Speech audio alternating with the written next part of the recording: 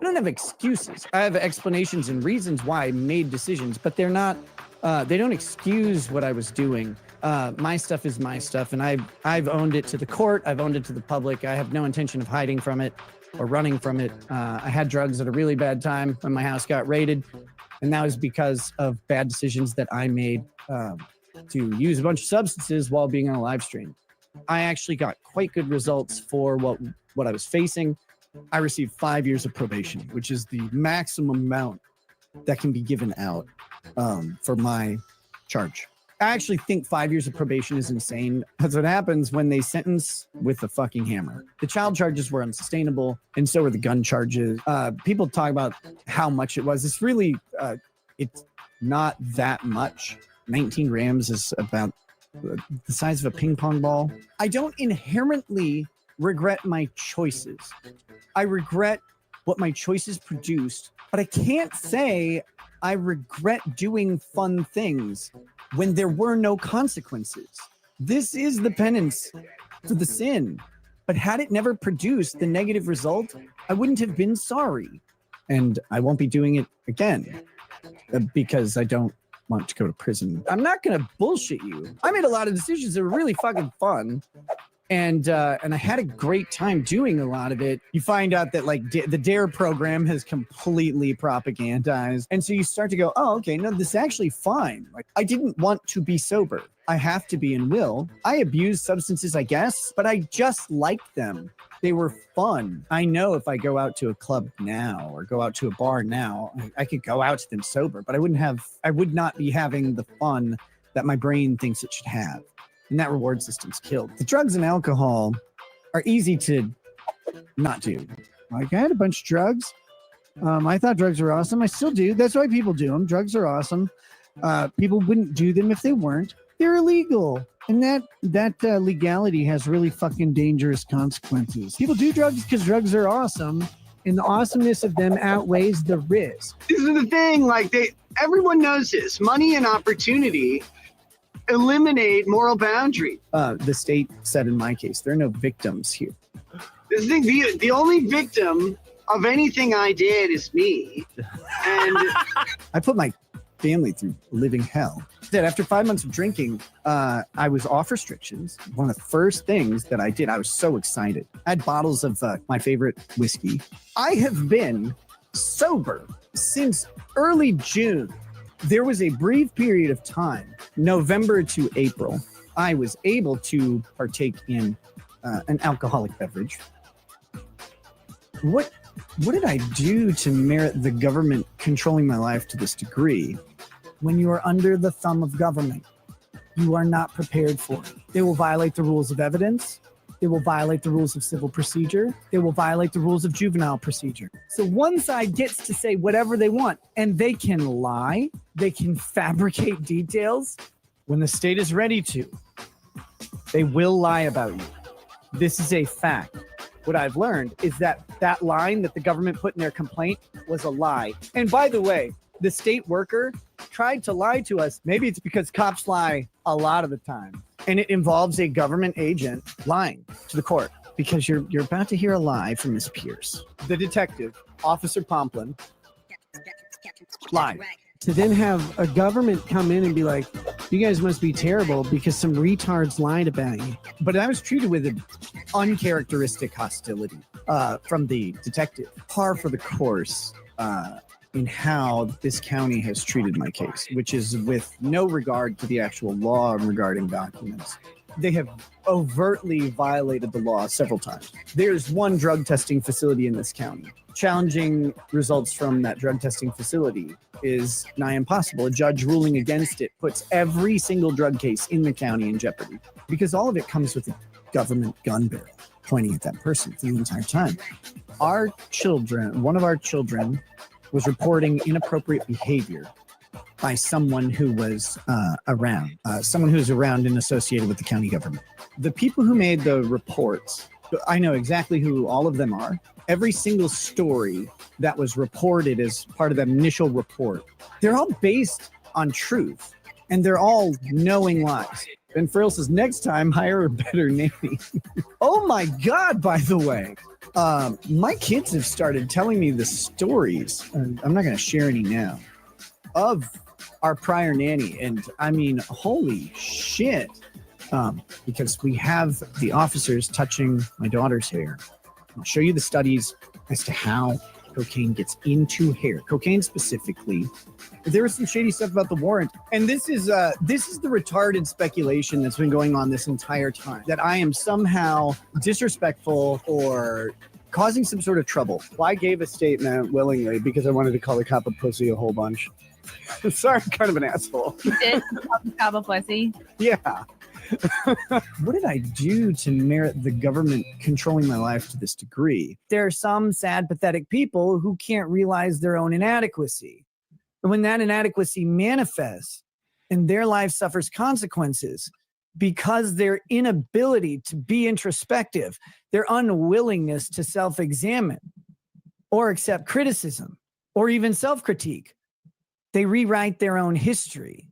They make up stories. They come up with a timeline and a set of facts that doesn't exist to justify their own failures.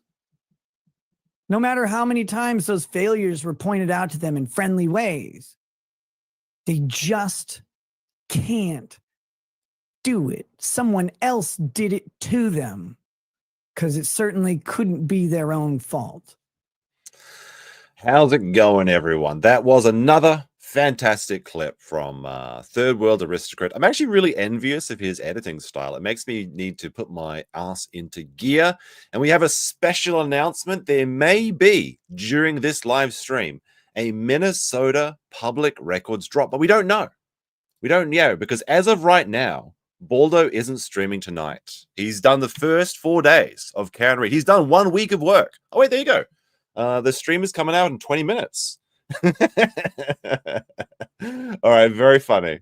You know what? I'll give Nick his dues. Having the ghost Bronca, that's pretty funny because Bronca has abandoned ship. He's gone to greener pastures.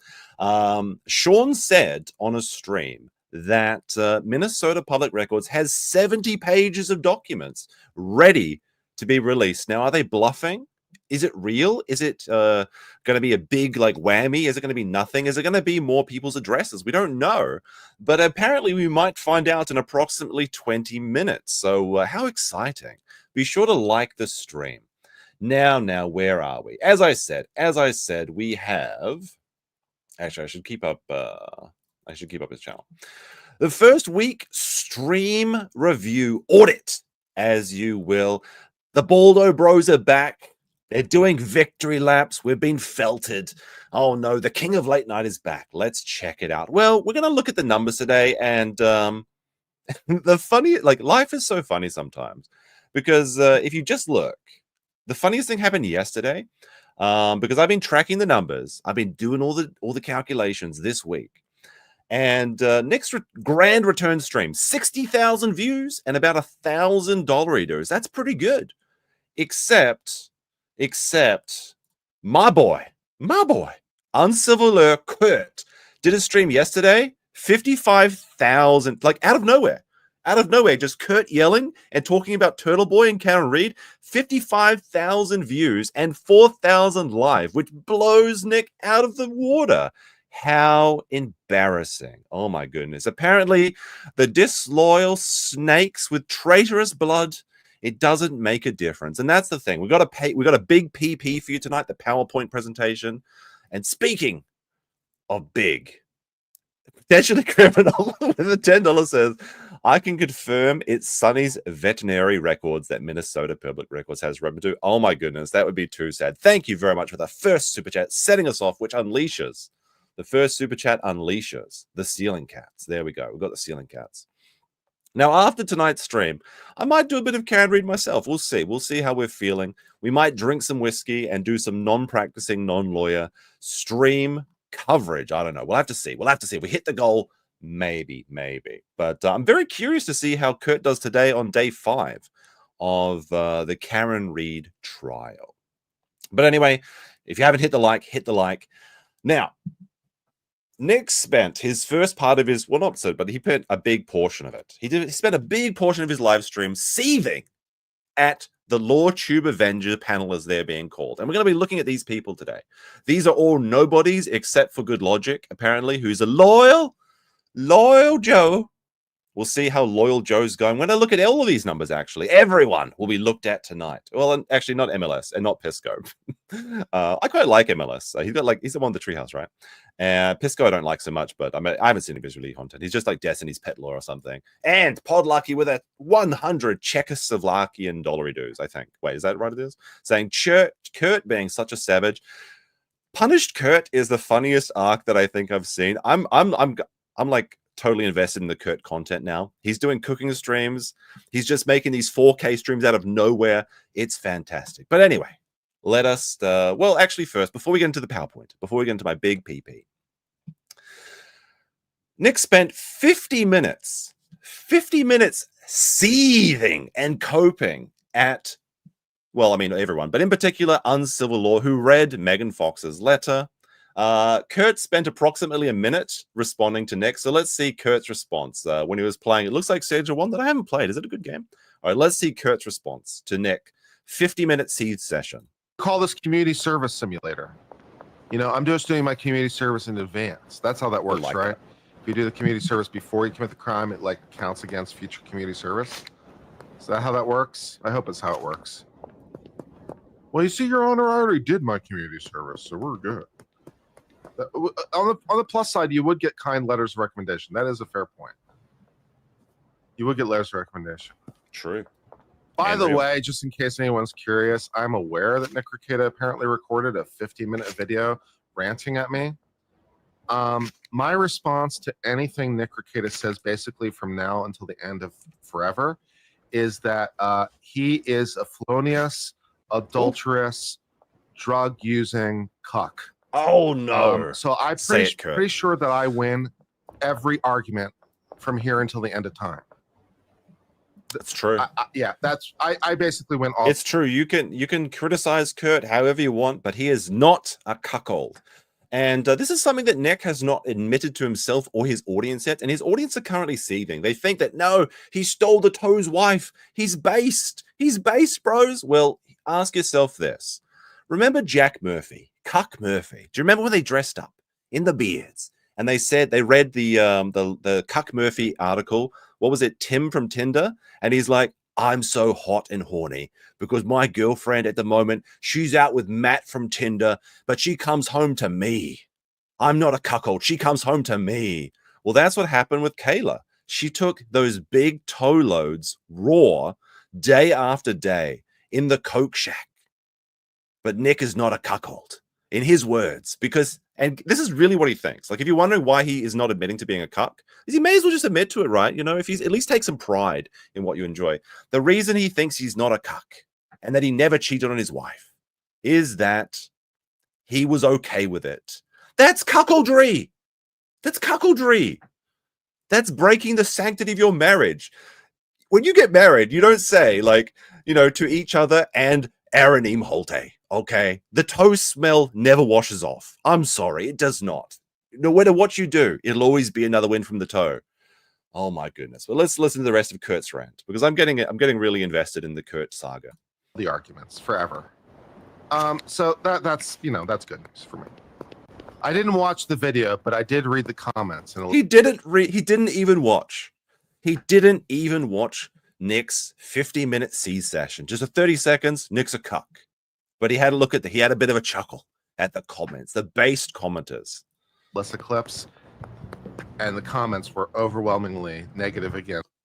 He didn't even watch it on Nick's channel. He watched it on Alyssa Clips, which is the best place to watch any Baldo content because you don't have to sit through all of the garbage. She just clips that. She died for our sins. She's out there suffering, watching all the hours of Nick's content so that I can watch 3 minutes of an Interactor on stream and then somehow space it out for like 30 minutes with endless pauses.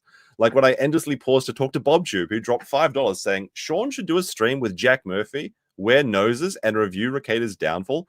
That would actually be very funny. I don't think that Cuck Murphy has it in him to do it, but if that happened, that would be hilarious. Rekieta and positive towards me. So basically, it seems like the consensus basically shares my view. Yeah, Basically, Kurt, like if Kurt won. If you think that Kurt won, put Kurt W in the chat. If you think Nick won, you can put a Nick W in the chat. I know there's a couple of you out there.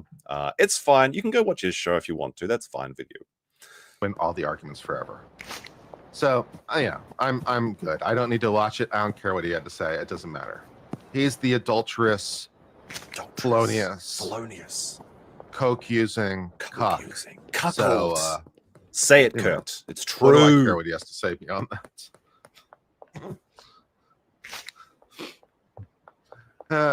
Good times. Good times. He knows how. Like this man goes to Denny's once. He goes to Denny's. He orders the moon over my hammy, and then he just throws up a random stream on a Sunday, and suddenly 4K views just appear from. How can Kurt keep getting away with it, bros? He can't keep getting away with it. I'm gonna have to give up the streaming. Like Kurt's just won. The toe taste. Well, I mean, he licked his ear. We know that for sure. So that's true. That's true. That Nick literally knows how Aranim Holte tastes. He licked the ear live on stream. Knowledge of ear taste. Maybe you meant something else. All right, good stuff. Good stuff from Kurt. And we'll be checking in with Kurt later, perhaps. All right, let's take a look. Give me a second while I load up this stream. I'm having a bit of fun tonight. It's Monday night. It's really rainy, and it's getting humid over here. It's like the beginning of the rainy season or something. I don't know. All right, let's get into the PowerPoint presentation. Not a comeback, but a comeuppance. Actually cooked. Let's take a look at the real numbers, because to be fair, Nick did do better than I expected, but not by much. However, so let's take an actual look. The grand return to streaming, much anticipated after I think what was 8 months of basically no streams, with the exception of one. Let's see, the first stream back, 60,000 views. Not too shabby, not too shabby. This is after, of course. 3.2 live. I predicted 3.5. I thought he'd do a little bit better, but it makes sense that a return stream would do very well because people are curious. Not only the A-logs, but also the old audience. They want to see what's back, and it's particularly if they're the ones that have been seething. And every time Minnesota Public Records drops another bombshell, an embarrassment on Nick, those people, the true Baldo washers, they're still watching, right? They're waiting for their victory. They're waiting for their man to come out, and he came out. 3,200 live viewers, and they were declaring victory. Except when you think about it, this is his victory. Kurt just blew him away, son. Like this wasn't like this Kurt thing just happened yesterday, so I had to add it to my presentation.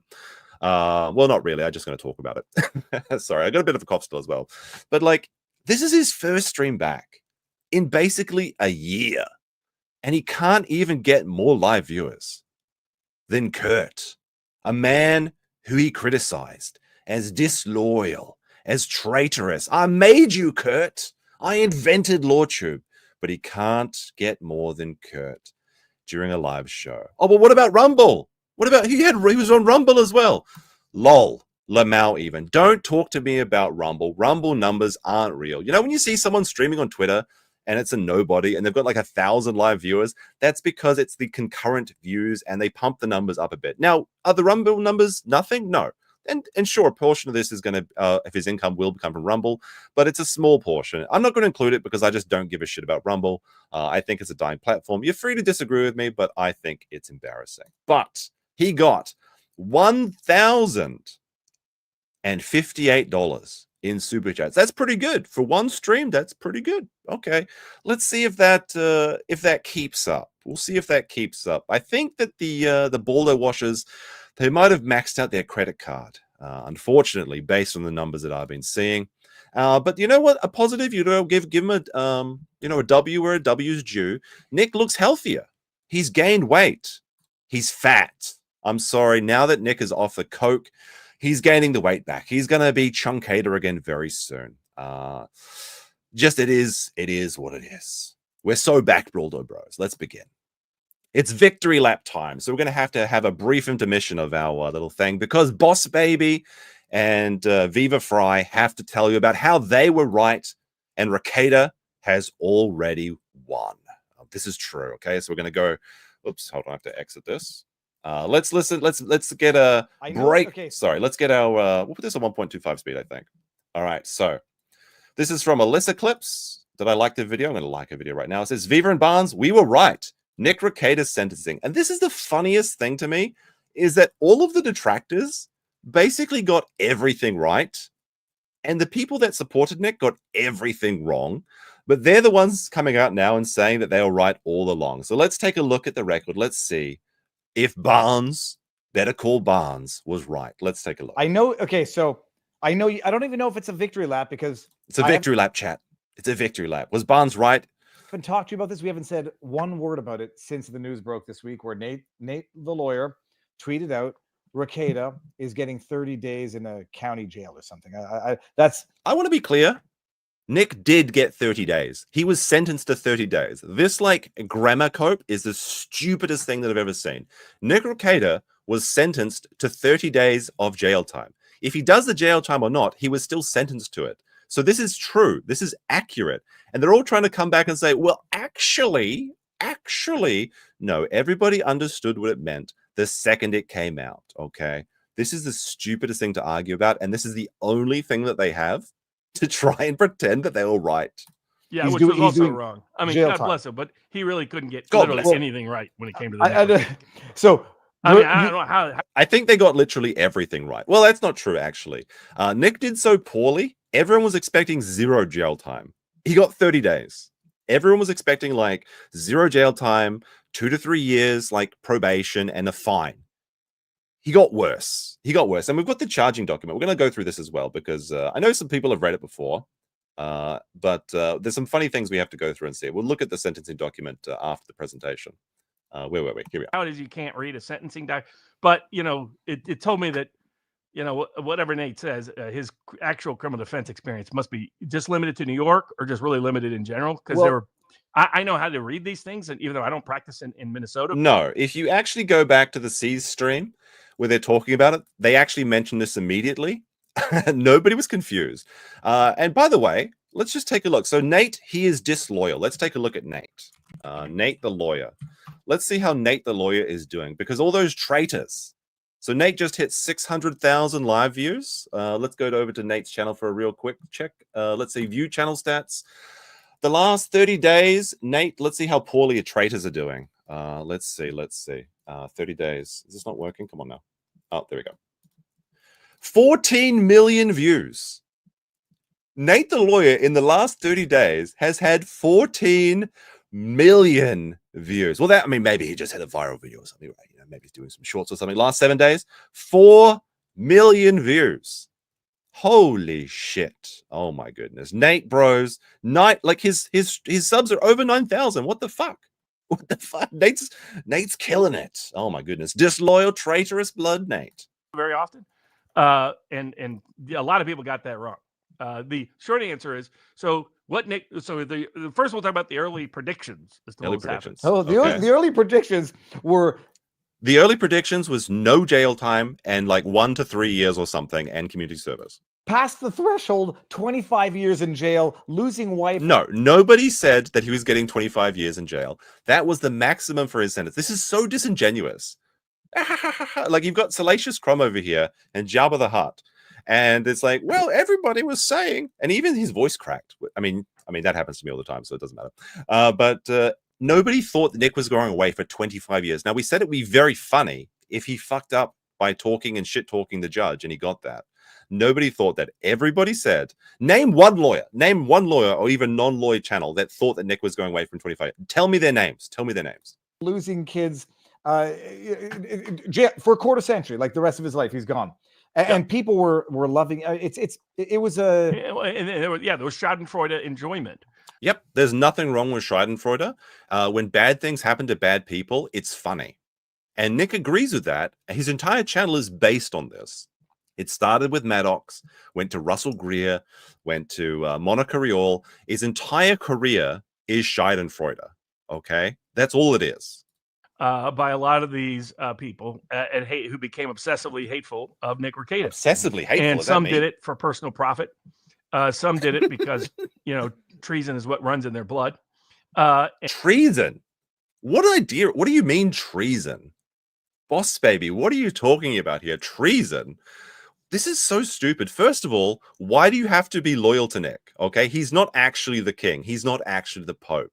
The Pope. No, okay, I shouldn't. I'll try and be nice. I'll try and be nice. If someone does something bad, you don't have to be loyal or friends to them. Okay. Now, if you stick by your friends in a hard time, I can respect that. And you know, some people that support Nick, I can respect their choice to do so.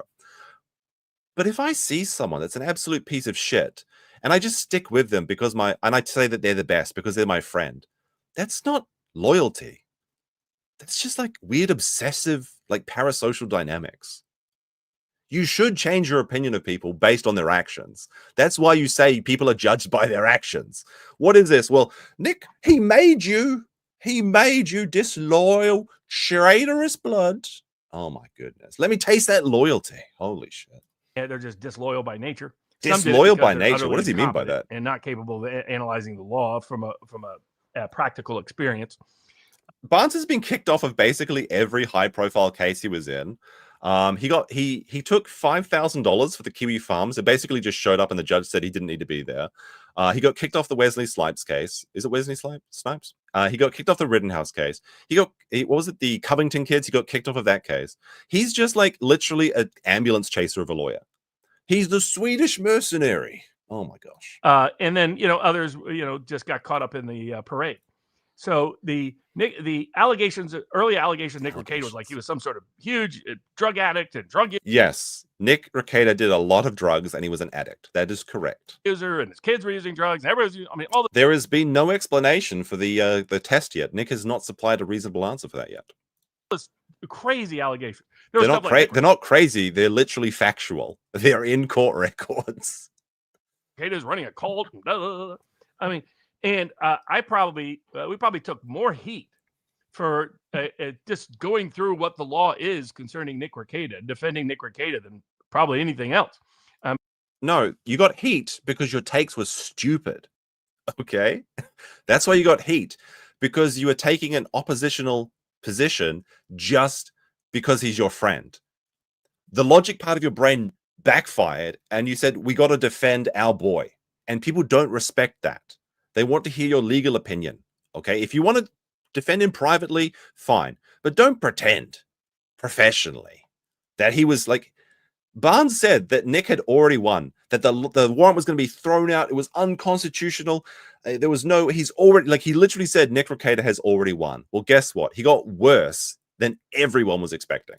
I mean, even then outing, remember, Robert, Sidney Powell's weaknesses with her case and the Kraken, or outing how nuts Lynn Wood was becoming and Linsanity and so forth. I think everybody does need to recall in the early stages, it was child neglect. Then there was the cocaine. He did neglect his children. That's just obvious. He had to have steel toe Aaron make them SpaghettiOs because they were hungry, because Nick was too coked out. That is abuse. That is neglect. Found in the kids' hairs. There was drugs and guns. There was the swinging stuff. I don't get into anybody else's familial life in that regard, but it was everything. It was, how can you defend this child abusing, drug people abusing? Create fake images of me as Breaking Bad, telling people. I don't think that they made him. I don't think this is like some stolen valor. I think the Breaking Baldo meme was funny, and there's nothing wrong with making a meme, but I'm pretty sure the Breaking Baldo meme was always Nick and Kayla. I don't know if I ever saw Barnes as Breaking Bad. I think that's like stolen meme valor that he's doing right here. How to get your kids hooked on cocaine. I got more smears, slurs, attacks. People would brigade into communities. If I was just doing any interview anywhere about Rekieta, they'd come bashing in, hate, all this hate over a case they didn't know, over a person they didn't know. Okay. Nick doesn't know Johnny Depp. Nick doesn't know. Well, I mean, Nick did talk to Rittenhouse after the fact, so that he does know Rittenhouse now, I suppose. These people's entire careers is talking about people they don't know. All of LawTube is talking about people you don't know. Okay, that's all LawTube is. It's gossip with a legal flavoring. That's what it is, and that's fine. People love it. People enjoy it. There's nothing wrong with it. But don't criticize other people for what you're doing yourself. That's called hypocrisy. And especially, I got a kick out of people who are somehow personally impacted. Like, how are you personally impacted? So whether, because Nick isn't able to do his show at the. This is another stupid argument that I've been hearing people make, is that like, well, how does this affect you? Like, what if there was like, okay, so the cannibal down the road is eating other people's children. How does that affect you? Your children aren't being eaten. He's just doing his own thing. How does this affect you personally? Oh my goodness. How parasocial of you to be upset about a man that lied about everything and literally grifted for years. And it was all a house of lies. But how does this affect you personally? How dare you have an opinion about something? Meanwhile, our entire job is giving our opinion on the internet for money. Interesting. Moment. I mean, come on. What I said was that, knowing Nick Rekieta, not knowing him great, but knowing him well enough, that most of the allegations, the scandalous allegations against him, are likely untrue. That people should. No, Barnes' opinion was that Nick Rekieta had already won. And also, do you hear the nervousness in his voice? You know that Boogie edit where Boogie is going, I'm in so much pain, I'm in so much pain, I'm in so much, he kind of sounds like that to me. The Boogie trapped in the Tesseract as a gnome for 10,000 years. That's kind of what Barnes sounds like. He's seems like he's coping and seething and backsliding right now. Should not rush to judgment of the case or the individual. That all kinds of people make mistakes. Nobody wants their personal life broadcast, to the whole world. That's true. Nobody wants their personal life broadcast to the whole world. But Nick does that as a profession. In fact, when his channel was removed from YouTube, and by the way, when his channel was removed from YouTube, I was one of the people campaigning to get it back. Because back then, I was a big fan of Nick's. I watched a lot of his shows, most of them. But Nick, his channel was removed because he tried to dox 3 people that sent in ethics complaints. And those people were pieces of shit. Sending in those bogus ethics complaints, absolute pieces of shit. But Nick announced live on stream, and this is after he was talking about Keffels. This is after he talked to Duncan MacLeod. He literally had 3 ethics complaints. And he said, tonight on my show, I am going to dox these 3 people that gave their real names and their home addresses. But Nick, he hates dox. Well, as we learned later in tonight's show, Nick hates doxing and it should be illegal.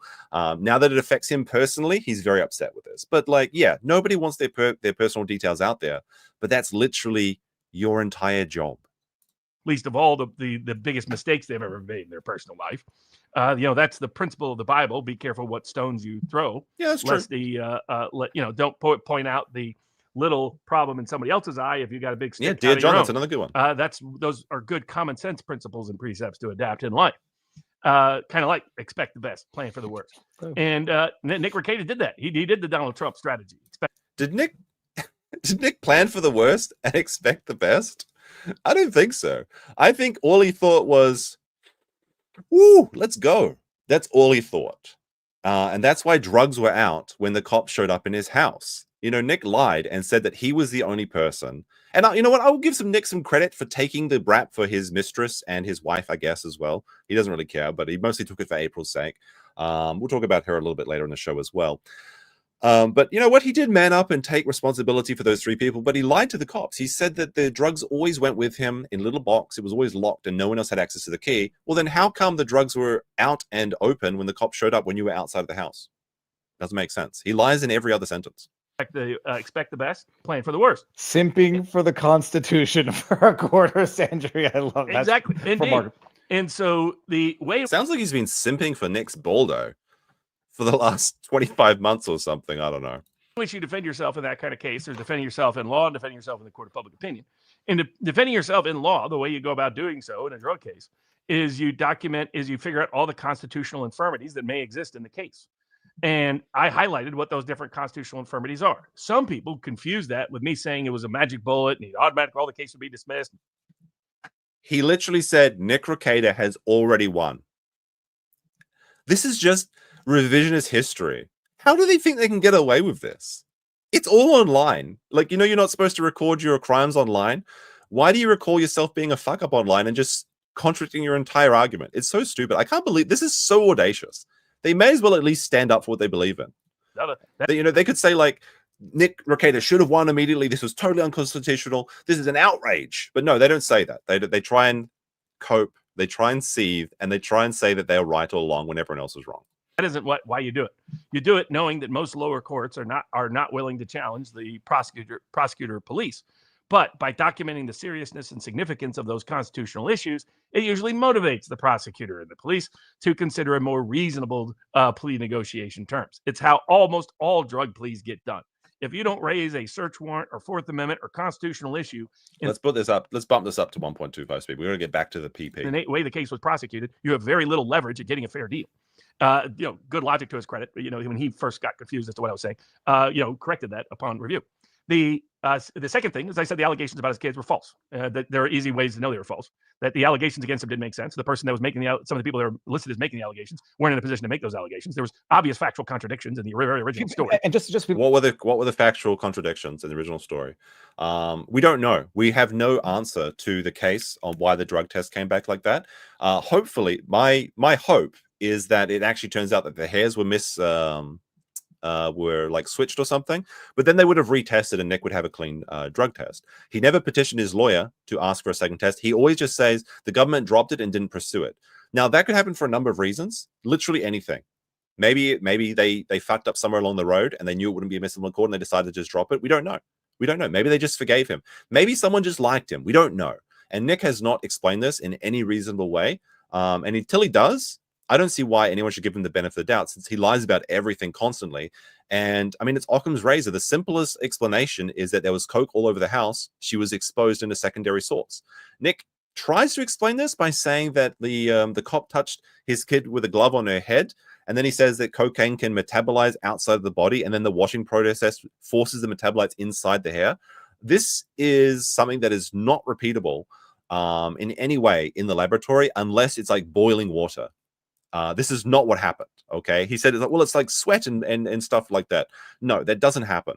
The guy that he's quoting is literally just some guy he found on Quora when he searched in how could cocaine recipe turn in wrong. If you search for that right there, you'll find the guy that Nick quotes and tries to use this to explain it to his audience. But he only gives this dumb explanation on locals behind a paywall where only 60 people are watching. When he comes to online, when he goes to his big channel where he knows he's got criticism, he doesn't bring this up.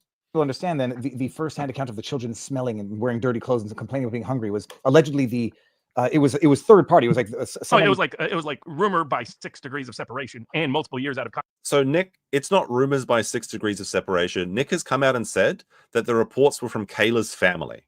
Okay, so the reports were from churchgoers who that was the initial report, right? Nick has said that that's inaccurate. He hasn't provided any evidence about that, but he has said that it's actually all from Kayla's family, and he's going to get a restraining order against one of Kayla's family members.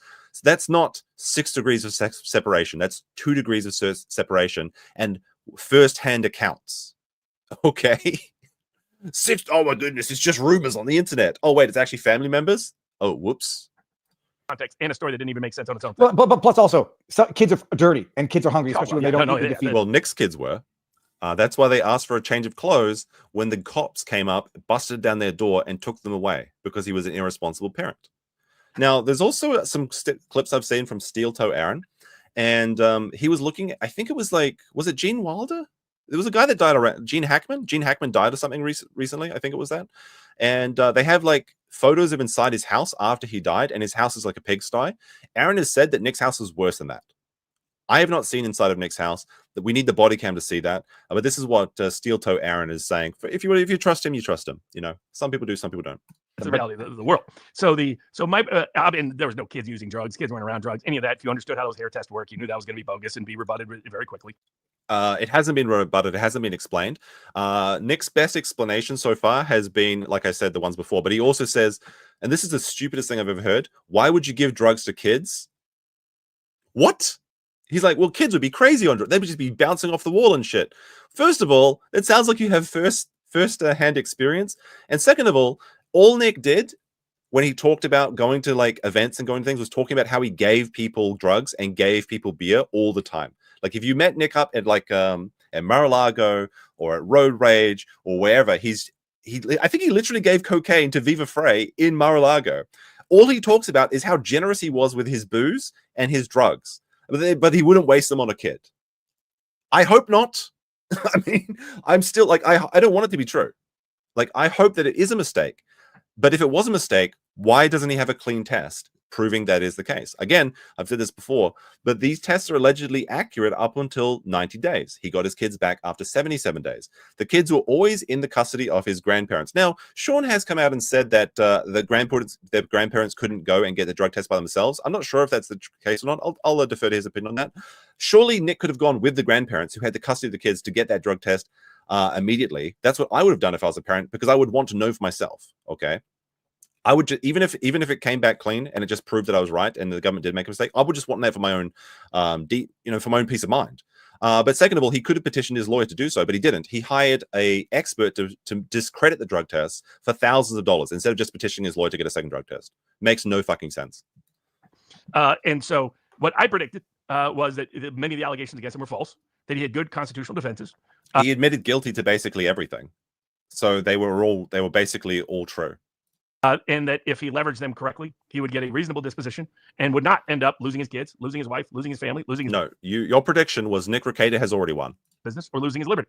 In fact, he can't have guns. He's lost his American liberties to drink. He's lost his liberties to be a gun-toting yeehaw, bang, bang, bang, bang. He can't do that on the 4th of July. He can't have a beer he can't have a glass of whiskey with his son on his son's 21st birthday because he's banned from drinking for 5 years. His kids will already be past that age by the time he comes off probation. Now, maybe he, with good behavior, can get it reduced. We'll see. But currently, his liberties have been taken away. It's another win for the Barnes. Better call Barnes. Oh, my gosh. That's right. This is C. This is code. Trusting in Nick paid off. Well, sorry, I've got a bit of a cough still.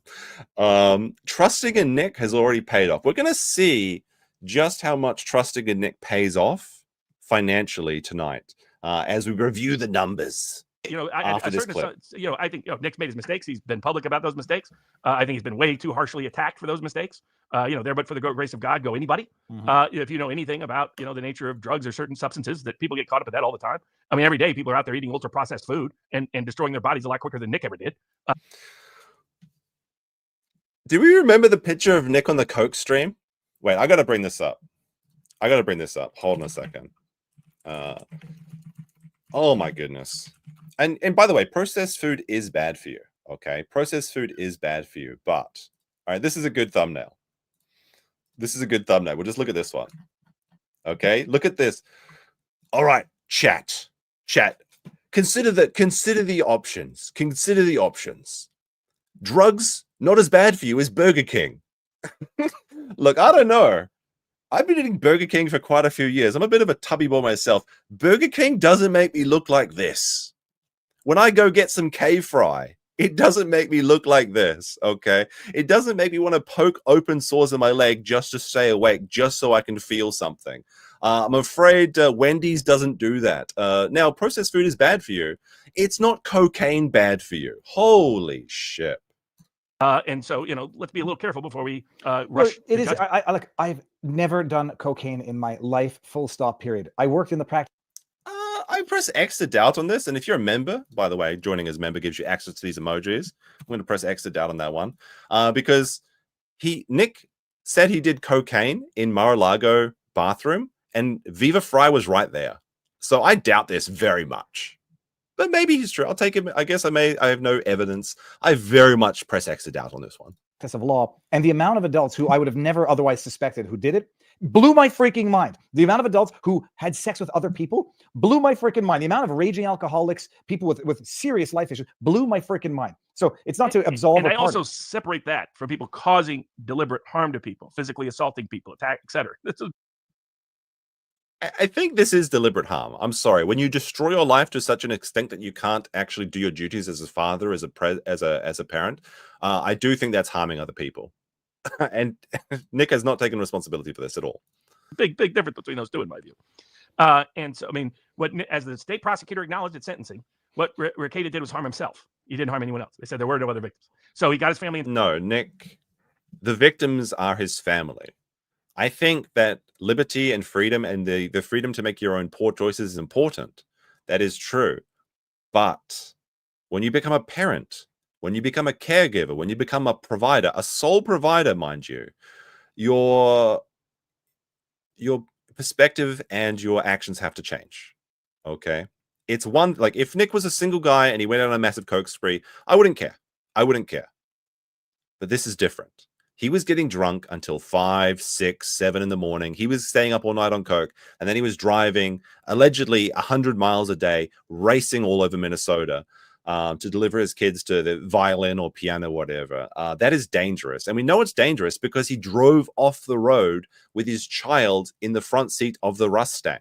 The first day he took it off the shop. They went through a fence. Now, nobody was hurt, and the car was okay too, which is a nice bonus. But he was absolutely putting people in danger. He put Aaron's children in danger when he dropped cocaine next to a 3-year-old until Aaron spotted it. He was absolutely putting people in danger. The fact that his kids are okay is a miracle. Tally back. In fact, the case was closed in record time for that county.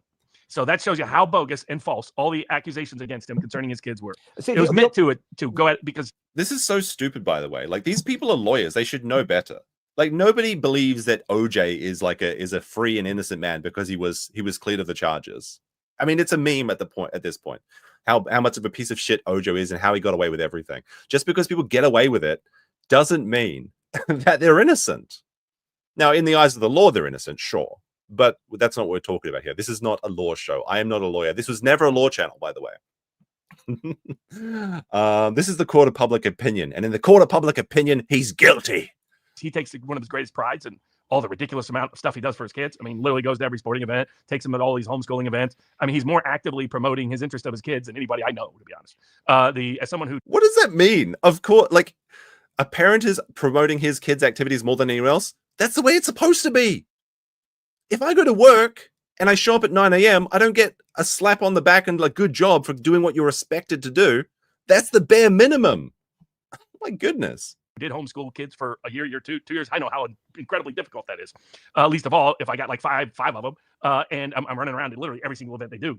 And I'm even teaching other homeschool kids in the process while trying to run a full story business. Good luck with that combination. I think that he put himself under a little bit too much stress, I think. But it turned out those allegations were false. He did. He did put himself under stress. He was stressed because he was popular, he was rich, he had a trust fund, and he had 2 girlfriends. It's so much stress. Oh my goodness. Feel bad for him as you go to your job working as a forklift driver or something. You should feel bad for him. He's got a lot of stress because he has to show up at like 9 o'clock and then stream while drinking whiskey while other lawyers come on his panel shows and do all the work. Yeah, I feel real bad for him. That's real stressful. That here's been the outcome. The outcome is all charges against him, other than a 3rd-degree drug charge, have been dismissed. Mm-hmm. So a lot of the gun charges dismissed. All the charges concerning his kids dismissed. They wouldn't dismiss those charges unless there was not a factual basis to do so. No, that's just not true. They can dismiss the charges for any number of reasons, and Barnes knows better than this. To say this is frankly insulting to his audience's intelligence. Number 2, he is not serving any time. What he was given is what's called well, not yet. He could. He's got to be a good boy. He's got to get on his knees and pray and suck the probation officer, because if he doesn't be a good boy, if he doesn't play by the rules, if he doesn't stream every day, the probation officer is going to say, you know what, 28 days in the jail, boy. As of this moment, Nick has to report on August 1st to jail. If he's a good boy, they can defer it. Now, if he breaks probation, I've heard it's 21 months, but I'm not sure about that. Scarebro, who's actually going to appear in my presentation later today, says kids are not excuse to have a full-time. What? Kids are an excuse to not have a full-time commuter job. He enables Kayla's uselessness to bolster it. True and real. Thank you very much. A deferred sentence, a stayed sentence. It's known as diversion or deferment in most jurisdictions. They stay the adjudication is the way they do it. The mechanism they do so in Minnesota. What does that mean? It means in 5 years, let's say he complies with everything. 5 long years. He's not even a felon. He doesn't lose gun rights, voting rights. He's lost his gun rights for 5 fucking years. What if he needs to shoot a skunk or a family of raccoons? How's he going to do it? He's going to have to go back to the knife in the barn? Any of it. He's not serving any time in jail. The jail is, if he doesn't comply with probation, then he can end up going to jail. That's not going to happen. He will not serve another day. I don't know. Based on what I've seen, he's not having a good time. He doesn't enjoy trial streams. He never enjoyed trial streams. He said that as much. The only reason trial streams were fun is because he was making $22,000 a day on like his best days. He was spending all day drinking fine ass whiskey, and he does have good taste in whiskey. I'll give him props with props are due. And he would talk and joke with like 5 other people that were doing the work for him. That's why trial streams were fun. He literally said that he would rather be in the Twin Cities getting hand jobs than do trial streams. He said it was a fucking waste of time. You know who he said this to? He said this to Sean when Sean was his friend. He said this to Kurt when Kurt was his friend, because they were all there for him, cheering him along. But it's not so fun now, is it? Are you having fun now? Are you winning, son? I'm not sure. Captain Away with 5 says, Viva Barnes gunt guarded Jack Murphy, so defending Rekieta was no shock. Did he really? Oh my goodness. Embarrassing. How embarrassing. In any prison. thanks to the smart way he went about approaching it, which is in the court of public opinion. People were demanding he say things that made no sense. Come out and confess. Come out and say everything you did wrong. Come out and say everything you did bad. That's ridiculous. You can't do that in the middle of a criminal case. And No, people were demanding that he take some accountability for his actions, to show some sort of contrition, and to say that the things, like, to give a reasonable example why the tests weren't true. He didn't. He said, you know what? I'm going to tell everything once the course case is done. And now what does the story change to? Well, maybe I'm going to tell everything if Kayla lets me. I think what's going to happen, I predicted this earlier, and somebody already said that I was right about this, is that he's going to say that, like, well, I was going to tell you everything when the court case was done. The court case is done now, but I just want everything to be behind me. I just want to move forward. Okay. This isn't a drama channel. It's a law channel. It was always a law channel. Wink, wink. And he properly prevented them from misusing and abusing. One of the things I highlighted was the governments now are routinely and regularly, and they're going to be doing it in more cases. They're going to be doing it in political cases, kind of like they did in the Ben Shoof case, like they're threatening to do in the state of Washington and Colorado to everybody. They don't use the right pronouns for their kids. They weaponize taking your kids away. And they love to do so while they bring a criminal case against you. Why? Because in order to defend yourself, to keep your kids, you have to give away your Fifth Amendment rights that puts you in prison forever under the criminal cases. He rightly demanded that they give him use immunity. You say you only care about my kids. I want to tell you the whole story, but I can't do so if it's going to be used against me in the criminal case.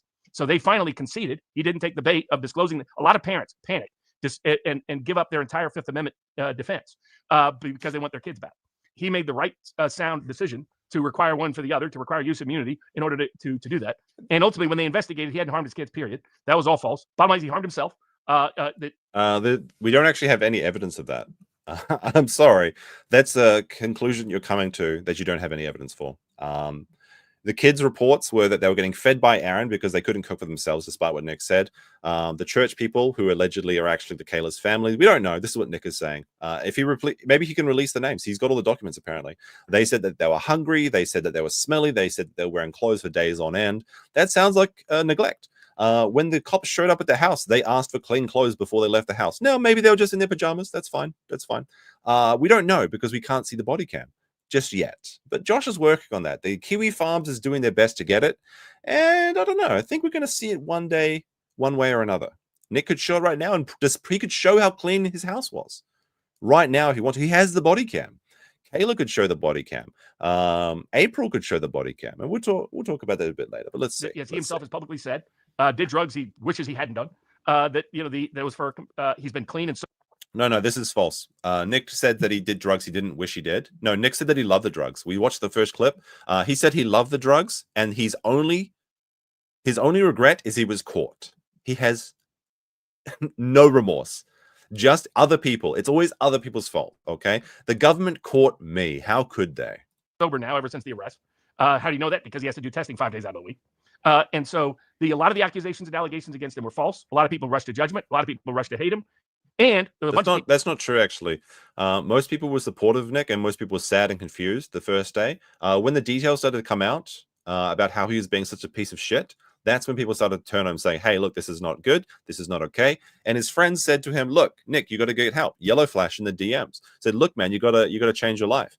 Everyone, Kurt, Andrew, Sean, they were all reaching out to give him support. And what did he say? Fuck you and die if you don't believe me. If you're not loyal, if you don't want to kiss the Baldo, he literally told Yellow Flash, fuck you and die. That's what happened. And that's when people saw what a piece of shit he was being, when people saw that he had no remorse, and that if you didn't just swallow up his garbage, that you were disloyal, you had traitorous blood. That's when they turned on him. Okay? Everything he did is a result of his own actions.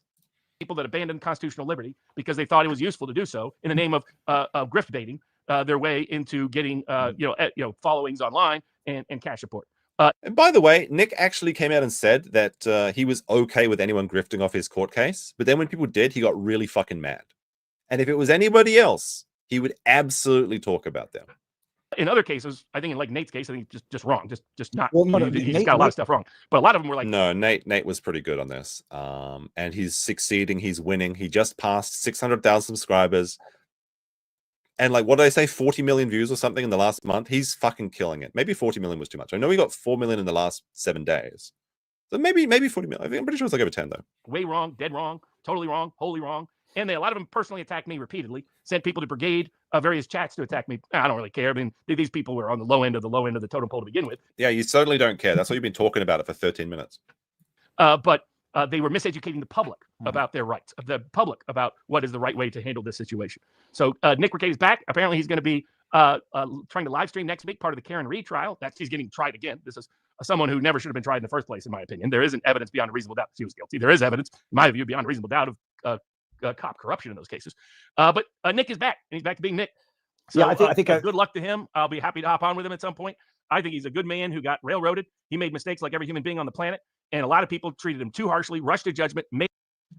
Everybody makes mistakes. Okay, everybody makes mistakes. Most people don't make the mistake of whoring out your wife to some guy with a radio show in Minnesota and then getting caught with 26 grams of cocaine and dirty children and hungry children. Most people don't make that mistake. Sometimes I leave my wallet when I go out the house. It's not quite the same as letting the toe bang my wife raw. Okay, there's not exactly, these aren't quite equivalent mistakes in life. So yeah, I will agree that mistakes can be made, but buddy, that's a mistake that, the toe smell just never washes off. It just doesn't wash off. Made up facts about the law to demonize them and line in their own pockets, and they should be ashamed. And for those that want to write an apology, once again, always send the apologies courtesy of Viva Frag. I was gonna say, Nate said he's jail time damn because he was retweeting Kiwi Farms. Even if you went into Kiwi Farms, like I showed you guys there, it said 30-day, deferral if he complies. There was a typo on this, and Nick himself was confused about this.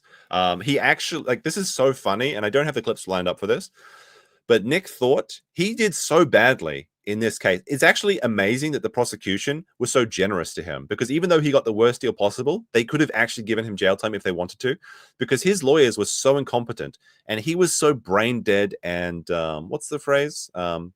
Cheese brained or whatever, that when he read his plea agreement, when he signed it and admitted he was guilty, he didn't notice that there was no jail time in the plea agreement. That was omitted because they forgot to add it. And the prosecution could have then, at that point, sneakily snuck in that jail time, and Nick would have already pled guilty to it. He incriminated himself. But yeah, wet brain.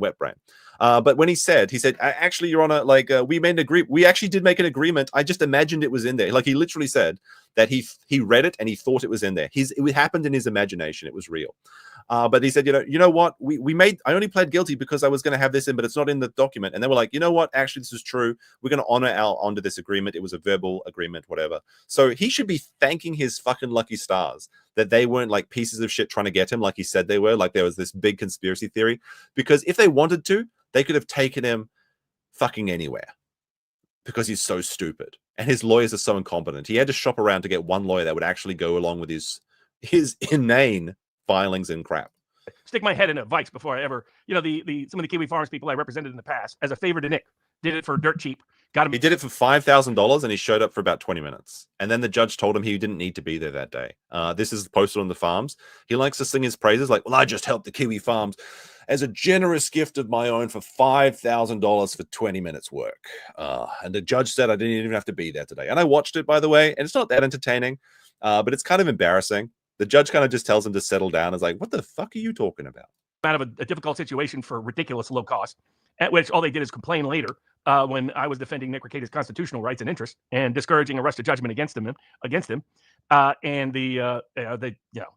tell Nick, one of the worst clients I ever had was one I did as a favor to Nick. Well, someone said, everybody gets things wrong. Everybody gets things right. Everybody makes mistakes, but I don't mind mistakes. But if you're going to go out there and do things that miseducate people about their constitutional rights, that's when I take personal. But everyone thought it was fair game to jump on Nick that way because he had done it to other people in non-legal context prior, where he made some good content out of destroying people. Which I think going at him personally to a certain degree, understand, but they were miseducating people about the law. Well, they were. What did they? Which lawyer in particular miseducated them about the law? Basically, everyone said, like I said, that he was going to get no jail time and like 1 to 3 years probation. He got a little bit worse. That was the only shock. That's the only thing they got wrong, is that he got a worse deal. In fact, he got the maximum on the pre-sentencing investigation report. He got the maximum. They pleaded for less, and they're like, you know what? Let's just give him the maximum. Saying things about the Fourth Amendment, they were completely wrong. They were saying things about the Fifth Amendment, they were completely wrong. They were saying things about the Sixth Amendment, they were completely wrong. They were saying things about state Minnesota law, they were completely wrong. Nick Rekieta has already won. The warrant is going to be thrown out. They're saying things about how you handle the criminal. I mean, these idiots were like, prostrate yourself, go public and confess all of every bad act you did. That would have guaranteed him years in prison and he would have lost his family.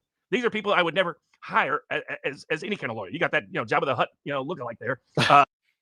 This is a very bold argument for somebody to make when he literally looks like Jabba the Hutt, and this guy's always laughing on the back like Salacious Crumb. Like, he's laughing right now. Like, if there is one duo that is Salacious Crumb and Jabba the Hutt, it's Viva and Barnes. Potentially criminal. His legal advice is potentially criminal. He's fat. I mean, this was legal malpractice. Some of the idiocy that was out there concerning Nick Rekieta. I'm glad because I think he's a good guy trying to do good work. No, like, Sean is an actual criminal defense lawyer, so he knows what he's talking about. Whatever his mistakes may be along the way. So I'm glad to see him back on his feet and going. I'm glad because I like the Constitution to be affirmed and upheld in this country. And all right, there we go. That's the first C clip. All right, let's go back to the presentation. Where were we? I hope you guys enjoyed that. Are you winning, son? All right, let's begin. Where were we? Victory laps, right? All right. Getting back into the victory lap. Nick Rekieta has already won. All right. Thank you very much, Boss Baby. We'll check in with you next time that you're wrong about something else. What else we got here? This is a fun one. This is a really fun one. So Lord Triton posted, I don't know who that is. He says, so Andy Warski and PPP both said RekietaLaw won't have a streaming career and that he's finished. But his first stream back and he gets more numbers than the Keno Casino botted streams. Keno Casino felted, screenshot credit, Grifty IRL. And he links the thing with Rumble numbers. First of all, Rumble, I don't believe 1,000 people are watching on Rumble, but okay. And then 3,200. So this is the peak. 3,200. I predicted 35. So he actually performed under what I was expecting. Unfortunately, at the very moment he tweeted this, or at least the moment that I saw it, I checked on the stream charts what the Keno Casino actually had. And they had 48,033. Now, even if we believe the Rumble numbers, if we believe that every Rumble number is correct, unfortunately, 4,200 is lower than 4,833. So actually, this is just purely made up. I don't know what they're thinking when they post these things, but it is what it is. But, you know, fair is fair. 3,200 is quite a lot. Unfortunately, his numbers are going down day by day. Let's compare. So this is the first 7 days. Let's have an actual look. I'll go take off the cats until this presentation's done because it's going to hide some of the things. There we go. How do you think chat did? Like, have a guess. How good do you think it's going? Is it great? Is it bad? Is it terrible? How do you think Nick's doing in his first 7 days back? Okay, this is the return of the king. RekietaLaw, the king of late night. Let's see how he did in comparison to some other people. Let's see. Wrong window. Nick Rekieta in his first 7 days back got 187,000 views, 901 as well. Okay, and some change. Now you might be asking yourself, why is the number down here? What is all this empty space? Well, let's take a look, shall we, at the real numbers. Law and Crime over the last 7 days, 20 million views. Okay, well, yeah, but Law and Crime, they're like a big channel aggregate. That doesn't count. That's just like some big, like they just restream trial. That's not fair. Okay, that's not fair. But apparently the court case coverage with no commentary is more interesting than adding a court commentary. So it makes you think. Nate the lawyer over the last 7 days. So actually, did Nate get more viewers? He got another, like, since I made this presentation, he got another 500,000 viewers. Hold on, I got to check this. I gotta have a look at this. I gotta check this. Is this actually true? Did Nate get another 500,000 views when I wasn't paying attention? Oh my goodness, Nate, you dirty dog. Let's take a look. Views, channel stats, Nate the lawyer, 7 days. He did. Since I made this, Nate has gained an additional 400,000 views, which means that in the time it took me to finish this PowerPoint presentation, Nate gained twice as many views as Nick did in his first 7 days back. Oh my goodness. But Nate is just, he's disloyal, disingenuous, traitorous blood. He's nothing without the King Baldo. Okay, but there, you know, Nate does all sorts of stuff. He's like, he most doesn't restream that much. He just puts out videos. That doesn't count. Emily D. Baker. People get mad when I say D. Baker, but that's how I say D. So Emily D. Baker, 1.2 million views in the last 7 days. That's a big chunk of change. Legal mindset, 1.1 million views last 7 days. And he does stream. And you know what? I think that Legal Mindset is actually streaming right now.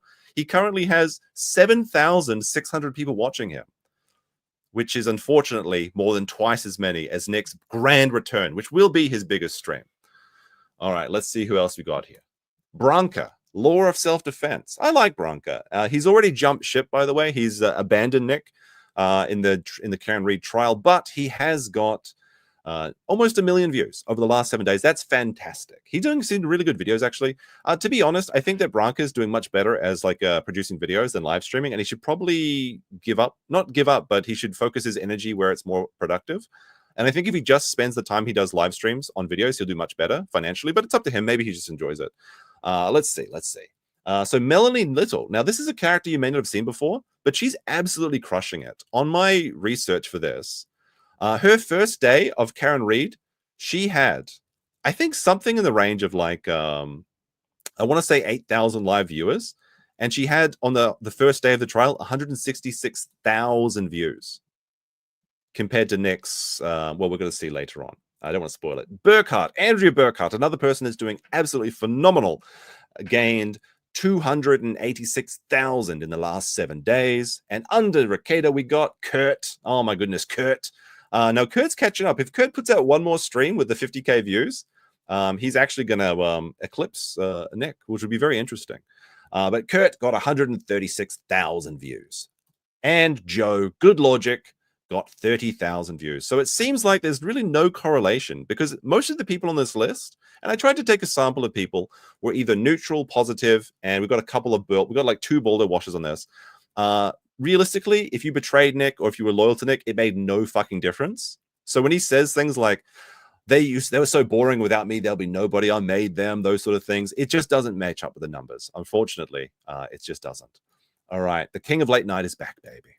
So let's see Karen Read trial. Let's take a closer look at the Karen Read trial, because Nick's channel was always a law channel, unless you listen to what he says. All right, so let's take, oh yeah, I forgot about this. I forgot about this. The first day he came back, he decided for some reason, actually, I think I know the reason. So people have speculated why he had the creepy AI faces. So Nick had AI trial things, and I think what happened here, let me just show you what this is. So in YouTube's they've got a new tab in the YouTube channel thing, and it's called the inspiration tab. When you click on the inspiration tab, it gives you ideas for videos you can make. So it literally tries to do your work for you. So for example, if I go to my inspiration tab, I just want this to load up some thumbnails to show you. Okay. Oops. All right. So we go in here. So this is the inspiration tab on YouTube. And it says you should make a video about the rise in AI in film. That's a very funny suggestion, actually. So it gives you like an idea. It tells you how much interest there is. It gives you an outline of a script, and it also generates free thumbnails for you based off of what your previous thumbnails or your previous content is about. So what I think happened here is that Nick went to his dashboard. He saw this tool, and then he decided. Oh wait, I'm going to spoil this if I don't go back. Hold on, go to the spectacles. There we go. So this is what I think happened. This is my headcanon, is that Nick saw this tool and it had these pre-made thumbnails for him, and he's just like, you know what? I'll just take this. I'll just take this. It's like the lazy saying. These people look nothing like him. You know, these weird, like, uncanny valley. Like, this is Nick, and this is like, why would you even use this as a thumbnail? This is not a good thumbnail. You don't look happy. You look sad. You look disheveled. You look like the worst day ever is happening here. Day 2, it got a little bit different. You can see a little bit of difference. They're trying different things, okay? You've got a bigger Karen Read. You've got the RekietaLaw logo. Is that like Minnesota, I guess? The state of Minnesota on there? That's been removed. So you've got some evolution here. Now, on day 2, he started to get so much shit about his thumbnails on the farms that he decided to lean into the meme. And this has actually produced some funny results, okay? So this is day 3. And you know what? I think this is funny. I actually like this. Now, he stole this idea from Kurt, by the way. This is actually an uncivil law classic idea, and I'll prove it to you right now. If I go to Uncivil Law's channel, he's streaming the Karen Read right now. If I search for, I think it's Thursday Thunderdome. Thursday. Wait is it? Live Thursday. I know this is here somewhere. Okay, there it is. There it is. Okay. So if you go to Kurt's channel, there was a time, I don't think Kurt does it anymore, but he was making these AI like thumbnails, which are like he's like riding a bear or something. And he looks more like Alex Jones. This is a Kurt original idea. He's stealing Kurt. Oops, no, we're going too quick. There we go. slideshow. There we go. I literally think he stole this idea from Kurt. He did lean into the meme, and I kind of enjoy this. I like the eye patch on Branka, but unfortunately, this is a bit of a spoiler for day 5. Actually, is that Branka has now left the show. He's on to greener pastures, and this is the next thumbnail. This is the stream thumbnail for today.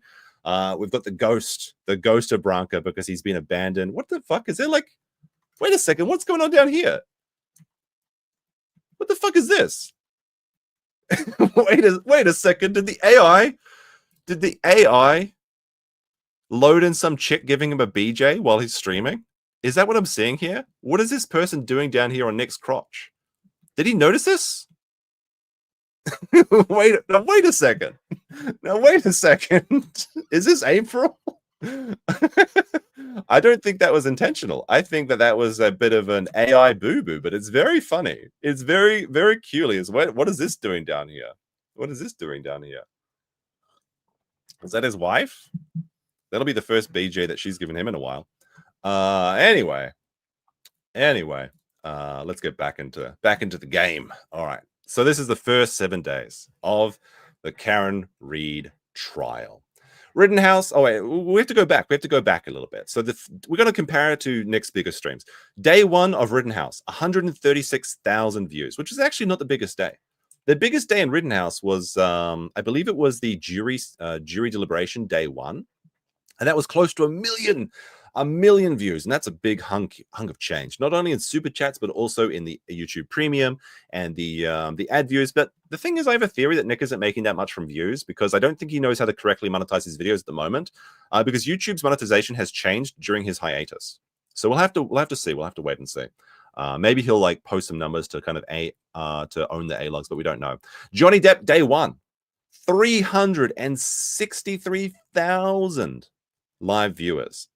Oh, no, sorry, not live viewers. This is total views. But he did have over 100,000 live views on one of these streams. Best day of Johnny Depp, 1.1 million views, which that's pretty good. That's pretty good. The best views for day 1 so far. The best and first and best day, Karen Read, 50,000. It's not looking good. It's not looking good, bros, I'm afraid. And what's worse, it's getting worse. I've been tracking the numbers. You can see his return stream, 60,000. The day after, not looking good. 20,000 live viewers. That's like half of what Kurt got yesterday on a Sunday. Not looking too good. Day 1 of Karen Read was 50,000, which is pretty good. People were excited to see what the first trial stream back was. They're encouraging him, and I think this is I think what's happening with a lot of people is that a lot of people want to see Nick succeed, and that's fine, I guess, if you do want that.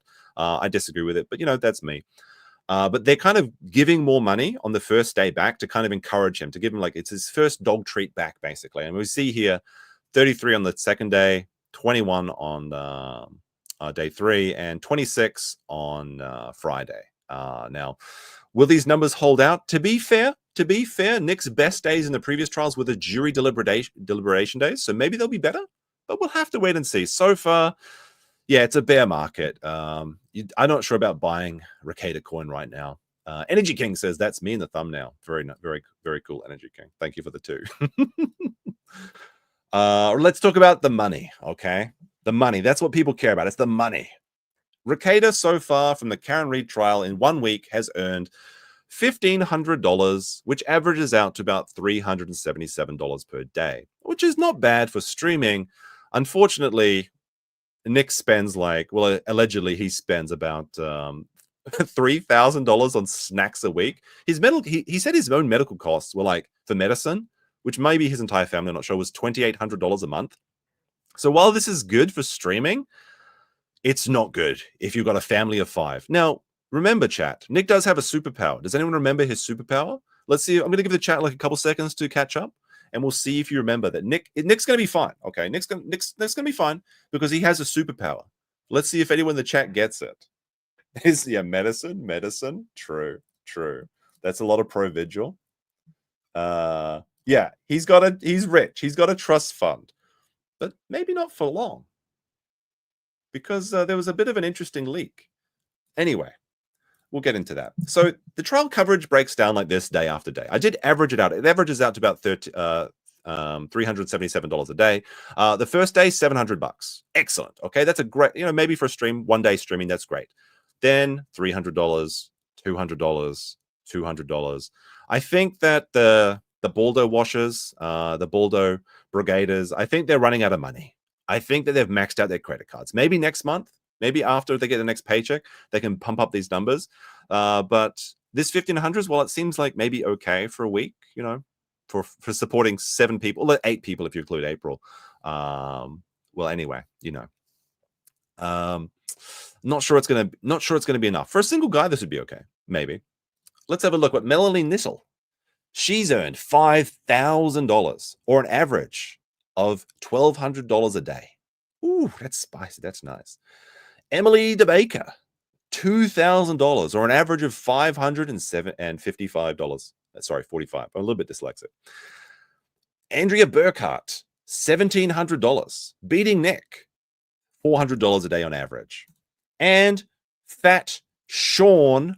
Now I had to check, because I had to ask Sean, because Sean gets more memberships than anything. He doesn't get as much super chats, but he gets a lot of memberships. So I DM'd Sean in particular and asked him how much he made, and he made $1,400 thus far of the first 4 days, which averages out to just $20 less than Nick's making a day. So if you want to go and give Sean a $20 super chat, you will actually be helping him beat Nick on the numbers a day. So, for all of his seething about how Sean is the sandwich man, Sean is just $25 behind him. And how many subscribers does Sean have? Doesn't Sean have 30,000 subscribers or something? Nick has 400,000. I can't remember how many Sean. I think he's got 30,000. All right. Day 5 of Karen Read. Unfortunately, Scarebro posted this today. Day 5 ain't looking so good. This is where we are now. We've reached up in the timeline. We're now where we are. So he's 25. So he's got a channel with 25,000 people, and he's making the same as a guy with 400,000.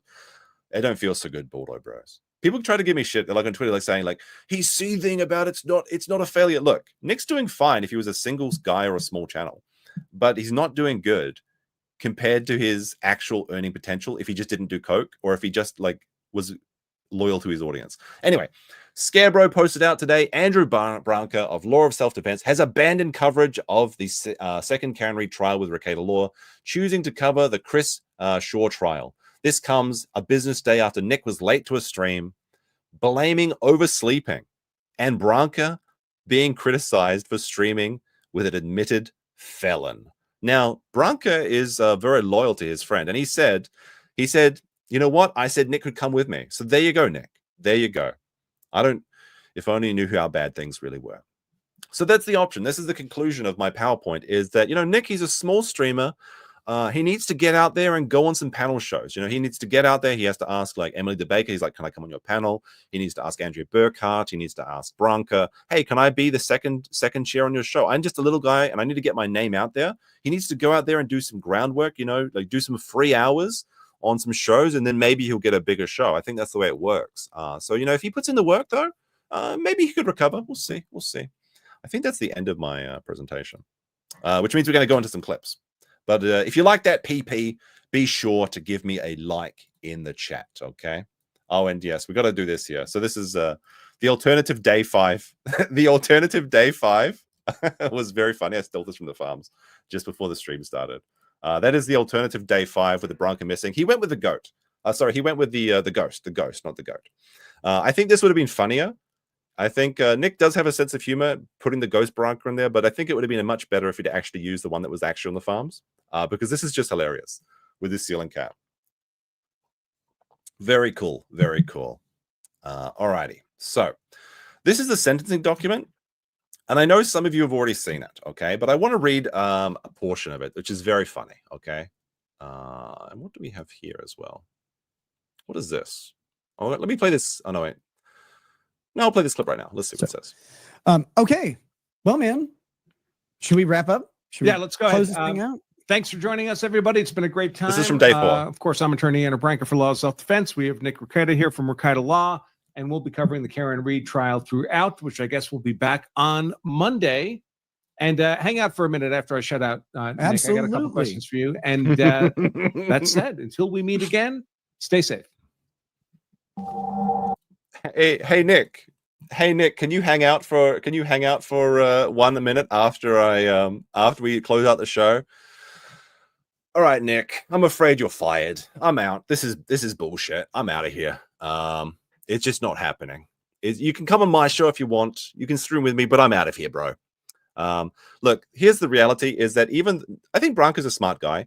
He knows not to waste his time where it's like being wasted. And he saw another opportunity and he took it. I think he was probably, he gave Nick the opportunity to come along with him, but he was like, look, Nick, and this is what I think happened in this conversation. You showed up late. You overslept. You made me set up the stream. I kept the stream going because I watched a little bit of the day. I think it was day 4. I think maybe day 3, day 4. I don't really know. He just didn't show up. He didn't show up to fucking work. He's on probation. He's on probation. He didn't show up to fucking work. He's like, oh man, I was so sleepy last night. Oh, just so sleepy. Oh my goodness. Oh my goodness. So I think that Branko gave him a little talking to and basically told him to get his fucking act together because his performance is embarrassing. And if your friends don't look good, you don't look good. It's embarrassing to be to have a guy that you put a lot in with an unpopular character and then he doesn't even bother to show up. He sleeps in, hungover, perhaps. Who knows? All right. Anyway. So in the pre-sentence, this is the sentencing transcript. So let me see. Let me see. Where do I want to read from? I think that I won't read the whole thing. I just want to read a portion of it. Specifically, I want to read the part where Nick talks on the thing. Also, very funny is that Nick's lawyer is Mr. White, and it's a drug charge, which is kind of funny. So here we go. This is where I'm looking at. So the judge basically says that he's on the fence. He's like, I could go either way about this. So he's like, all right, Mr. Rekieta, your position here today, you have the right to provide a statement. You don't have to, but it's your right to provide a statement if you wish to. And Nick says, yes, Your Honor, I would love to. First of all, I would love to give a statement. I don't know about that. I'm not sure he's loving it. Are you loving it, chat? But the judge was like, he literally was like, I don't know. Should I give this guy jail time? I don't know. Like it says here, although it wasn't in the petition or mentioned in the record, that's the state's recommendation. Oh wait, no, that's not the part. It's a little bit higher than that. But he says like he's on the fence, right? So Nick comes out with this banger of an opening. Nick is a writing major. Remember that? This is his banger of a. This is the speech to keep him out of jail. Your Honor, I've always been called a smart by my mentors, by my teachers, by my community members who I've associated with.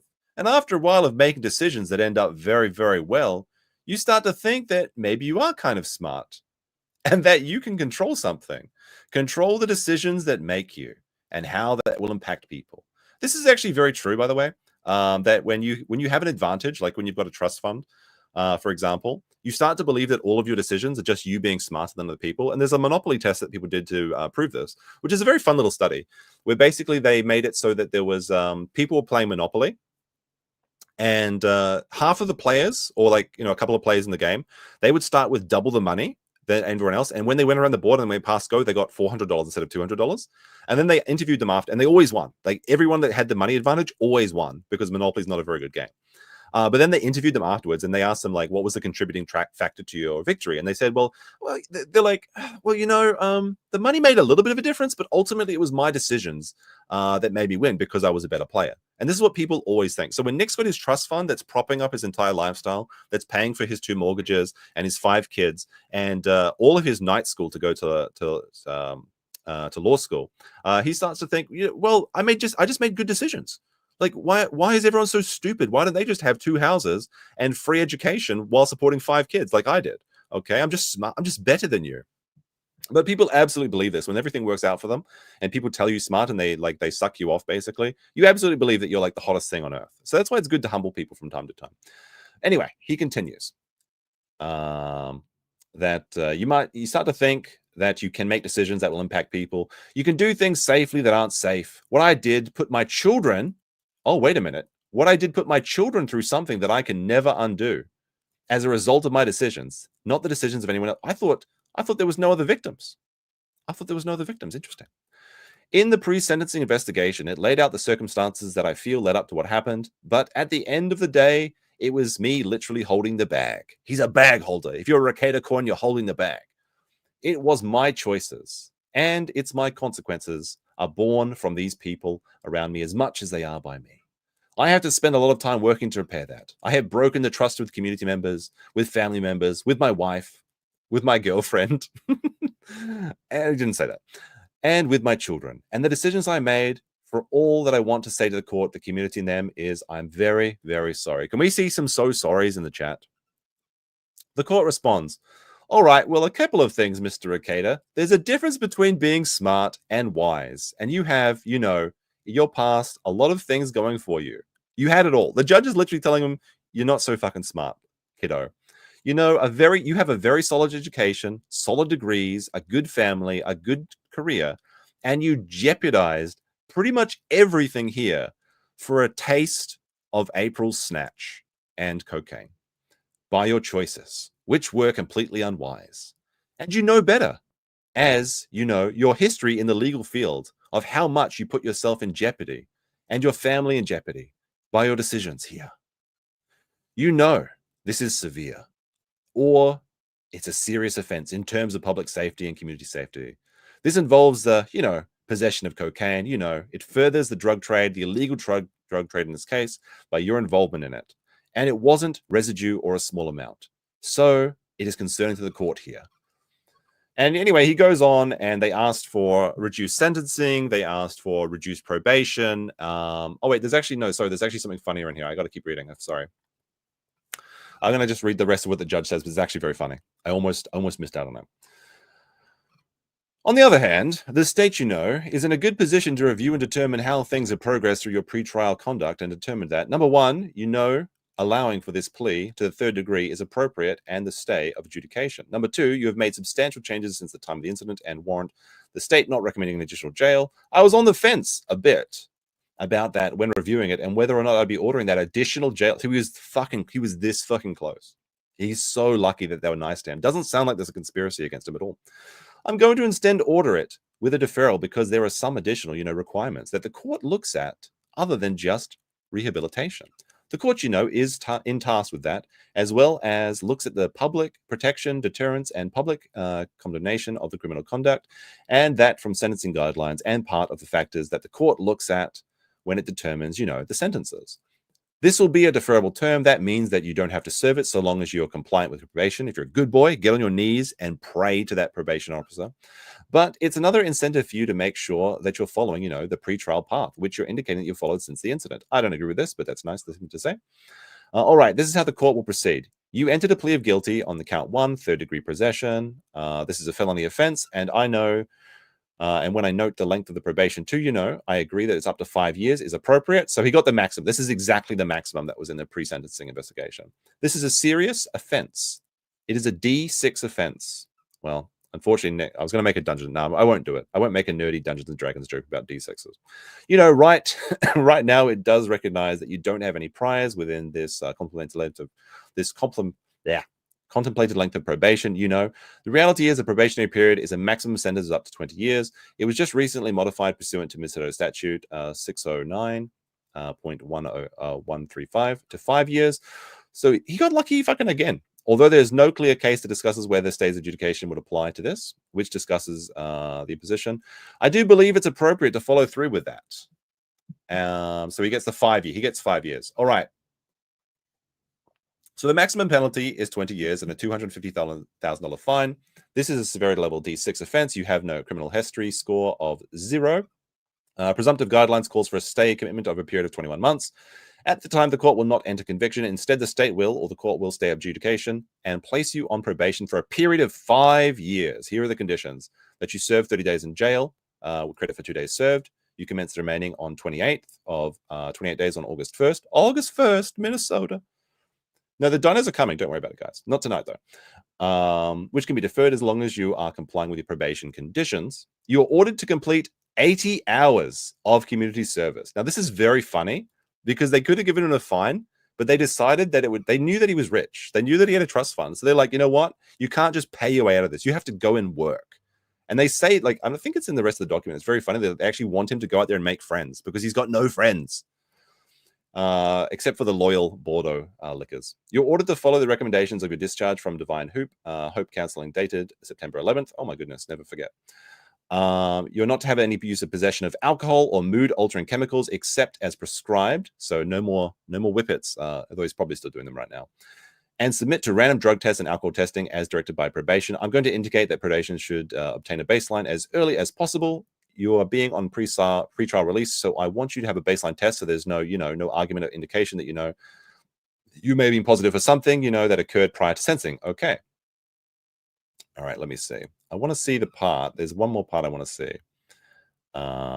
So he says he has to remain law-abiding. He has to be a good boy. He's not allowed any firearms, ammunition, explosives, or dangerous weapons.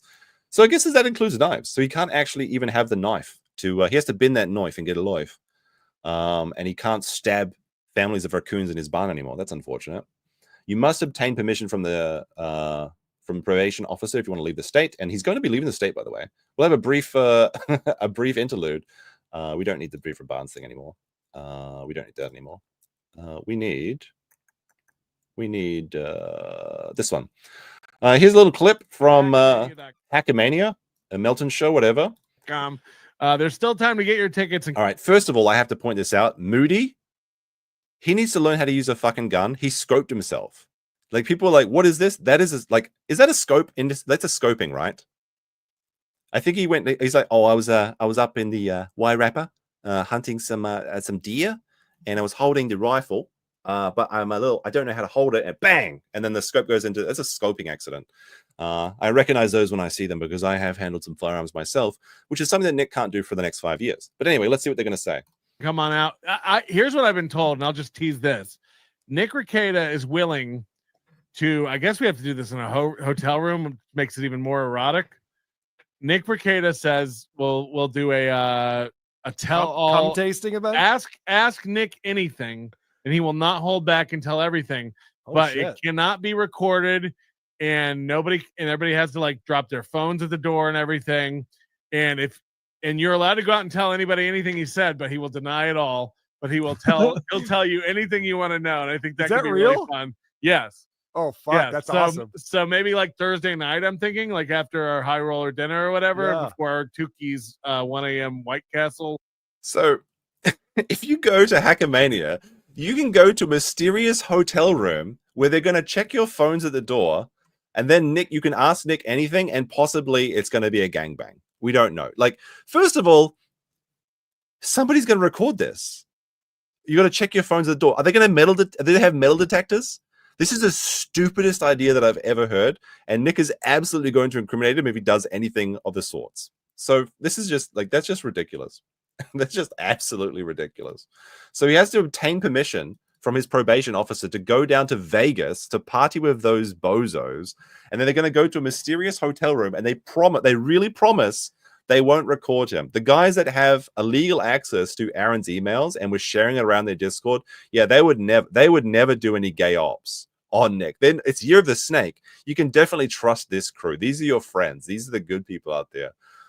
So I guess the season 2 of Nick Rekieta's journey is going to be very entertaining because it's off to a terrible start. And this is so stupid because, like, there's going to be A-logs there. Like, they're going to be trying to slip things in his drink. They're going to be like, oh, giving him shots and like, oh, here, hold this, and then trying to snap a photo and stuff. This is the biggest fucking setup that I've ever heard of.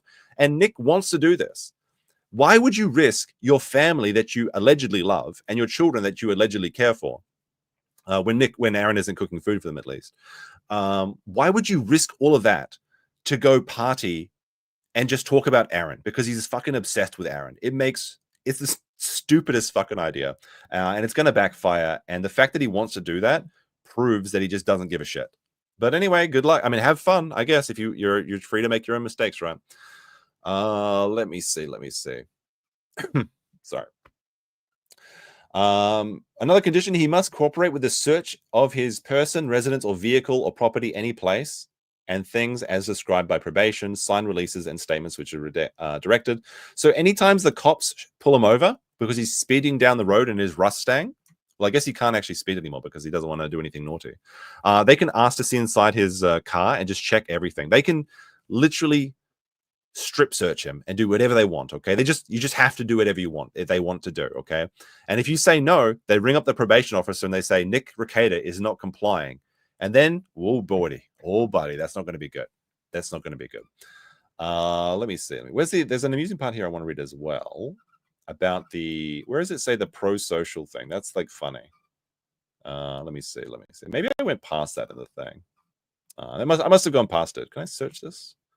Let me have a quick look. Let me just have a quick look at this. Is kind of funny. Also, did anyone check the farms to see if Minnesota Public Records actually dropped something today? Because Nick is streaming, I believe. Let me see. Where was that? Where was that in the document? I figured it would be here, right? He has to go to counseling, complete 80 hours of service. I'm not going to spend all day looking for this. I'll go to the next thing in a second. I just want to see if I can find it. Because basically they also sentenced him to thinking classes. He has to sit in a class and learn how to think again because he's so fucking dumb and wet-brained that he needs to go and have government-mandated thinking classes, which is very funny. But one of the things they say in this as well, which is what I'm looking for, but I can't seem to find, is that that they literally want him to do community service because they want him to be in a pro-social environment. So it's government-mandated friendship classes. Stream snipe. I'm not going to stream snipe Nick tonight, but I might do the Karen Read trial after this if people are interested in it. Which is very funny. It's very funny. The government admits that he has no friends and he needs some friendships in his life. Otherwise, he might relapse again. All right, we'll move on to the next thing. All right, let me see what this. Got a couple of clips here from Nicky Boy. Let's see what he's saying. This is from Alyssa Clips. Make sure you like the video. Make sure to like this one as well. Drinkers and drivers in St. Cloud. Who could he be talking about? With Branca. Oops, this is muted, I think.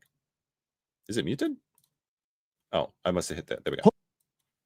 Romo Drummer says, don't drink out, drink at home. Nicholas Pope Rekieta 2025. Yes, don't drink out because some people will get in a car and drive.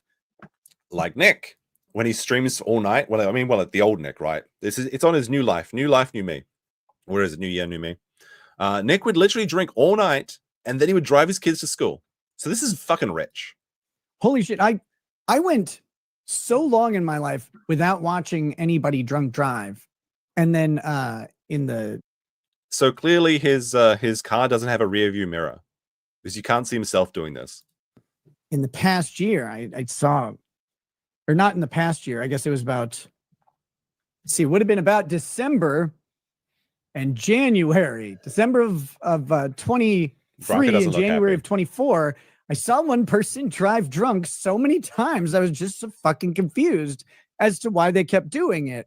Why did you do it, Nick? And made sure to stay well away from that person's car while they were driving under the influence. It blew my mind, though. I was just like, you're just casually just driving drunk all over St. Cloud, Minnesota. What the fuck are you doing? It was. Is Nick literally having like a Fight Club like schizo moment or something where he's got two different personalities? Is Aaron just his alternate personality, and that's why he's always talking about Aaron? I'm kind of curious. Rocky doesn't seem very interested in this, by the way. Nico with 4 months says, I'm trying to catch up, so sorry for recovered, but Branca's already dumped Nick. Yep, he's abandoned ship. He's streaming on a different trial this week. Yep, he is. Scarebro with a 5 says, a cognitive skills course, basically for low IQ individuals who can't imagine what it's like to not have breakfast, but Nick needs therapy for narcissism. Yeah, they're going to go into, Nick's going to go into these classes, government mandated thinking classes, and they're going to put out like a plate with a marshmallow on it, and they're going to say, look, Nick, would you like to have this marshmallow today? Or next time we can give you the second marshmallow. What's it going to be, buddy? Think about it before. It sounds like an easy choice, but you can have a marshmallow right now. Just have a think about it. What if he fails the test too? That'll be embarrassing. That'd be very funny. Very, very funny. All right, what do we got here? This is a very fun one. This is from Matt at the Internet, Josh Moon Show. Matty, the Rekieta segment, return of streaming, shower texts. Oh my. And site violations. This is going to be very rich. Okay, let's talk about Rekieta a bit just quiet. a little bit. Unfortunately, PvP and Andy Worski, they can make an 8-hour stream out of anything. I swear to God, because they just watch the stream and they have to pause it every 30 seconds to Look, if you pause things all the time, it's very easy to have an 8-hour stream. Whenever I go through a 10-minute video, it takes me 40 minutes. Correct the record on the fly. I don't have that in me. I like to watch something that's 3 hours long, take a time step out of it, and then just be like, look, this is the best part of the whole fucking video, and it sums it all up. So I'm doing that again. Rekieta put out a video as his first stream back. And this first stream has set the stage for absolute catastrophic failure. Okay. It has. This is the one part that I want to clip. It's a 4.5 hour long stream, but I feel like this actually summarizes everything perfectly. You ready? What's funny? By the way, I have an update in the day 5 coverage of Karen Read. Nick has dropped below 2,000 subscribers. He's down to 1,900 subscribers, which is literally less than half of what Kurt had on a Sunday. So the trend continues. It's getting worse, and it's never been this over. So that's a fun little update from Nick's show right now. What is legitimately comical about some of the criticism? There's a bunch to legitimately criticize me for. Yes, there Again, is. I made a bunch of bad decisions. Oh, also, sorry.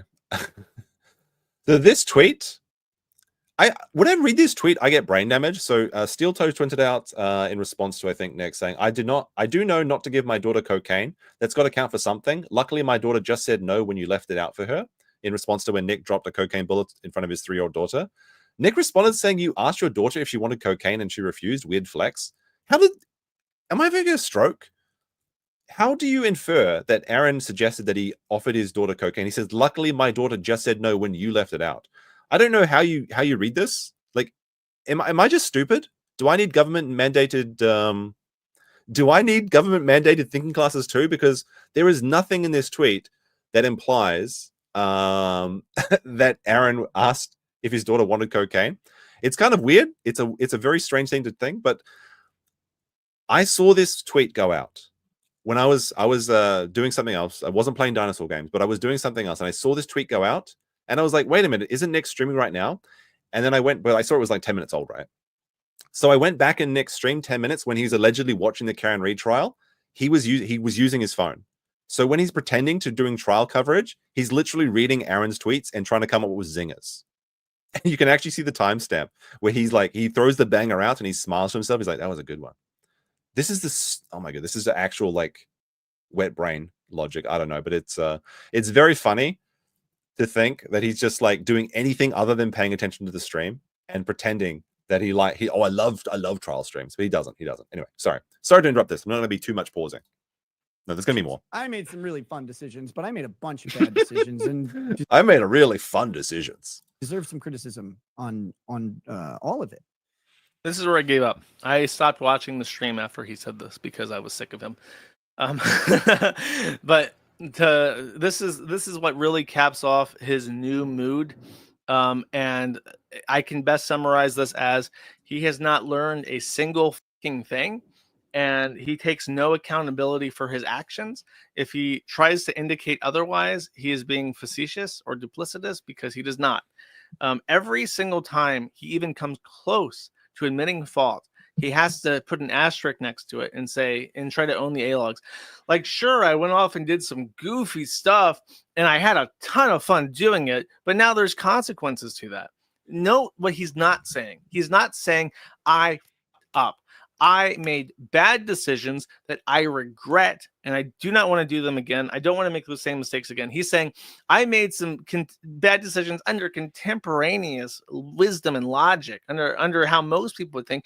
But you know what? I sure did have a blast, and I learned a whole lot while doing it. And like, that's not an apology. That's not a lesson learned. And he's still smug. He's still shitting on the justice system. He's literally. And he messaged me, by the way, for something I'll explain in a second. And I told them to this in the message, because when he messages me, what I do is I just ignore all the bullshit and I just respond to the one thing that I actually want to address. And I drew this comparison. I remember watching a video about drug addiction and specifically the fentanyl epidemic. And I learned that there are people that keep methadone on them at all times, so that if they see somebody dying of fentanyl, they can hit them with the methadone, which stops the processing, the metabolizing of opioids, if I remember correctly. Correct me if I'm wrong, but I think that's what happened. And then it will wake them up. It will stop an overdose. So this is like a thing that exists. And I get to the point, Josh. I remember wanna talking to hear the somebody text, who but worked okay. in medicine about this. I'm like, what do you think about people that carry methadone? Narcan, sorry, not methadone, Narcan. Narcan is what wakes up the sleepy fentanyl zombies. And he said that he would never carry Narcan on him and he would never use it to save somebody's life. And I thought that's weird. Like, I understand not wanting to, not having a lot of sympathies for drug addicts. I can understand not carrying it, but like, not if you had it, why wouldn't you use it? And he said, when you wakes up a fentanyl zombie with Narcan, he gets angry with you immediately. He's close to dying because the opioids are murdering him. But it's the best high he's ever had in his entire life. He's in a world of bliss, sandwiched between two velvet blankets on the most comfortable down furnishings you could ever imagine, floating in the sky at a perfect 72 degrees with the sun kissing his skin. He's in the best mindset he could ever possibly have, even though he's on the verge of death. And if you hit him with the Narcan, he wakes up from that, and he's a homeless man in pain on the street, and he gets violent and angry with you. And while watching Rekieta talk about his experience with the justice system, I was reminded a lot of this conversation, and I'm thinking, like, the way he talks about how much fun he had and how he made some silly decisions, but oh my God, it was so fun. I'm like, you're a drug addict whose buzz got killed. You're not concerned about the custody of your children. You're not concerned about what damage you did to your family or your life. You're upset that someone shook you up and got you awake and on your feet again because you killed your buzz. And it's like, I think everyone kind of notices, by the way, like Nick's just not sorry that he was caught. Sorry, he's not sorry that he did anything wrong. He's only sorry that he got caught. That's the only bad thing that's happened. It's the government's fault again. It's somebody else's fault. It's always somebody else's fault. I'm like, you're this guy right here. He's the same exact guy that was jerking off to Anime Sucks, Cope and Sneed's Fat Dragons like a year ago. He's the same exact person. Has not changed, has not learned anything.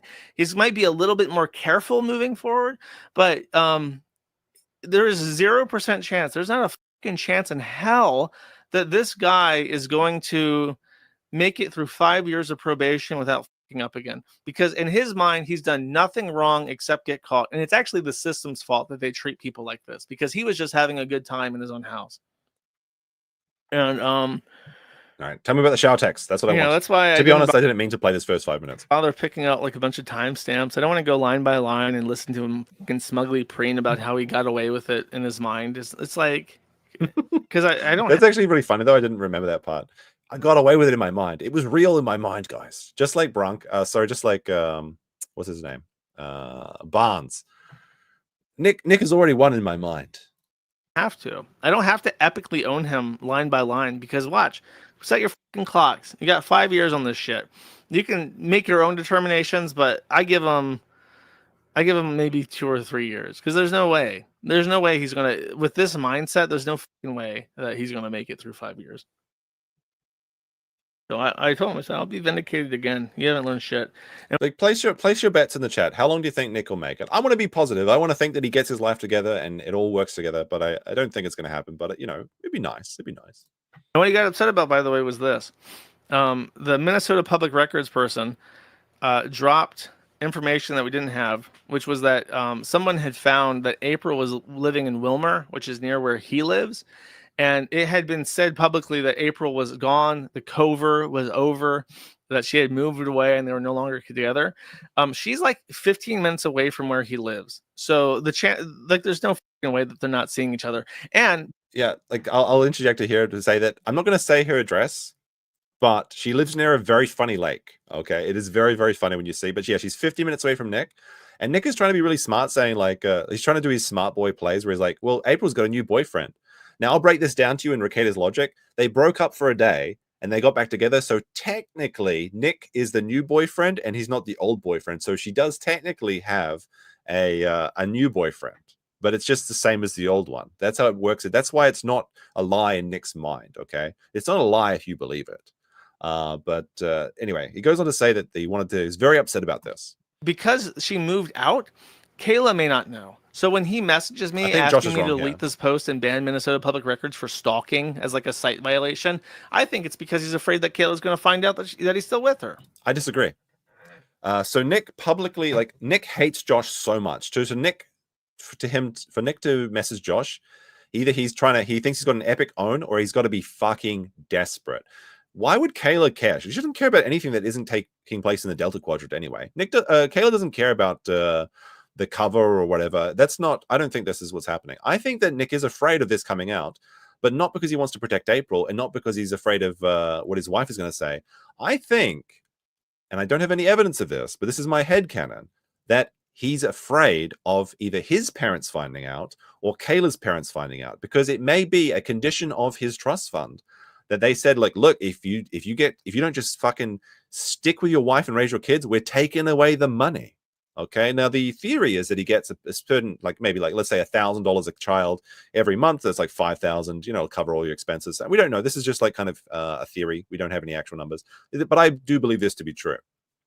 But if they threaten him to get his act together, and they said the condition of this is you can't have a second girlfriend. You have to be, you have to stick with your wife until the kids are all in college or whatever. They're all out of the house. Then you can get divorced or do whatever. Just stick together for the kids' sake and for propriety's sake, right? I think that's what Nick's afraid of. Okay, he's very afraid that the parents are going to find out, and either Kayla's parents are going to drop all this information, because Nick is saying that all of the information came from their deranged Kayla's family. That's what he's been saying on, I believe, Locals or whatever, or maybe it's just on Twitter. Or it's his own parents and they're just going to take away his money. The only thing he really cares about, because, if they take away his money, if they take away his trust fund, he's going to have to live off his stream numbers, which, as we've seen from tonight, don't quite add up to be enough. And I said to him, he messaged me, by the way, Easter fucking Sunday. Oh, this is kind of crazy. On Easter fucking Sunday, he's in Signal telling me that I have to delete this post because it's a site violation or whatever the fuck. And I'm just like, he thinks it's a site violation to remove someone's personal information from Kiwi Farms, which is basically like a phone book of people's personal information. Now, I think that sometimes there's too much information is posted, absolutely. But this is so fucking rich that he wanted to use Kiwi's Farms as his own personal army, as his own personal reservoir of information when he was going against Monica Rial and Jamie Markey and everything. And then when he got the ethics complaints, those were fraudulent ethics complaints, and those people should suffer from committing perjury. But he was going to dox these three people, these three random individuals that sent in bogus ethics complaints live on YouTube. So he's obviously okay with doxing. Like, he has no problem with that. But when it affects him, and Kiwi Farms is a fringe website. I mean, I love the Kiwis, but they are a fringe website. But actually more and more people are learning about it, which is quite interesting. It's getting more and more mainstream as we go out. But when it affects his life, suddenly things have to change. The audacity of him to expect a favor from Josh Moon after all of this is just hilarious. And that's why I think he's really desperate about his parents finding out about this. But just remember those 4 words, right? Well, actually, it's not. It's like, what is it, 6 words? I don't know. Your life, profit. My life, private. That's 6 words, right? I don't know. are you not with your family at church? Are you not doing anything special today? He messaged me at like 1, like noon to 1, like exactly when somebody who with a family would be at church with their family on Easter. So he's reading he's reading Kiwi Farms in church because it's so boring. Like, he used to be able to go out of church, do bumps as the people reported. But now the only thing they can get through church is reading those sweet Kiwi Farms threads. Sunday, and I was dumbfounded by it. And I said something else. Not just that. He reminded. I told him the Narcan story. I called it methadone, so I was wrong. But Narcan. I told him stop cheating on your wife because I know that's why he was upset about that. He got caught again. Sorry, that's a really good response. Was this story based? Yes. What a thing to say. He sends you a seething demand. I demand that you take down my girlfriend's photos from the farms. After she was a public figure on the Steel Toe Morning Show, she injected herself into online drama for money and profit. But now that it's not working in her favor, she wants to retreat. She wants to be left alone, okay? just because she's 50 minutes away and I can drive down to bang her on the way back from dropping off my kids for school. Oh my goodness. Oh my goodness. And then he just responds. He's just like, stop fucking other women. Don't cheat on your wife. Actually based take. And he said, I've never cheated on my wife. She always consented. And it's like in his I got to mute my mic for a second because I'm going to have a coughing, laughing fit. I have never cheated on my wife. Holy shit. Like, did the cheating occur in like a parallel? Like, in Nick's opinion, did this happen in like the Berenstein universe or something? Like there's these two dimensions, right? Where there's like the Berenstein universe and the Bernstein universe, and he cheated on his wife in one of them. And he's like, the dimensional merge occurred, and he's just like, his brain is like from the other dimension. He's like, I never cheated on my. What are you talking about? This is crazy. Why does everyone hate me? Oh my goodness, the dimensional merge has a lot to answer for, but that is very funny. his head, even the fucking polycule shit was still like just It literally cucksplaining the internet.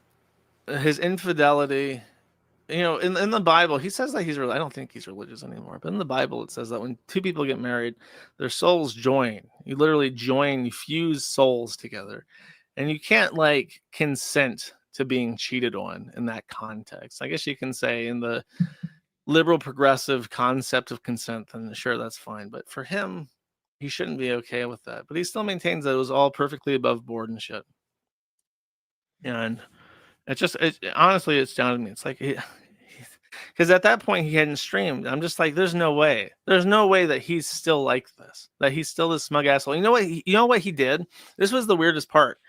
I was driving at the time, so I didn't respond promptly. This is good too. To his messages, but he sent me a message after I told him do I even have this? Might have been too long ago.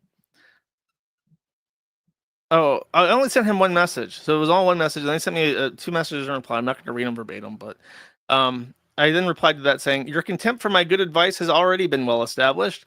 But within the next 5 years, I will be vindicated a second time. You have no credibility, and I believe nothing you say." Because he was trying to persuade me of all this other shit, like how, XYZ. And I'm like, I don't believe anything that you say, bro. You have no credibility. You lied to my face for years. He's a liar that lies. I simply have zero trust that anything that you say ever is true. And he didn't reply to this, or he did, but you know what he said? This is really good. You are a good person. And then he deleted this message. So I remember saying, oh no, not the redacted message. Holy shit. That's like when you message a girl when you're drunk. Why don't we come over? And then you're like, oh shit, I better delete that. And then she like shows up. He's like, I saw it on my preview.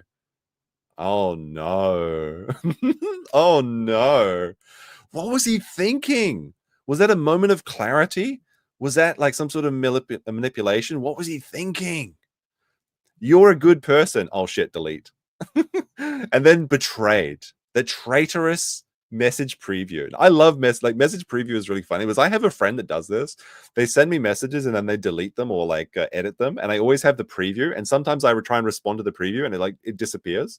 And I just tell them, just don't fucking delete your messages. It's so frustrating. They just, I don't know why they're trying to do it, but like, that is so funny. He unsends the message, but they saw it on the preview. Oh no. Oh no.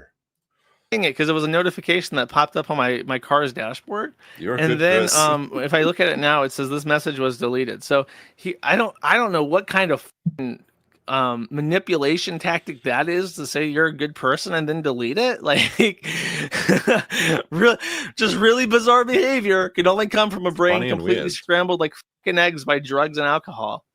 Really excited to see the next up from this retard. We'll see. Should be fun. Should be fun to see. So that's that. All right. Is that the end of it? Or? Segment. Is there anything else that's left in here? Because I was kind of moralizing to him a bit, and I think he was like, "Oh, you're such a good person," like eye-rolling sarcasm. But it's so silly. And then what do you think? Do you think it was a moment of clarity? Press 1 for moment of clarity. Press 2 for he was trying to manipulate Josh in some way that only makes sense to his cheese brain. Deletes it, like he doesn't even want that to be misinterpreted. Like I don't actually want him to think that he's a good person, or maybe he doesn't want me to think that he's salty or some shit. And it's just like I don't know what he wants. Alrighty. What was this that I had? Let me see. All right, so this was some cope that Nick sent. So this was from the farms. Melty Butter. This was pretty good post, Melty Butter. Responding to Vibralder that says, it also proves without a shadow of a doubt that Nick's retarded. If you needed more evidence. He thinks all this time asking Null nicely will take down shit for him will actually work. Exactly. This is what Melty Butter responds to. I'm finding Nick's /Null signal chat issue mystifying for some of the most obvious reasons. First, from Nick's own words, doxing is not illegal, though a couple of states are close to making it so. Nick knows or should know that eventually the farms would have found out April was living in Wilmar. April is a local celebrity and is a high-profile case in which many locals are justifiably pay attention to. Hell, a nosy Karen could follow her home from Walmart and take some pictures of her car as a one-time thing. That's not stalking. There is no threat. Legally speaking, April is a public figure via the Steel Toe Morning Show. Several members of the SCOTUS have said, have had protesters on their front lawns with no arrests made because the SCOTUS members are public figures. I know I'm mangling the letters of the law here, but you get the point. 15 people could show up on a public property in front of April's house with sound screaming, side whore, get out, and it would be perfectly legal as long as they were peaceful. That's called free speech. Oh my goodness. He doesn't like free speech when it affects him. If April wanted to be a private person, she would have gone home to Litchfield. She didn't choose to remain in the eye of the storm. April is skilled with firearms through hunting and in the gun club range. She was also a member of her deleted Facebook. But there's evidence there. She's allowed to own firearms. Also, ring cams cost $100. The girl is fine. No one wants to see any harm to her, even with all the hyperbolic and humor posts in this thread. I've never seen anyone wish her physical harm. Recently, Nick has peddled to many of the Baldo washers and the Devilverse that April has a boyfriend, not Nick. Melton has said a few times. I was willing to entertain that until Nick DM'd Null to White Knight for her. It's almost as if Nick is doing April's bidding. I think this is exactly what happened here. The idea that he could get away with it is pretty outrageous. There you go. That was a good one. Also, I did want to say there was some more stream numbers I forgot to mention, but a couple other farms people had the same idea as me. Owlbear posted, just to reveal the current LawTube pecking order. Emily DeBaker has 19,000 live viewers. Attorney Melanie Little has 16,000 viewers. Court TV has 13,000 viewers. Andrea Burkhardt has 3,800 viewers. Nick has 2.6. Well, it was down to 1.9 at this moment.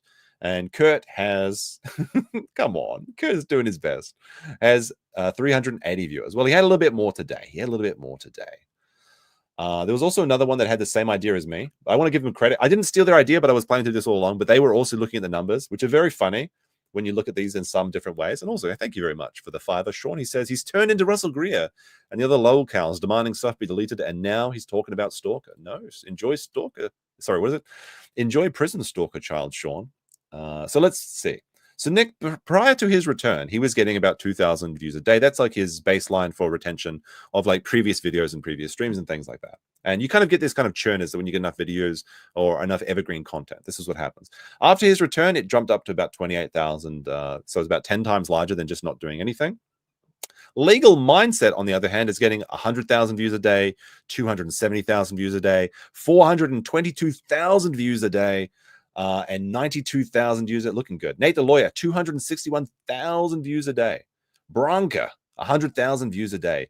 Kino Casino Clips with no new content was generating 73,000 views per day. That means that Nick working is less profitable than just people watching clips on on the Kino Casino clip channel after they've already watched it on the live show. Their passive clip retention is more profitable and more what's the word? More just more popular than Nick actually working. If you can call watching a trial working. And even Kurt himself had 18,000 views. Well, this is bumped up to about 70,000 views as of today. But I wanted to say, Daffodils, I saw your post, but I had the same idea. But we thought alike on this one. All right. Where do we want to go next for this? We got a steel toe clip, and we also have some other stuff.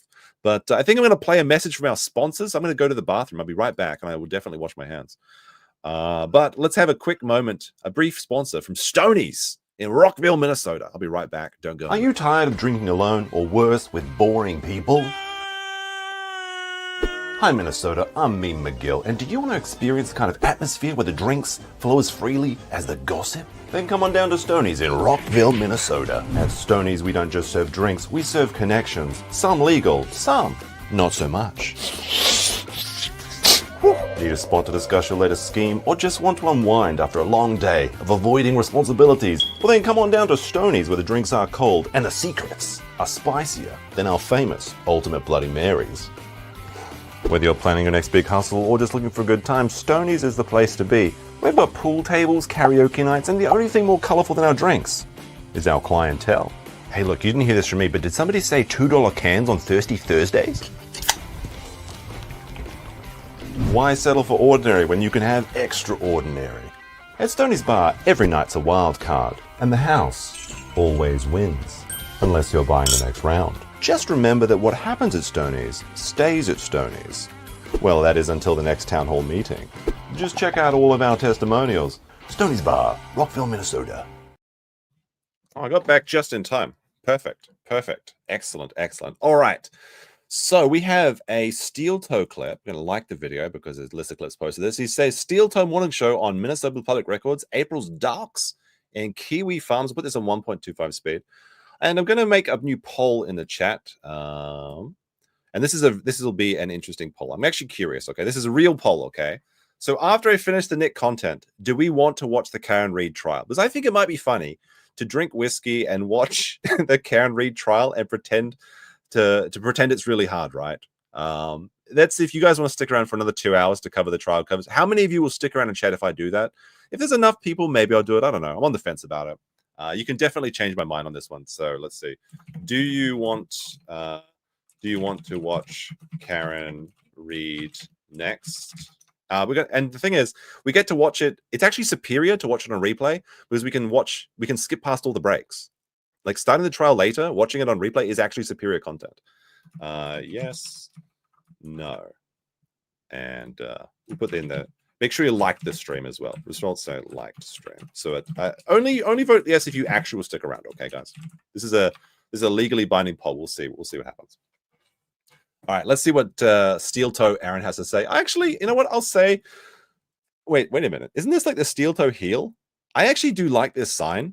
He's got like the corrugated iron for like the boot, but I guess it's like the steel on the toe here, but this is like the Steel Soul Toe show. Wait, Steel Soul show? I don't know. I don't get it. Oh, it was muted. And it's still muted. It's double muted. It was muted on my Streamlabs and it was muted on my YouTube. All right. Sean Martin said in a stream with Libertarian Podcast Review that MN Public Records has about 70 pages of documents waiting to drop. Any insight? Let me tell you something about spicy. Sean Martin. There was a boxer named Everett Bigfoot Martin or Charles Bigfoot Martin. All right, let's see where this is going. It makes me want to call Sean Bigfoot Martin. Let me tell you something about Sean Martin. That guy is fucking solid. That guy is a what the fuck is he talking about? You say anything to him, he doesn't say a word. Someone else says something to him, he doesn't say a word to you. So do I know that there's 70 pages of MN Public Records documents? Yes, I do know that. Do I know anything about them or have I heard anything from Sean? Not a goddamn word. So this is what Sean has said. Now I didn't see any documents dropping tonight. I was expecting some. Maybe they could still drop. We don't know. Maybe they're going to come out tomorrow. I was hoping they'd drop live and that'd be a fun little spicy thing to happen. Not a goddamn word. In fact, whenever Sean knows something, I go, it doesn't bother. I shouldn't even bother asking, should I? And he says, no, you shouldn't. I said, fair enough. I don't know what MN Public Records has, but MN Public Records does have, I guess, a shitload of material. Numero uno, John, and I think that's going to, because remember, he had like the Dear John moments and the other meltdowns while he was still coping with the drugs and the alcohol. Now, without the drugs and the alcohol to soften the blow, now that stuff comes out and he's sober. Oh, God, you guys didn't hear the biggest thing. Josh from Mad at the Internet, Kiwi Farms Josh. Nick texted Josh. Nick was texting him, and Nick was saying, take down that MN Public Records thing. I want you to take that down and delete it, the April address. And Josh is like, no, I'm not taking down MN Public Records thing. And Nick was like, no, you have to take it down. Blah, blah, blah, and they got into this thing. And how can I say this? Josh told him, stop being unfaithful. And Josh literally just read him the riot act and gave him the dad speech that Nick doesn't get because he wasn't ever raised. He wasn't brought up. It's actually kind of like, this is true. Like, Nick's dad is like willing to lie to the. To be honest, I would lie for my children as well. to the court, like, because fuck him. But like, Nick's dad lied to the court and said he had never seen his son intoxicated when he was a watcher of the show, which is very funny. But I think that it sounds like his dad doesn't really take a firm grasp with his children at this point in his life. It's a little bit sad because Nick needs a father figure. So it's good that Jenny Josh can be there to tell him to stop fucking around with other women. But the funny thing about this is Nick is just confirming that these docs are accurate. Like every time Nick gets angry and sees and copes and like messages people to take things down, he's just confirming that they're actually valid. So he's doing more damage. Anytime he takes an action, it just is worse for his case. Tragic story when you get to know the guy. But he was never raised properly. He was never brought up. He was never taught how to be a man. It's unfortunate. That's why I always giggle when he was like, I think I could take Aaron. Dude, I'd fucking kill you. Just stop. Just stop saying things. All right, I want to call out Aaron here. Just fucking fight Nick, okay? Stop talking about it. Either fight him or don't even talk about you could take him, okay? I want to see some fights. I want to see Nick versus Aaron. Nick says he's going to do it, so Aaron, you gotta fucking man up and fight Nick. This is the only way. Look, if Nick beats Aaron in the ring, we forgive all the cuckoldry. If Aaron beats Nick in the ring, he gets Nick's subscribers or something. I don't know. It has to happen. It just has to happen. Stop talking about it. Don't say you can take someone in the fight unless you're willing to actually take them in the ring, okay? They said that they can't do it because of FBI investigation or something. Bullshit. Just fight him. The FBI think it's not going to happen. Just fight him. Just fight him, Aaron. We need the drama, okay? We need to see it. Oh my goodness, it'd be so fucking good to see them fight in the ring. We're gonna get you. That'd be the best way to end this season. You're gonna, if you even tried anything, you die. Stop. So he gave Josh a shower call and tried to get him to take down that address. Now, Nick has told this lie to the Onion crowd, and the Onion crowd is stupid, so they believe it, that April has a job and a boyfriend. Now, we also know that Nick lies about everything. So when Nick says something, you can... I think we can actually see, like, if you go to... So hold on a second. I'll show you April's job. I actually know what it is. This is some private information that I'm going to share right now, so you can be prepared for this. All right. So we go to RekietaLaw. We check out his current. Oh, he got an extra 200 subscribers views. Okay, he's up to 2.1. So he's barely half of what Kurt got on a Sunday. Interesting. I'm recording it in this. Let's go to views. Here it is. Okay. So this is Nick's thumbnail. Okay. I'm not joking. This isn't been edited. This is on Nick's thumbnail. If we enhance this, you can actually see April's job right here. Okay. This is April doing her job right here. Okay. This is what she's doing for a job. And this is where, like, it's very strange of Nick to include this in the thumbnail. I can only assume he was too lazy to check it and he just assumed that the AI wouldn't betray him. But the AI was very funny, or Nick has actually got an actual presence of mind to actually make a funny joke. I don't know. So there you go. Pretty much assume the opposite is true.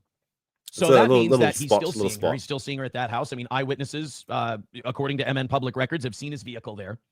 And also, nobody had confirmed that this was a dox until Nick texted Josh to confirm it was an accurate dox. Just like they weren't sure we could confirm that his daughter tested positive for cocaine until he texted Josh and confirmed it.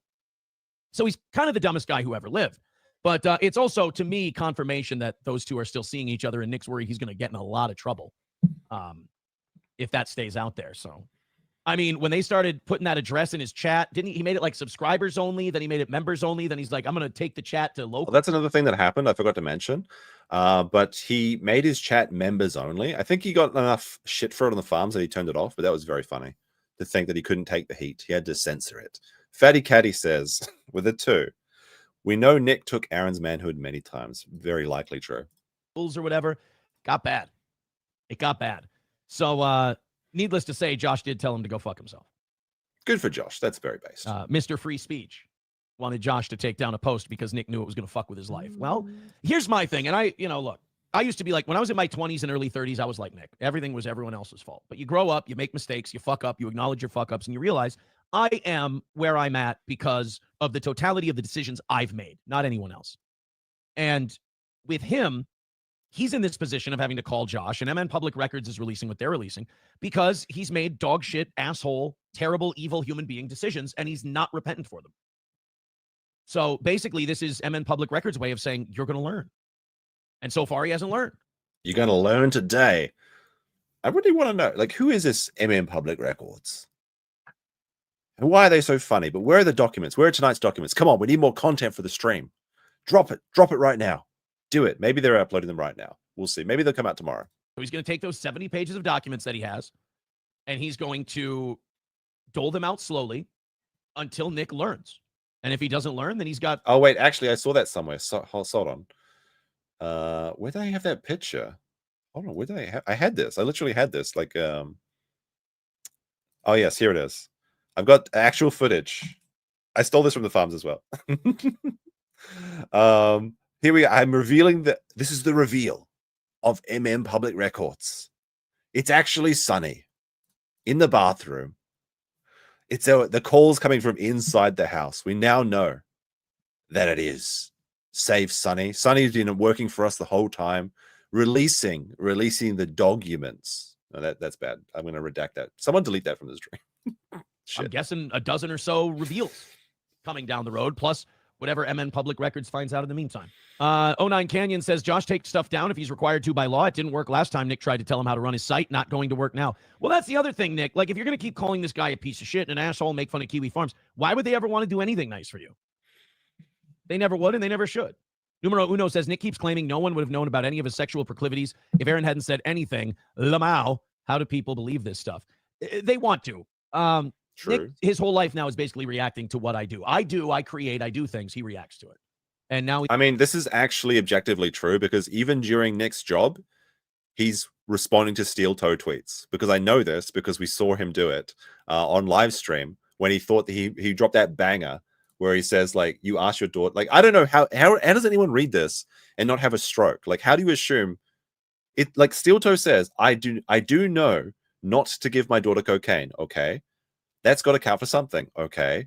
Luckily, my daughter just said no when you left it out for her in regards to Nick dropping the coke on the chair. Okay, that makes sense. This makes sense. Then he says, you asked your daughter if she wanted cocaine and refused. Weird flex. How do you come to that conclusion? Nick is supposed to be a writing major, but he can't fucking read? I don't know about that. It's weird to me. he has to just get whatever group of people he can believing this horseshit. Now, it says in court documents that people in the community were wary of the relationship that he was having with April and I. That relationship looked weird to people. So yeah, because it was fucking weird and gross. I mean, you were licking each other's ears and stuff on screen. That's weird. It's, I mean, you're doing streams in a hot tub. You're, you know, we're parading all this stuff out in the community, out in public. I mean, Nick's the classic dipshit who can't see outside of his own self and realize that people know more than you think they do. Kids know more than you think they do. And I know that from what I heard from the CPS people, from what was said in those interviews. Definitely kids know more than what you think they do. And that, yeah, this is just true. Like, even from a young age, when my parents did something like that they probably shouldn't be doing, you just know. A funny example that I had from my friend is that they were driving in the, like, this is when he was 5 years old. So he was 5 years old and they were driving past the liquor store and they went in to buy some beer and stuff. And then there was just a delivery. There was a delivery of all these crates of beer, like the moment they pulled up. And then the father went over, he grabbed a crate and just threw it in the back without paying. And then they just drove off without even entering the store. And then like, then he was like, he turned around to the kids and he was like, well, we actually agreed to pay yesterday for those. So we're just picking them up. And even as a 5-year-old, it was just fucking obvious that he was stealing. Like, nobody could have fall for that because you just act differently when you're doing something you shouldn't do. It's obvious. Like, it's deviant behavior to what your regular actions. So of course kids notice these weird things because kids are very observant. They're smart. They learn by observation and repetition.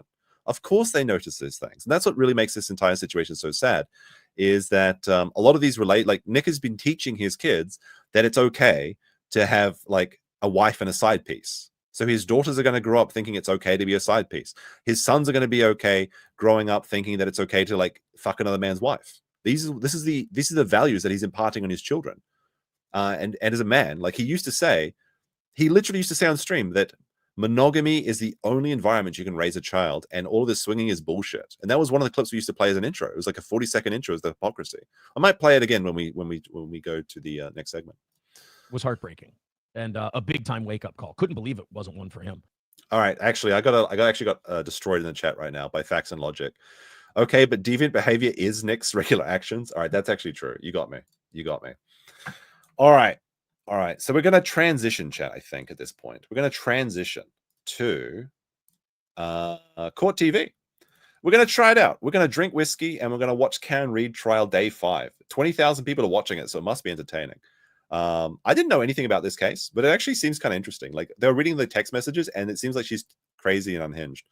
So I'm going to get myself a drink, and we're going to watch this in 1.25. We're going to catch up. We're an hour behind.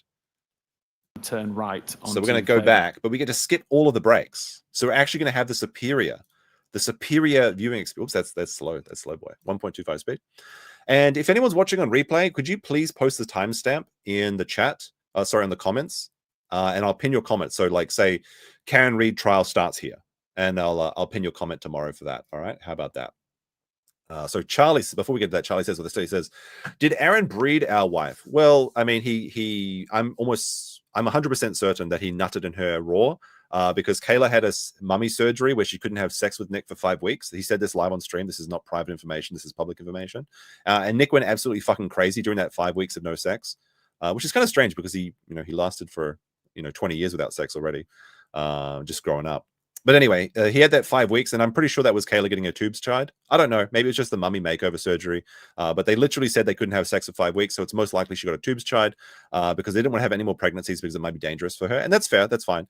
But it's almost certainly that's what it was. And that means that Aaron would have no reason not to just come in her raw.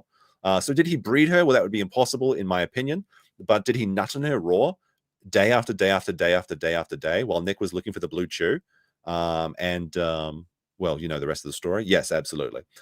She's never been with another man, but her husband Nicholas. All right. Well, if you remember, post these X's in the chat. Kayla has never been with another man, and false. Even before they got together, as I understand it. I hate the insinuation that Aaron drove her with a diameter. Can you please clear the record about our wife's purity? She's a slag. She was always a slag.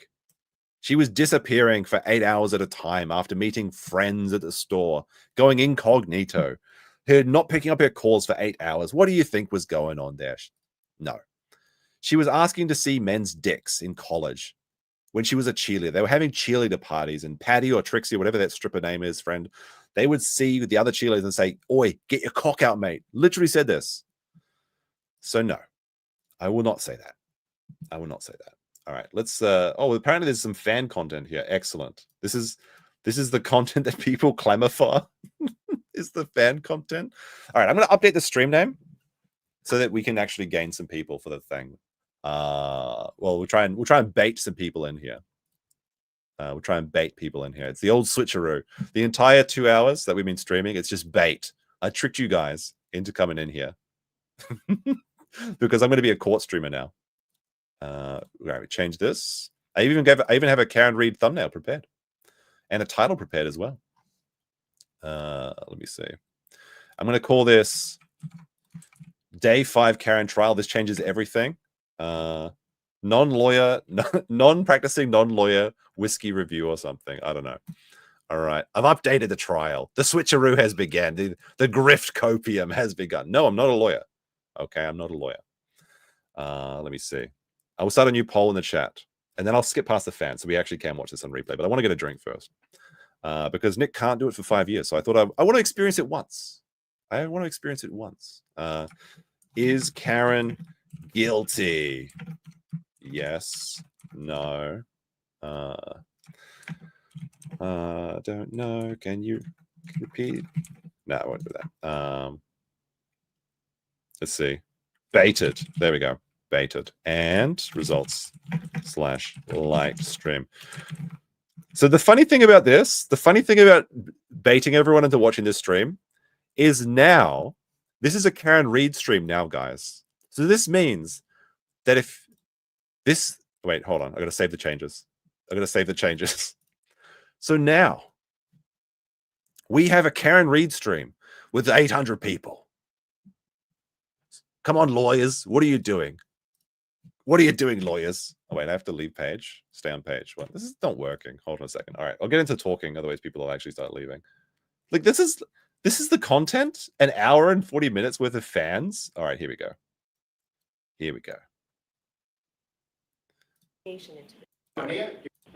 All All right, all rise for the court.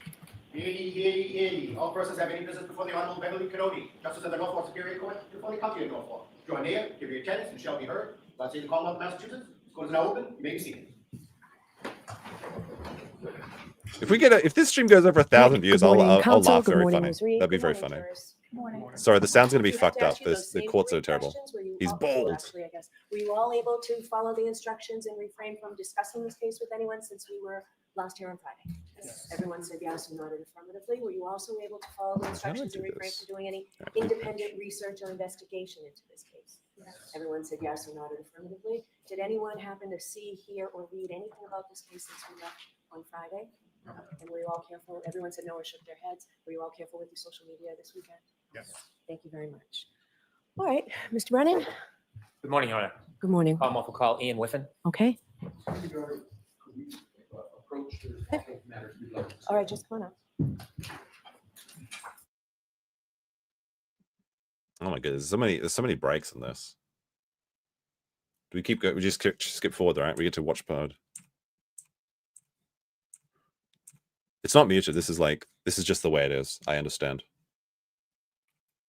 Smash or pass. Once I get my drinks, I'm just gonna wait till they start talking so I can actually walk away. I don't feel bad doing it either because this is just a court stream, whatever. Skip sidebars, yeah. That's what we're gonna do until they start talking again.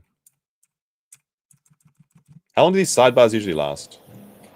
There we go. Oh, they got a little thing that comes up. Oh, that's nice. Okay. Commonwealth calls Ian Whiffen. Why isn't this working? Why isn't it uploading live? I tried to change the stream name. Is the thumbnail too big? Oh, it should be fine. If we have any breaking news as well, we'll go to that. I did. Good morning, sir. May I, Your Honor? Yes, please. Good morning, sir. Good morning. Would you kindly introduce yourself to the jury? Yes, my name is Ian Whiffen. I'm a digital forensics examiner and decoding product manager for Cellbrite. You just mentioned Cellbrite. Is that where you work? It is, yes. And you're a forensic examiner? I am. Can you tell us a little bit about Cellbrite, where you work? Yes, Cellbrite provides digital forensic solutions to customers globally for access and decoding of digital artifacts from devices. Where would I'll be right you back, find chat. a digital I'm still listening. System? Is that designed to a phone or is it all systems? Typically, Cellbrite focuses on phones or iPads, but we do have some additional devices that we can also integrate: computers, vehicles, things like that. So simply, what is Cellbrite? Cellbrite is a digital intelligence company. Do they use a certain type of software? Do they brand a certain type of software? Yeah, we create our own software to access devices and to decode the data that we pull from devices. So essentially, does that software help you look into the data on the phone and analyze it? It does, yes. What is the role of a digital forensic analyst? Typically, the analyst would take the data that's been extracted from a device such as a cell phone, process that in software such as a physical analyzer that Cellbrite create, and use that information to filter, to search, and to create a report for the investigator that would allow them to see what happened on the device at the time being investigated. How long have you been involved in analyzing data, sir? I started my career in digital forensics in 2013. Can you take us back to the beginning of your career and tell us a little bit about how you became involved in learning about analyzing data? Certainly. I spent 5 years as a it's frontline police officer in the UK during the 2000s. In 2009, immigrated to Canada and continued policing frontline officer in Calgary before joining the digital forensics team in 2013. Pursued several qualifications related to digital forensics. Yeah, for some reason, they don't save. In that role until 2019, 2020, when I left the police agency and began working for Cellbrite. While you were working at the police agency and began your career analyzing data, were there special classes that you took? There were. In order to be a forensic examiner in Canada, you have to take a 3-week foundational course in Ottawa. Basically, whiskey drinking, non-lawyer time. And Chat. then from there, other courses are available that would focus on feels things good. like cell phones, would focus on feels good to work. how to get data from different types of So devices. hard. And then there's industry qualifications that can be sought as well, It's where you loud. can focus on particular Turn it down a types of little bit. device or particular types of data. There you go. Does software in this field continually change?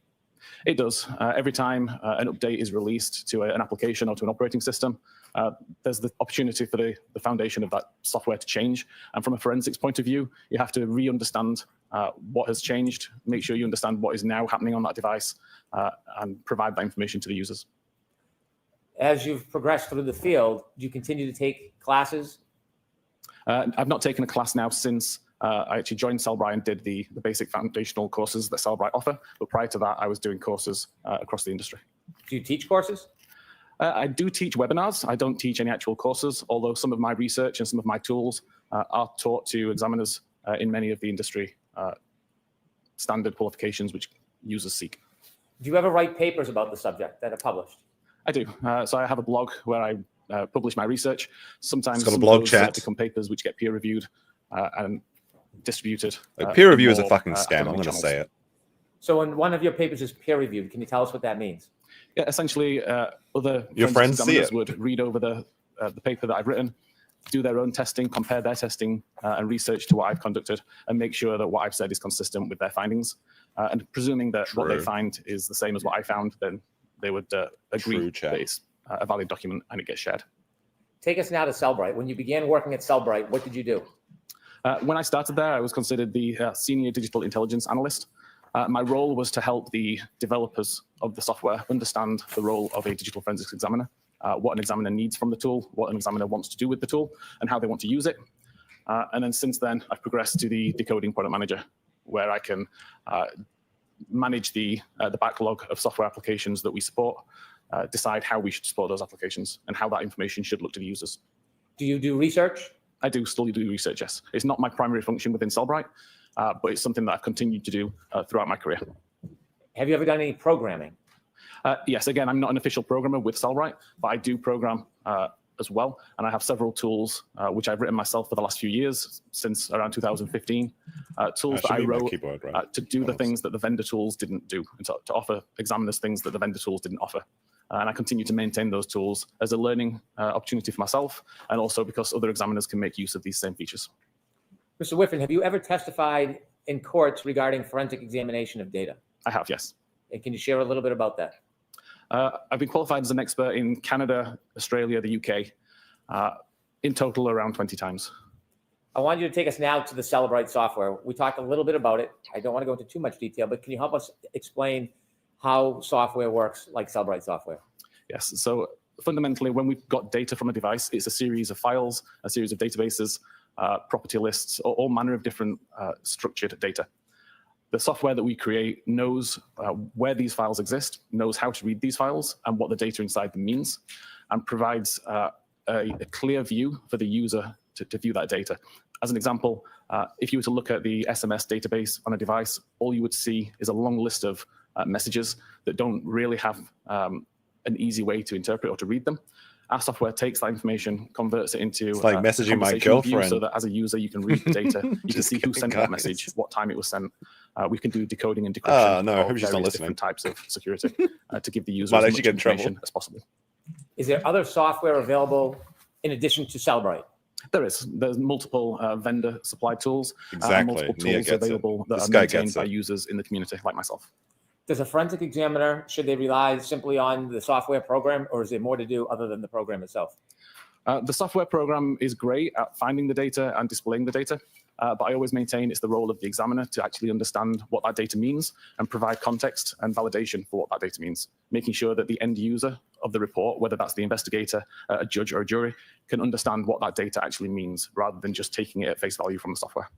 Does the software create a report that you can look at that manages or arranges some of the data that you can see? It does. It just creates a list of all of the results that the examiner wants to include in the report. So the software can produce a report, but the examiner goes beyond the report and looks into the data itself? The examiner can and should go beyond what the program provides.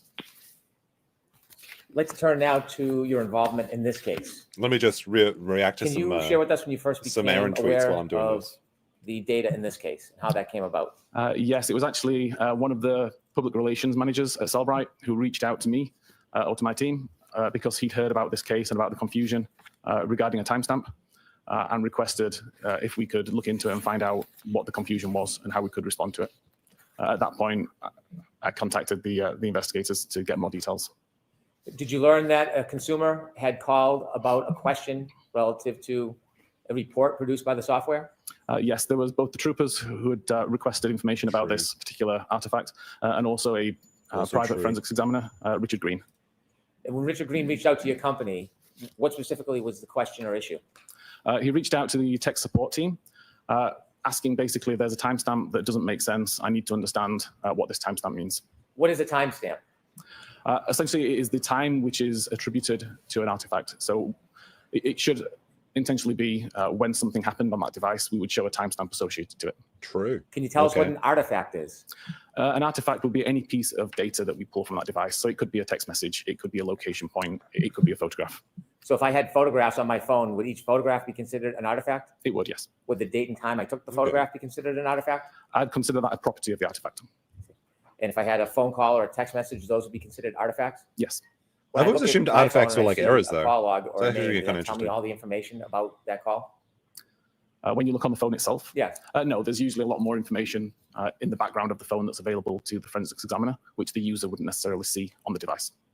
And so when you're looking at an artifact, a phone call, a text message, whatever it may be, and you see it on a report, if you want to know more detail, where it came from, when it was developed, when it started, is that what a forensic examiner would do, to look into the data to try to identify that other information? Yes, you can see what other information is available. You can see if there's any information that's been deleted that can be recovered. You can validate the information that's there and make sure that the timestamps are being interpreted correctly and that they mean what you think they mean. You told us you got a call from a consumer or a forensic examiner, Richard Green, about a timestamp. What type of timestamp? For what type of artifact was this timestamp? It was related to an internet query. And so there was an internet query on a phone that had a timestamp, and this gentleman, Mr. Green, had a question about it. He did. He wanted to know how accurate the timestamp was in relation to when the internet query was made. Did you look into the question, the query that was made? I really want to make jokes. In response to Richard Green at that time, I didn't. I wasn't aware that Richard Green had made this request until several months later. But it was an almost identical question that had been asked by the troopers here. And that's the question I was able to look into and to answer. And can you share with us, what was the issue? What was the question that you were actually looking into? The question was related to a timestamp of 2:27:40 a.m. And an internet query that appeared to have occurred at that time. There was no other information on the device that suggested that that internet query had occurred at that time. So we wanted to know how relevant is that timestamp to when the query happened. So I was able to take test devices, recreate test data to find out exactly what this timestamp meant, and discovered that it was actually the timestamp that the tab within the browser was brought into focus and had no relevance to when the actual web query had been made. So after you looked into the issue and came to a determination or opinion, did you reach back out to Mr. Green? Eventually, yes, I did. After I provided information to the troopers, I wrote a blog that covered this information because there was another examiner in Europe who had a very similar question. And I realized that this is a relatively common point of confusion.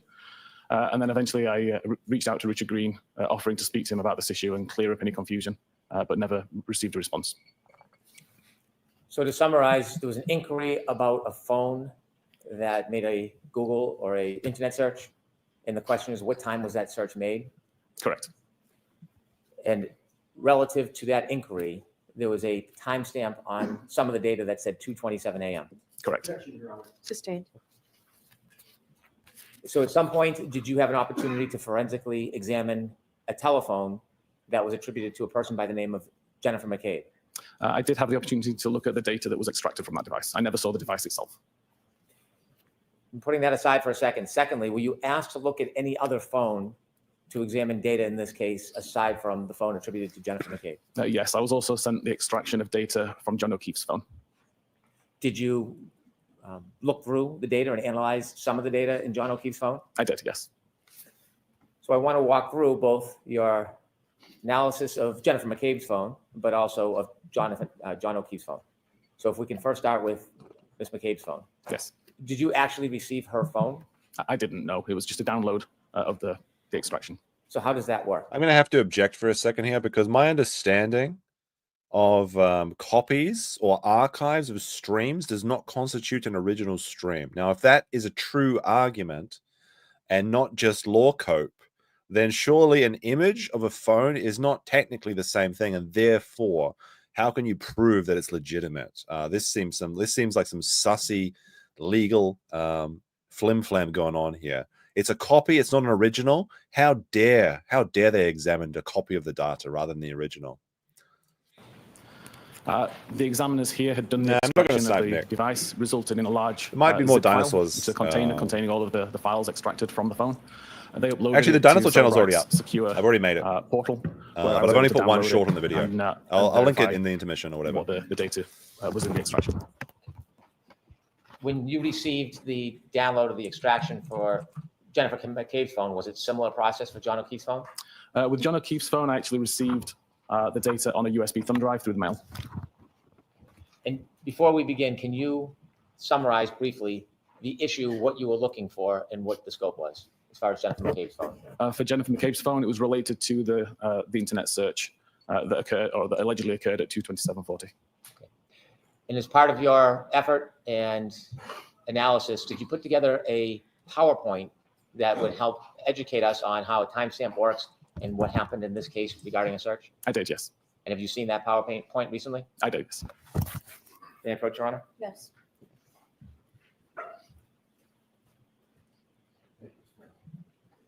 We're going to play stream gnomes. That's a really good idea.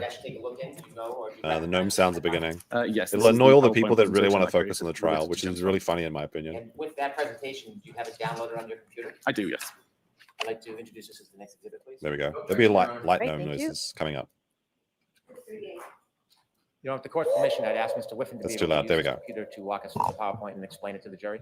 Trial gnomes. Yes, thank you, Mr. Whiffen. Ooh. Okay.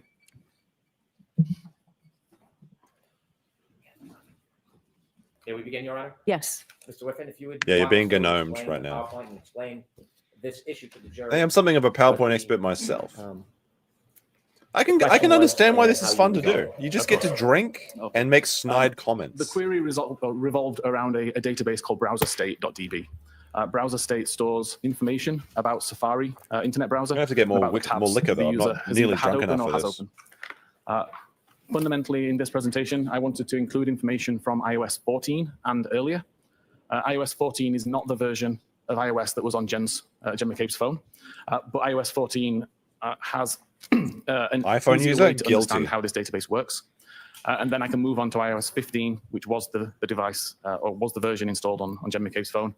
And hopefully by that point, it will be clearer how this information is being populated on the device. Could you tell us what iOS means? iOS is Apple's proprietary operating system available on iPhones. But what does it mean? What does the I stand for? This guy's supposed to be an Fundamentally, expert. the browserstate.db tabs iPhone table is operating shown, system.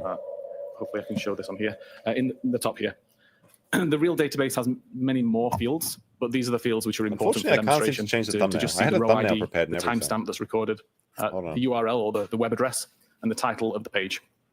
And the example at the side there, you can see there's the browser is open, but there is no tab actually in focus. Look at this thumbnail I made. It's so nice. Can I was take so, us I was just so a little proud bit about back this. so we can put this in context? Yes. When I can't you are change the doing thumbnail for internet some searches reason. on your phone, and you hit Safari or Google or whatever search engine you're going to use, does it create a tab? Look at It those doesn't create a tabs. tab just by opening the application. That's not true. There Objection. may be tabs already open in the background when That you is start true. the application, and then you can tell it to create further tabs. So if I have No, a the phone, first can I have a time. number of different tabs on my phone at not the same true. time if I've searched for different things throughout the day? Correct. You can have hundreds of tabs open. Do tabs stay open forever or can you close them? Let's go, Tab They stay Bros. open until you close them. See, So if loads you of look people at your do phone it. and you have a number of different tabs, and say, for example, I start with one tab, I'm looking for the local football score. Can I reuse that same tab Sports? for some other Yeah. search, or do I have to use a new tab to start a new search? You could use that tab for as long as you wanted, or create a new tab to do additional Oh searches my goodness. while maintaining the original tab in its current state. And so what you're trying to demonstrate to the jury is identifying a time on one of these tabs. Like, I'm getting fucking where loaded. a I'm going to particular get more. search was more. made. Objection, Your Honor. Sustained is to full. Could you explain this demonstration as it relates to tabs on these internet searches? What are we actually trying to learn? So as I showed, there's a field in this table called timestamp. It's actually called last viewed timestamp. And I wanted to prove or to demonstrate what that timestamp means, how that timestamp gets populated, and how it's relevant or irrelevant to a case. So if I have one or many tabs open on my phone, each tab will have its own timestamp? Correct. We got And the DeWar's white URL, label. that's whatever I look up, what I search on the search engine? Objection, Your Honor. I'll allow it. This is my law blog. Hit the like button, boys. We got That's correct. The URL is 666 the people address of watching. the page that's being viewed. So if I have a tab open and I use it continuously, 3, 4, 5, 10 times, will the time stamp change? No, it will not. And is that what you're explaining to us now? Correct. That's part of the demonstration and presentation. I'm sorry to interrupt. You get the Dino channel so reveals in the this next instance, sidebar. At 10 a.m., Okay. which is shown in the I haven't got finished top of videos the device. There. We can see I visit firstpage.com as an example website. At that time, a row is created in the database that shows row ID 1 with the timestamp 10 a.m. when the page was opened. The URL and the title are relevant to the page that was visited, so firstpage.com. A minute later, excuse me, I now use the same tab to visit secondpage.com. What actually happens in the database at this point in time is the first record is updated with new information. So we continue to see row ID 1. We continue to see the timestamp that the tab was opened at 10 a.m. And we now see the URL and the title that are related to the secondpage.com website. If I go to firstpage.com, so I've shown it am I here. going to The get first one is red to show that's no advertisements? longer a live record. It's been replaced by the new record that's underneath it in black. A minute later again, I can visit thirdpage.com. And at that point, the record's updated a further time. So we still see that it's row ID 1 because no new new rows are being created. We're just simply updating the existing rows. So we still have row ID 1. We still have 10 a.m. as the timestamp. And we have the URL and the title that show thirdpage.com instead. Mr. Whiffen, so in the URL column, there are 3 different searches? Yes, this is 3 different pages that have been visited within the same tab. And in the data, it has 3 timestamps, but they're all the same. Correct. Okay, thank you. This database is not monitoring web navigation events. It's purely monitoring the tab events. So when the tab's brought into focus or when the tab's created is the only timestamp that's relevant here. Thank you. From a non-forensic point of view, if I was looking at this database in a regular database viewing tool, all I would see is the black record at the bottom. I wouldn't see the other 2 records because they've been essentially overwritten by the third record. If I was to use a forensic tool, though, then I would see all of these records because the forensic tool is designed to find the older versions of these records that have been replaced. So again, from a forensic point of view, I would see all of these records, I would see all the different URLs, and I would see the same timestamp and the same row ID for all of them. This fundamentally changed in iOS 15. And I've tested this on multiple versions of iOS 15, 16, 17, and 18, including iOS 15.2.1, which is the same version of iOS installed on Jen McCabe's phone. In this case, the data is not written to the database immediately. So I've tried to show here that we have I'm not going to lie. some in-memory variables, so essentially a short-term memory that the device knows exist, but aren't written to the database yet. So they're not written long-term. So in this case, if you hit that like button if you want to I go to firstpage.com, we see that the in-memory variable, the timestamp URL and title. If I had to do this without drinking, this would be fucking brutal. .com information. But you can see at the bottom, I still have the browser state tables. Oh, it tastes sorry, tabs table, and nothing has been written to that database at this time. So can I ask you a question about this browser state DB? What does that mean? What does that tell us? The browser state.db is just the name of the database that Apple are using to monitor the tab activity on the device. Will a cell phone have a number of different databases it will send information to, or is it all one database? There are hundreds or thousands of databases, depending on what applications are installed on the device. Each database typically targets a different application or a different feature. Can information from a URL or a Google search or a Safari search, can it leave data on different databases, or does it always go to one database? It can leave on different databases, for sure. Thank you. So again, to continue this example, if I now go to secondpage.com a minute later, we can see that now the in-memory variable is updated. So the timestamp still remains 10 a.m., the same as it did previously on iOS 14, but the URL and the title are updated to reflect the current web page that's being viewed. Again, nothing has been written to the browser state database. I can go to thirdpage.com. Again, we see the in-memory we only stopped for $20 super chats in this show. But the timestamp you gotta wait for a sidebar if we want to read that. Was brought into focus or created, not the time that the navigational event. This is actually, I'm not gonna lie, this is kind of interesting. Still, nothing's been written to the browser state database. And but it feels guilty as shit just watching this and not saying anything. That the information gets removed from the in-memory variables and written into the database. And at that point, the information. Sorry, I gotta say this, but reaction content is actually harder than trial content. Like whenever I'm watching a video and I have to react to it, and reaction content is like the bottom of the barrel of any YouTube content. Let's be fucking honest. It's the easiest content to produce. It gets to so many views as well. But like you're trying to think about things, you're trying to make it transformative. But watching trials for like 2 hours a day or 8 hours a day or whatever, like That's the I feel like this is the laziest thing you can do. I do have some respect for people that break it down, though. Like they go through and watch it on replay, and they actually break it down and prepare like actual legal arguments and explanations. But if you're just live watching and making snide comments, that's so fucking easy. Fatty Caddy with a 2 says, "This is so funny and weird, like Overwatch with after Aaron." I assume he means our wife, but I always see OW as Overwatch. And Erica Mustasso with 4 dinosaurs. Thank you very much. Written to the database is whatever was in the in-memory variable. So right now, all we have is a single record in the database that shows the 10 a.m. timestamp. That's when the tab was opened. And we have the thirdpage.com URL and title information, which is the most recent web page visited in that tab. It wouldn't matter whether I was looking at this data using a regular database tool or a forensic database tool. The only record that I will see is this particular record. There may be multiple versions of this record, but still would only show me this timestamp and this URL information because this is the only information that was ever committed to the database. Okay, moving on from that, there was multiple databases or multiple data sources on Jen McCabe's phone that could be used to see what actually happened on the device at this time of day that was of interest. So the analysis I did looked at the browser state database that we've just described, the history database, which is what is tracking the navigational events. So every time you visit a website and the website fully loads, it gets written to the history database to say this URL was visited at this time.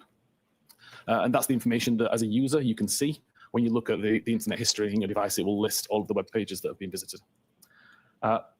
com.apple mobile safari.plist is a property list file, so essentially a list of values and information, keys and values that would describe various settings on the device typically, but it also stores information such as the last.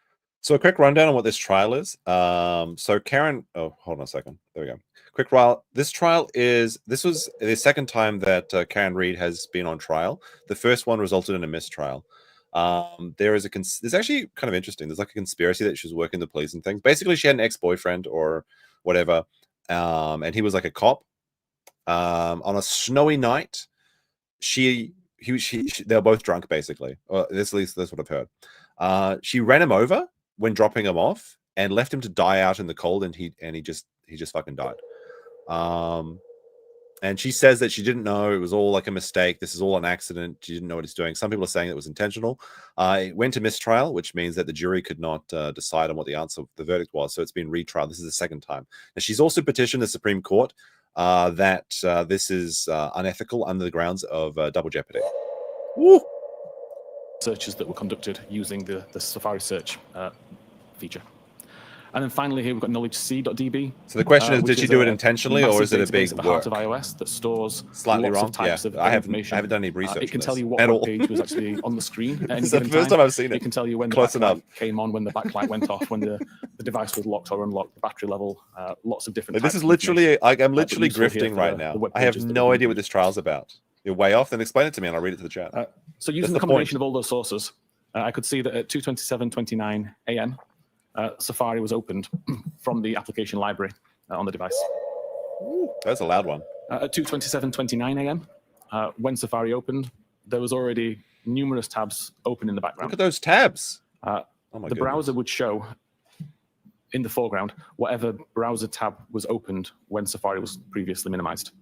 In this case, we can see, looking at knowledgec.db, that the web page that was being viewed was related to Hockenmock Sports Friday's schedule scoreboard.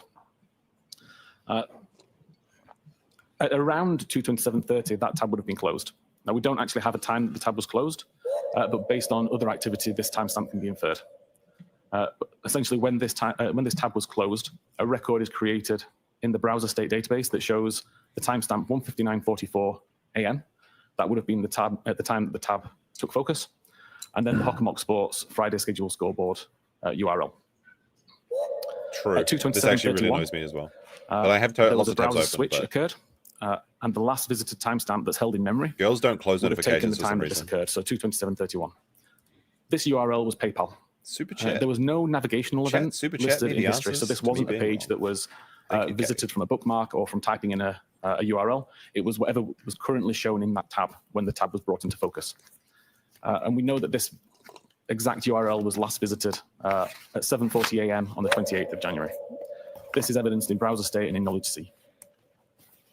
Around a second later, that tab gets closed, and that record gets written to the database with a time of 2:27:31, because that's the time the tab was brought back into focus. It gets written with the URL and the title information related to PayPal. At 2:27:33, another tab is brought into focus from the background. This one related to Eastern Bank. Again, the last visited timestamp would be updated because this tab has now been brought into focus, causing the timestamp change. So yeah, there's been an outbreak of gnomes in the courtroom. They keep trying to remove them, but they're just so fast you can't get them. We're working on the issue, chat. The gnomes will hopefully be removed soon. It is breaking court decorum, but what can you do? They've got like little pots of gold and shit.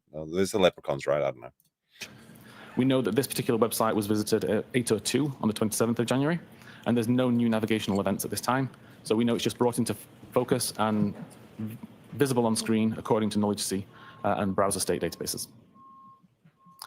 That tab gets closed. If you want the gnomes to stop, you can donate a $20 super chat. But then the $20 super chat brings the gnomes back. Just notice Okay. there's a typo on here, and the That's how it timestamp works. is showing incorrectly. But essentially, it's closed around this time. You got to say in your and the chat what Eastern you Bank want. URL More is gnomes or written less to the gnomes? browser state database with the 2:27:33 timestamp.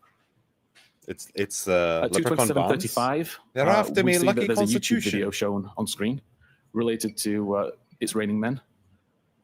This shows in knowledge C. There's no new navigational event for wait it, a minute. but there's also no timestamp in the browser state. She's what? Wait, is this sorry, I wasn't paying attention for a second, which I know they should. Not that anyone ever does. But like she's looking up It's Raining Men at this time at what? This is fucking like 5 o'clock, and like just as work ends, it's time to listen to It's Raining Men. Or is this the example? Like they're talking about internet queries. We were talking about a couple of internet queries earlier, if you know what I mean. Database at this But point. here we go. This is because this page is actually, or this tab is brought back into focus a second time. And when it gets brought into focus the second time, the timestamp that's attributed to it overwrites the timestamp that would have been written at this point. Sounds convoluted, but essentially, if you imagine that the in-memory timestamp here would have said 2:27:35, but then there's another tab that's brought into focus related to Hockenmock Sports at 2:27:36. Mr. Whitman, can I ask you That's a a couple questions? cold comment. This timestamp 2:27:36, does that indicate the time when this tab was actually opened? Yes, the time that the tab was brought into focus or opened. What does it mean brought into focus? If you imagine you could have 5 or 6 or however many tabs Or 20. In the background, you select one of those tabs to view, it makes it full screen, that would be considered in focus, and that would cause the timestamp to be updated. So if someone had an open tab that had a timestamp, and then they put it in the background to look at a different tab, but then went back to an earlier tab and opened it, would it create a new timestamp? It would update the timestamp. If somebody had an open tab, I have to say, this is actually kind of concerning because it's like it really brings into light just how much that the government can find out about you if your phone is compromised. Like, for example, if I'm opening Instagram at the same time at like 11:30 p.m. every night, it's a little bit sus, right? And they know everything when I'm bringing everything into focus. Like, this is why you should encrypt your data and don't use things like fingerprints to unlock your phone. You should always have a passcode instead. Encrypt everything because they know when you're gooning, and they know when you're sending dick pics, and they know when you're doing all this shit. It's actually crazy how much we just let this go. Because if you bring a camera up and put it in someone's face, they get fucking annoyed, right? It infuriates them as all hell. And there was actually a channel that did this called Surveillance Cameraman, where he would just go around and be like, "I'm just taking a video, bro." And that guy was actually really interesting because he made a channel also called Vagrant Holiday, which is really entertaining. If you haven't seen Vagrant Holiday, definitely check those out. But like we're constantly surveilled all day, especially if you live in like the UK or something. Like 24 hours a day, you have CCTV focusing you, and you don't give a shit. And that was the entire point of the Surveillance Cameraman channel. That like you're constantly being filmed by everybody at all times, but you only care about it when it's somebody's behind the camera. But I mean, it would still make me fucking mad if someone put a camera in my face. But it is very interesting. It truly is a society that we live in, chat. Ooh. tab, and they didn't put it in the background, but they used other functions or shut off the phone, and when they came back, that tab was still open. Would that create a new timestamp? As long as Safari doesn't close, then the timestamp will remain the same. So if I just minimize Safari, put it into the background, and start to do other things on my phone, the timestamp won't get updated. If I completely close Safari or turn the phone off, when Safari reloads, then that tab does get a new timestamp when it opens up again. It's true. I'm on camera right now. Yeah, so At 227.36, we've got Hockomock Sports, Gallery Shoots, Canton Girls, Basketball to Important Win at Mansfield is the page that is visible on screen. There you go. Again, we know that there's no It's 1 hour of silence navigational broken up event by at this time, gnome so the noises, page is not being reverb loaded edition. as a There you go. result of a bookmark or typing the URL in.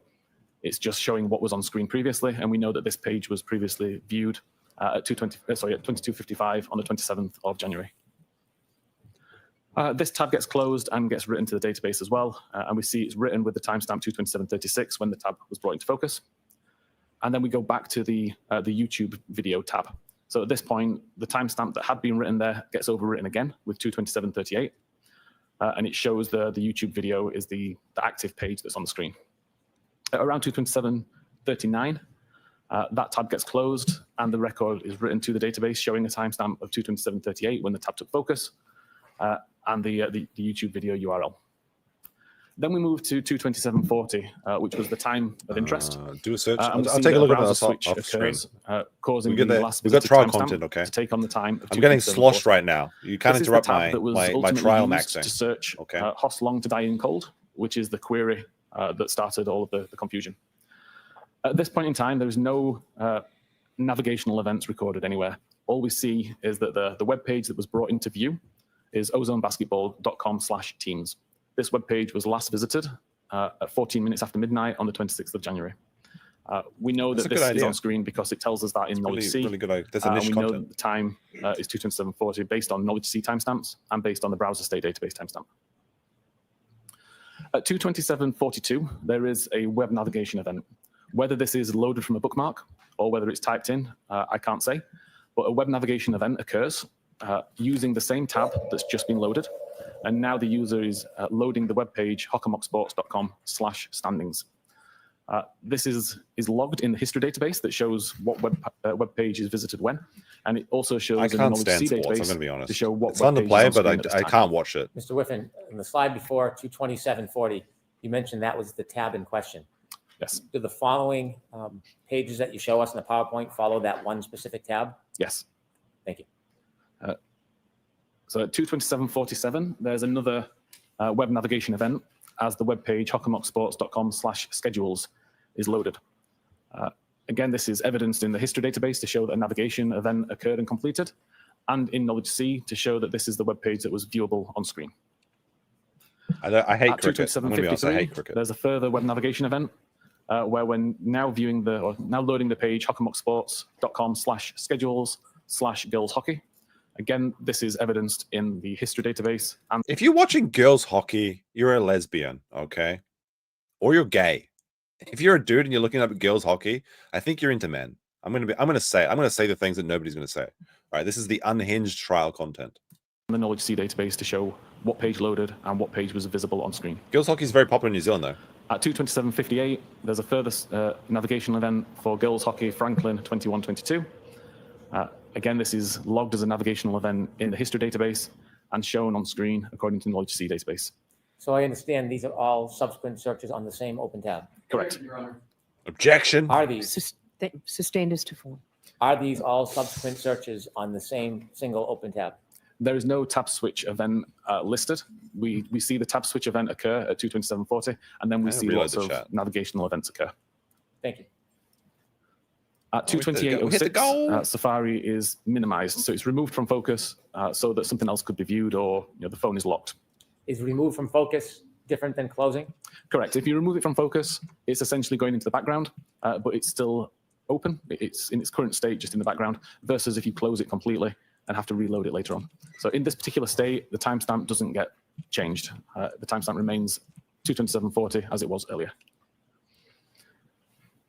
Safari is then not used again until 6:23:37, when it's opened from the background using the icon in the app library. Like, the actual really scary thing about this is like if you do get into a murder trial, all of your gooning history goes into discovery. Like, that's actually true. Like, they're looking up her entire records and shit, like the hockey scores and It's Raining Men. And like when you feel lonely or you're like missing an ex and you're looking at her Facebook page at like 11:30 or something, or like you're just actually trolling like I don't know, some goon page, you know, like you're looking at Grums's Twitter page looking for those navels or something. They're like, and for these 2 hours he spent gooning. That's just a matter of public record. This is what is fucking insane to me about American courtrooms. It's just how open this is. And I understand that the reason they do this is because the idea that there cannot be, you cannot be prosecuted by the radical government or something. But this is the reality: is that all of your information is just fucking public, and you can't do anything about it. In New Zealand, if you're like an accused of a crime, your crime is private, basically. Not every crime, but most crimes. Until a guilty verdict is reached, and then it becomes public. And I think that's actually the correct way to do things. I know a lot of Americans in the chat will say that I'm wrong about this, but I actually think this is correct. That, like, I think that as a party in the defense of a trial, everything should be confidential and until the conclusion of the trial of you being guilty, or if you choose to make it public. I think that's the best way to do this, but I know people are going to disagree with me. But this is fucking insane. Okay. You so Wong. Okay, Adriana, you want some fried rice with that? You so Wong? Okay. But Ben also said that they're always wrong. Okay. The same page that was open when Safari was minimized is shown. I find this fucking insane. Sports.com/schedules. I'm going to say it. I think this is fucking insane. /girls hockey /Franklin/2021. I don't want people knowing that I'm watching girls hockey, okay? There's no navigational event at this point, so we know that it wasn't. Look, if I get indicted for a crime or some shit, someone in chat go to my house and destroy my PC. I don't throw it into salt water. Like, I don't look at any weird shit, but I don't want anyone knowing what non-weird shit I look at. You know what I mean? Even just like when I look up, like, oh, how the fuck do I unclog a drain? I don't want people to know that shit. Completely I should just know it already. It's just showing what was on screen previously, and it's evidenced in the knowledge C database. Yeah, we got some sheeps there. At 6:23:49. Yeah, good luck finding me. There's a cache file created. Okay, the cache file is related to how long to digest food. There you go. Is this content? I don't know. These particular cache files show up as. Wait a minute. Wait a minute. How long to digest food? Hey Siri, how the fuck do I eat?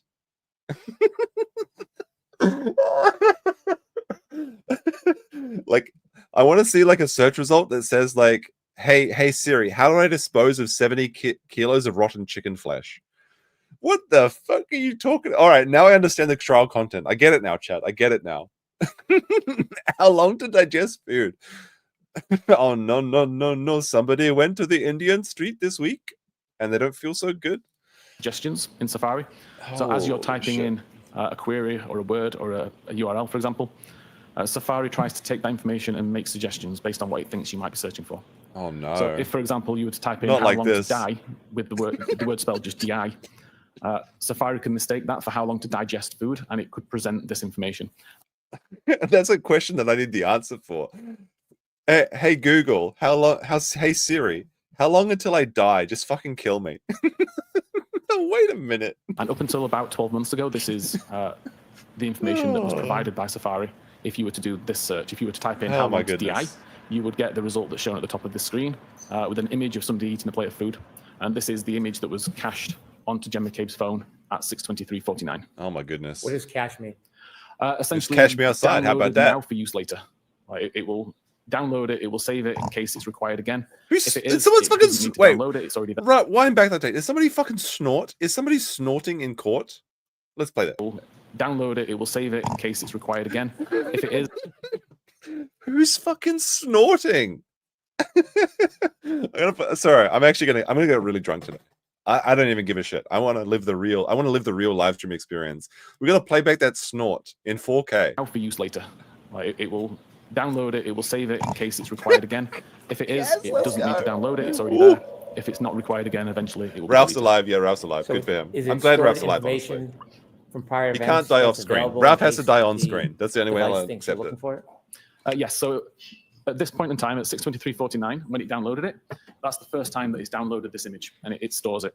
If an hour Holy later, shit, for example, okay, I did the same nice. search a second time, it wouldn't need to re-download the image because it's already got it in cache. So this, the creation time of this image. You can get shows that your this is the things in first time cache by that this sending me cache file money. was downloaded. How's that grifting? I don't know. A few seconds later, at 6:23:51, the blue button at the bottom of the keyboard is used to submit a search for the term "How long to die in Kikdi?" Exactly. CIKD. This person This gets it. creates a specific URL in Safari, which is shown on screen here. So google.com/search how long to die in KICD. Yeah, it's Tuesday in Japan. UTF-8. It's Client Tuesday, Safari is isn't the it? important part Sam of the should be string going to bed. that Sam, you tells got us work that it's tomorrow, right? A query that's made using Go Safari. to bed, Sam. You can watch the This is replay. different to if I visited Google, for example, and just typed in the search text box in Google. It wouldn't Did necessarily. somebody just hoot? Let me play back the tape. So if I visited Google, for example, and just All right, that doesn't count because the gnome showed up. Okay, the gnomes don't count. We're gonna play back the tape again. a query that's made using Safari. This is different to if I visited Google, for example, and just typed in the search text. What the fuck was that? This is different to if I visited Google, for example, and just typed in the search text box in Google. It wouldn't necessarily have this same structure of the URL. So we know that this is the query created by. Apparently, Ben is submitting a drinking more search, than me. Using I'm gonna do a drinking contest live on the stream. search bar here and That's pressing such a the stupid blue button at idea. the bottom. We know that that search was conducted at 6:23:51, according to the information in mobile Safari.plist. No, it didn't come from And my Mac. Knowledge C also shows that this page was visible. I'm actually having fun. Like, this is Importantly, actually there kind of is no crazy. history record made. But I think it's the that liquor shows that's that the helping. navigation actually, Like, doing this without liquor would occurred be to this insufferable. website. Several reasons why that might happen. One could be if the device was in private browsing mode. Wait, look, how long TI die in key ID? Like, so it's like how long to die in cold, but you're like, she's wait, this bitch is really typing how long to die in the cold. Oh no, she's fucking done. She's fucking done, bros. And she's drunk because you said that how long TI, how long to die in the cold. Oh no. Woo. That's not a good search. That's not a good search history. Maybe she's just curious. Like, how long does it take to die in the However, code? it Like, can't have been in private browsing mode because if it was, we wouldn't have the search recorded in the mobile Safari plist. This was a different check. So we know it wasn't in private browsing. It could have been deleted at some point after the fact. That would leave a gap in the numbering. Every time. Look, I've done no research and I have no idea what this trial's about, and I have no legal experience. So this trial is exactly equal to Nick's stream, okay? And we've got a quarter of the viewers. That's the funniest thing. Like, this is a work. This is what you have to get. Is that I have no legal experience like Nick. I have no idea what this court case is about like Nick, and I have no meaningful commentary like Nick. And we have a quarter of his live viewers watching this stupid thing. It's so funny. I don't know. Don't you guys enjoy the it's like a performance art. And to delete a number would leave a gap there, so you would see one. And we got gnomes. We got 4, gnomes on 5, chat. and that number will pretty much never be reused. So if you don't see a gap, then you can be confident. This is a great question. And there are no gaps. As a non-lawyer, am I allowed to stream this? The third I don't reason, think and the so. one that I I might believe get is the banned for reason why this. it wasn't recorded in the database, is that the page never completely loaded. If I go to a web page and I am cancel enjoying watching this. navigation I won't prior to lie. it completing the load, it will never get written to the history database. At 6:24:18, there's a second search submitted using the same method, so still using the Safari search bar, this time searching for host long to die in cold. This is evidence Chads in are the winning. We're winning, boys. mobile Safari.plist. Most people think that Again, she's there's no innocent. record Interesting. made Okay. in the history database that to me suggests that the page never successfully loaded. At 6:24:24, Safari True, is and minimized real. again. It gets reopened at 10:33:33 a.m. Again, loaded from the app library and brought into focus. And at that point, the previous page is shown to the user. That previous page is related to the search host long to die in cold. This is evidence in Knowledge C to show that this is the page that's visible on screen, but there is still no history event that shows that the page completely loaded.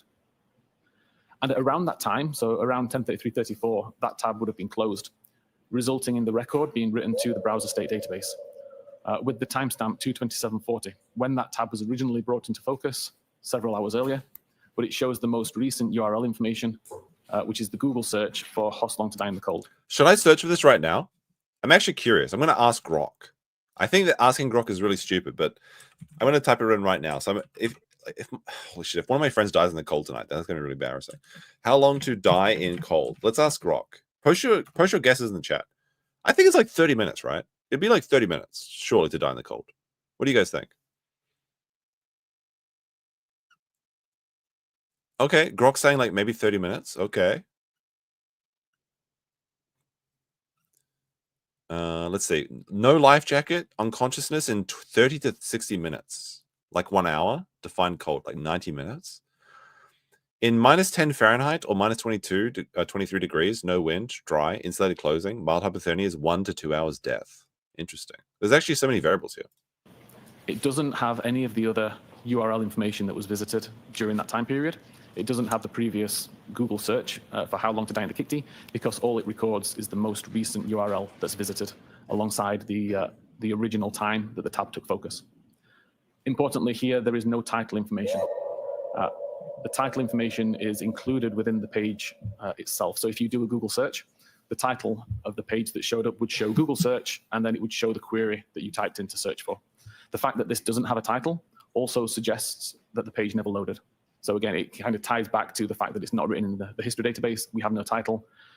It's both indicative that the page never successfully loaded. This is what really frustrates me. When you need to find out something really important, it never fucking loads. Like, you're trying to show your friend something, it just doesn't load. Like, how do I do Heimlich maneuver? It just doesn't fucking load. And like, oh, sorry, Jim, it's gone. He's gone now. Mr. Whiffen, Why isn't Ralph dead? Because Ralph is too funny to die. Okay, Ralph has to die on stream many years from now. He has so much content to give us. I'm gonna say it, I'm happy Ralph's alive. I invested in Ralph coin. I bought the dip. Everyone laughed at me, but now who's laughing? Okay, Ralph's alive. He owned the A-logs. The real thing is he got on a 36-hour flight for $400. That's what happened. It's just he got the cheapest flight that took 36 hours to go from Mexico to Colombia, and everyone thought he was dead because he didn't post for 50 hours. But you know, I hope that Ralph is around for many more years. He's got so many funny things to say. He's a funny guy, like an illegal dick sucker, right? Like, he's iconic. a tab is ultimately closed, does the URL always have the last search, or could it show? That is true. That is true. Sorry, I'll just pull it one more time. Saying Medicare needs to outlive Ralph. That's the funniest alternative as well. Earlier search. It will always Ralph's be alive, whatever baby. URL is visible in the tab at the time. Thank you. To overview again, unfortunately, Legal Mindset, it got eaten by a snake. Did you guys see this? Like, unironically, it's Year of the Snake, and Legal Mindset actually, like, I'm reporting this now that Legal Mindset is actually like being eaten by a snake. This is true and also potentially real. Woo. Hold on, let me see. Where is it? Where is this? Yeah, here we go. So coming out of Thailand, like, check this shit out. Okay, look at this shit. Look at this shit. See, you can actually see Legal Mindset inside of this reticulated python. He's been eaten. No, it's not. It's a reticulated python. Get your act together, Adriana. It's not an anaconda. It's a reticulated python. Okay. Now, Legal Mindset responded to this tweet. Okay. He said, "Not in my region of Thailand, consumed by river nonstop noises." This is the snake typing on Legal Mindset's phone. Don't tell me that snakes don't have fingers. I don't want to hear it. He's gone. He's been eaten. Legal Mindset, more like legal snake food. Yeah, exactly. Exactly. The data source is is gone, used here. boys. com.apple mobile safari.plist Anyway, continuing is this known stream. to be a reliable Serious content here. This is location serious to stream. get search timestamps from. We know that it's good to show the time that a search was conducted and what search was conducted. It doesn't record if the device is in private browsing mode. The only time... Spoiler alert, private browsing private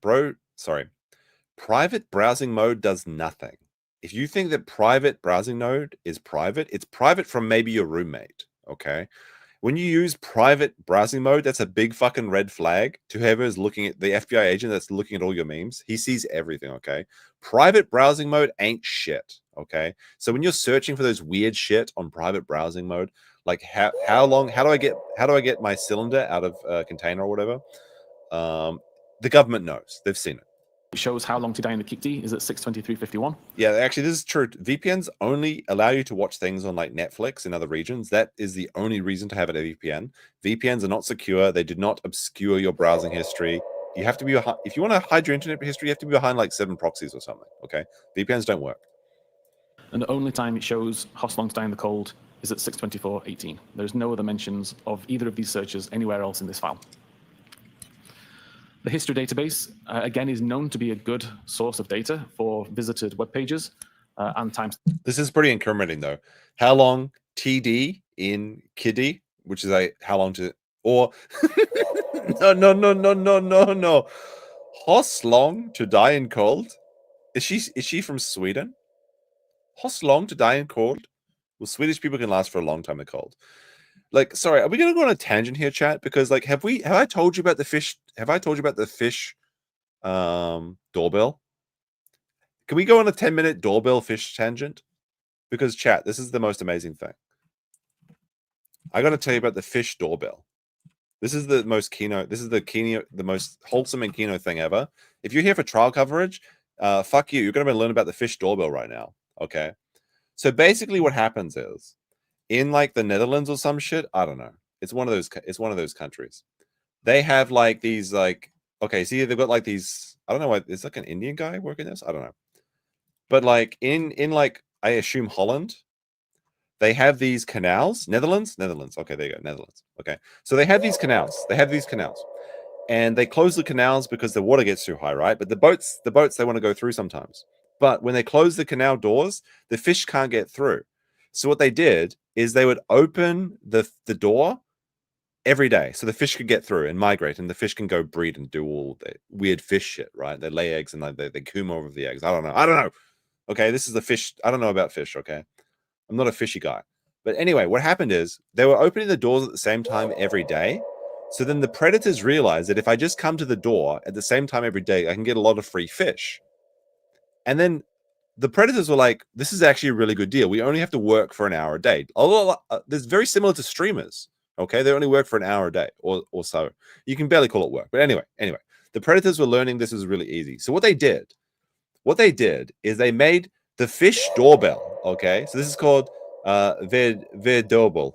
What is the fish doorbell? Okay, so this is a live stream, which actually has like similar views to my live stream. This is the stream. Okay, so actually no, like twice as many as I have.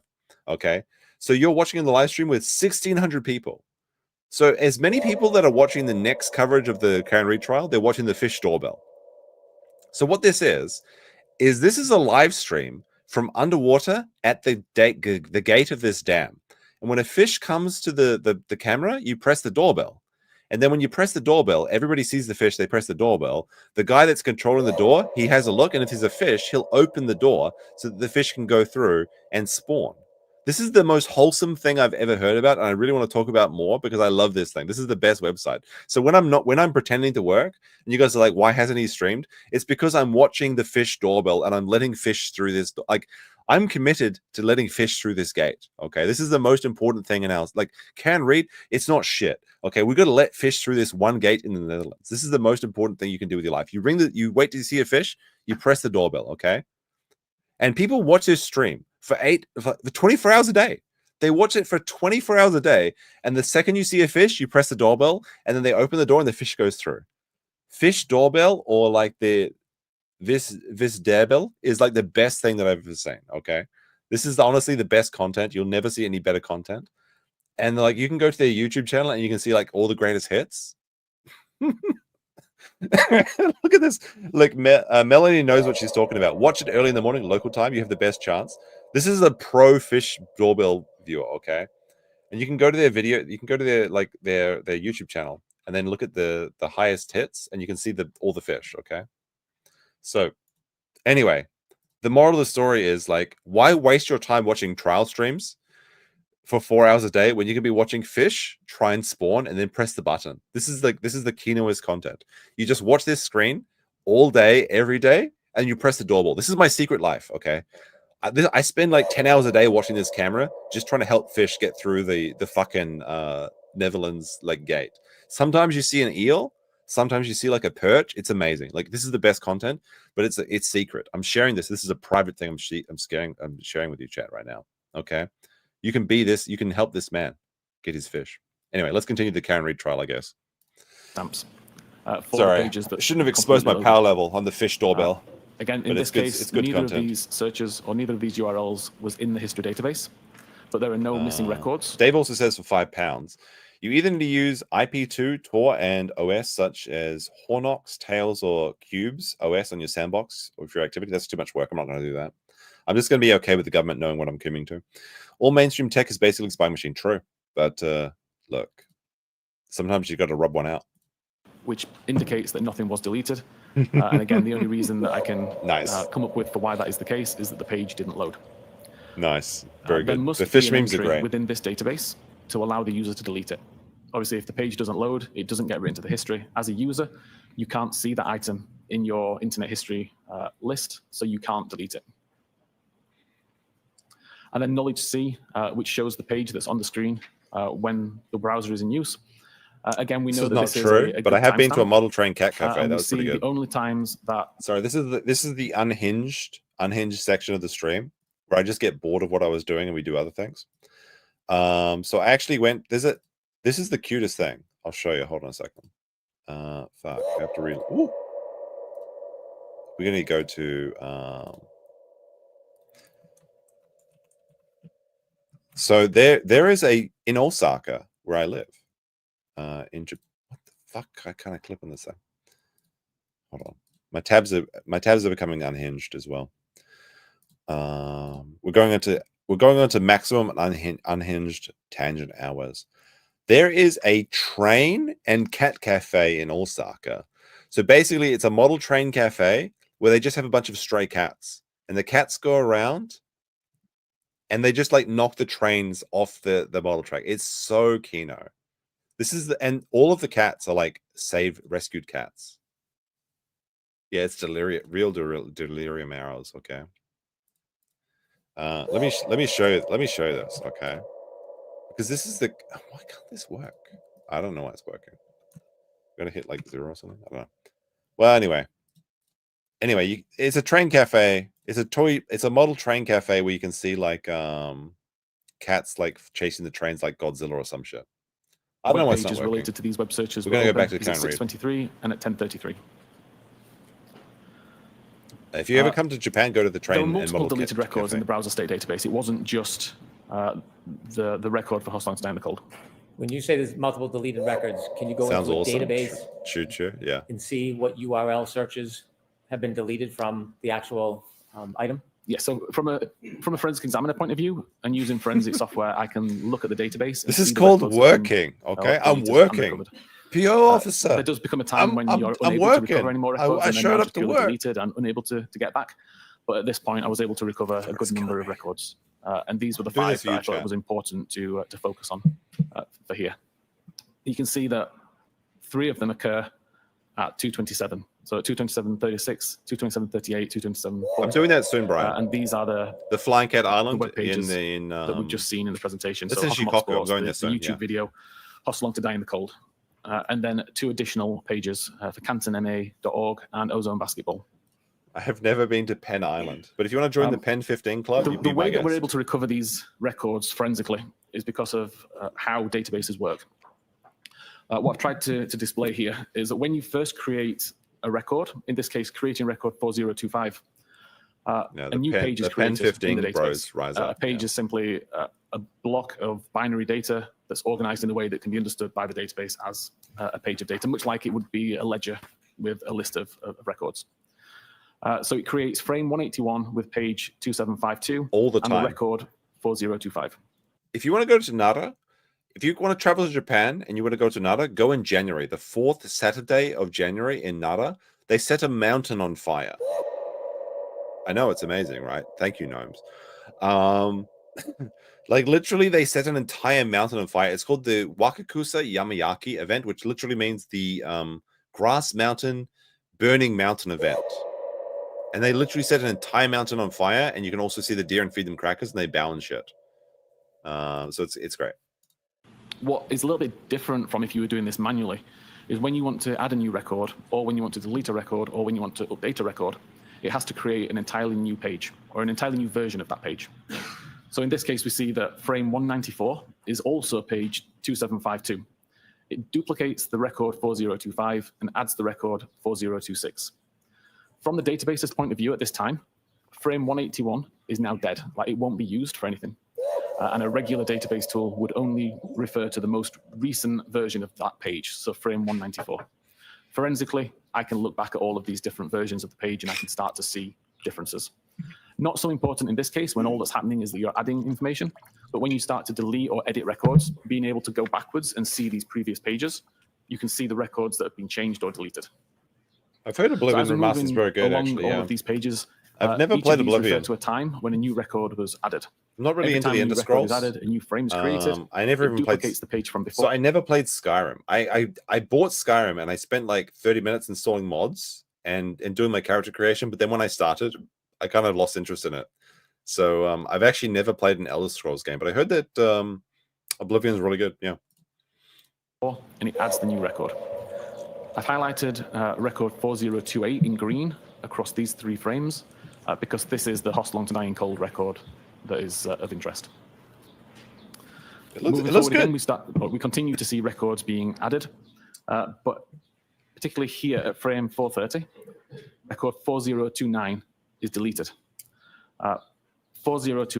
I can hear the birds outside. Okay, if you can hear the birds outside, you've been in trial for too long.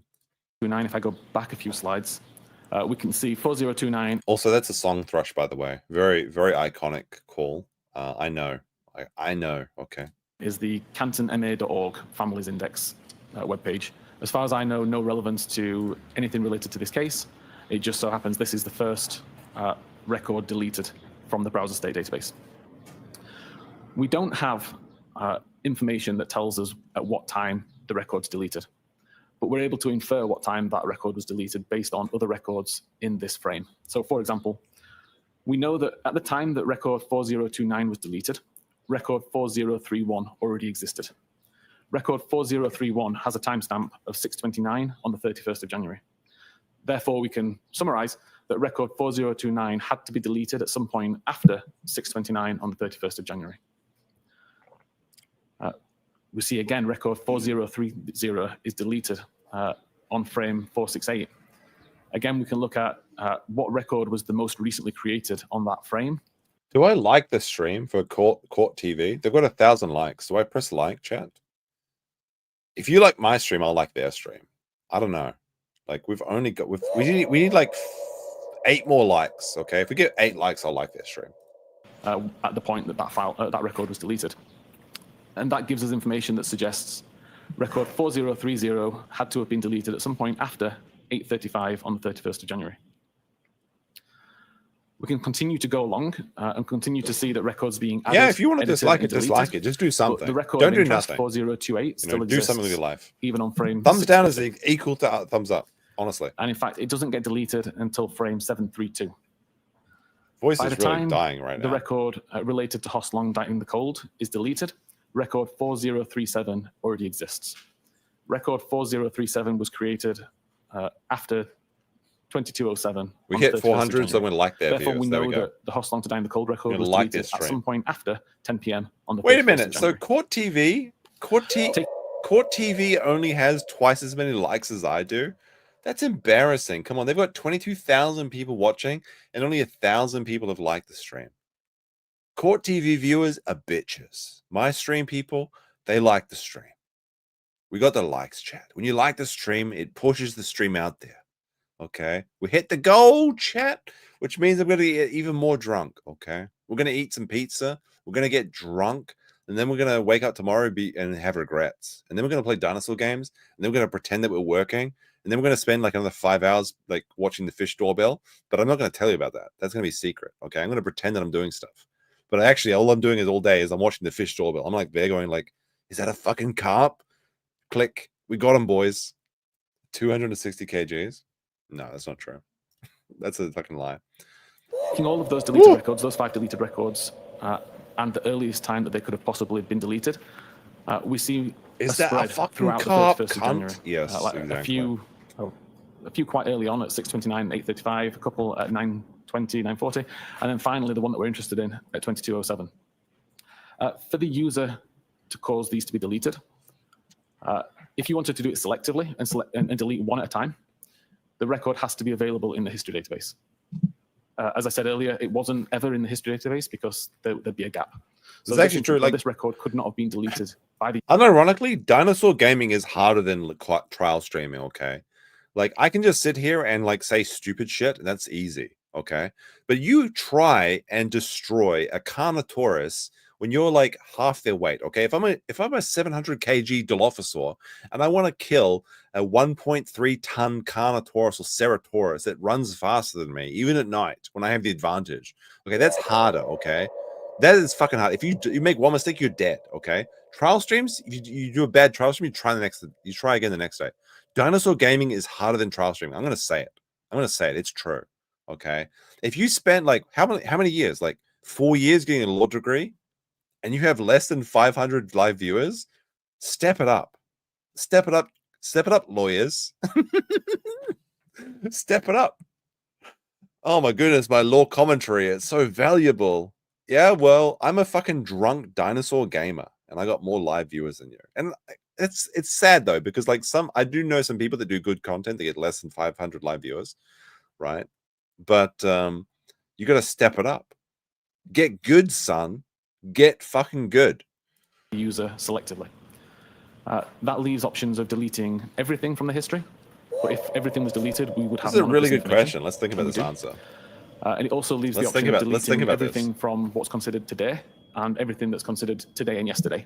It'd probably be one of those, again, like, if either of those fish, options were the case, we'd have much less information than what we have, and we wouldn't see this staggering of timestamps that we see here, where the information was deleted. Ultimately, I wasn't able to say what caused these deletions at these particular times, but I'm confident that it wasn't as the result of user interaction. That's something that was brought on purpose. Mr. Wethen, I have a couple questions about your analysis and your opinions. Yes. You showed us a tab that was opened at 2:27:40, and it had something to do with Hawkmock Sports. Yes. In your opinion, to a reasonable degree of scientific certainty, was that the same tab, that 2:27:40 tab open for Hawkmock Sports, was that the same tab that later was used for searches or attempted searches at 6:23:51 and at 6:24 relative to how long or how's long to die in cold? I believe it was, yes. Does your opinion, is it based on your analysis of reports generated by software like Celebrite? Objection, Your Honor. Sustained as to form. Was your Is Karen Read cooked? She's got a female judge. Like, can you win in the court with a female judge? Like, honestly, like I feel like no, that's not the case. It's not gonna happen. It's not gonna happen, chat. It's not gonna happen. opinion limited to analysis of reports generated by companies like Celebrite or Axiom? It wasn't, no. I went into the data, looked at the various different databases, different files that were in use, tested it across many different devices to make sure that my understanding and analysis of it was correct. Doggo don't In die. addition to your Female opinion judge, that gavel the two drawn. searches at 6:23 and 6:24 occurred at that time as opposed to 2:27:40. Did you also, when analyzing the data, I'll say this, like Branca, I think that Branca puts out great content. Obviously he does, because like millions of people watch it, unlike Nick's content. But Nick is Branca's a smart guy. Ooh. And when he sees like a losing proposition, he's smart enough to know when to jump ship. Okay. So he's doing a new trial. I think it's doing pretty well for him. I think he's got like 800 live viewers watching that shit. So good for him. And he invited Nick to come along. He's like, you know what, Nick, if you want to join my panel, if you want to work for free on my stream, go ahead. Okay. So he's open to letting his friend, his small law tube friend. He needs, Nick's trying to get his stream out there. He just needs a little bit of a hand up, he needs a little bit of a boost, You go on Branca's stream. It's good. It's good. It'd be good for him, I think. Maybe get some real views. That'd be nice. come to an opinion whether or not either of those searches actually connected and produced results? If either of those searches had connected, the information would have been written into the history database. The fact that it wasn't in the history database strongly suggests it never completely loaded. And the fact that there is no title information on the browser state tab as well also suggests it never loaded. And finally, those attempted searches at 6:23, 6:24, you mentioned that information at some point was deleted from the phone? The only records that were deleted were the browser state database records. Yeah, they were deleted from the device. Do you have an opinion to a reasonable degree of scientific certainty whether or not that information was removed as a natural application of the phone, or was it because somebody took the phone and actually deleted it by hand? So again, I don't believe it's possible, given the situation and the information that's available, that it would have been possible for the user to delete it. I believe it was more than likely a system event that caused that, but I've not been able to replicate that system event.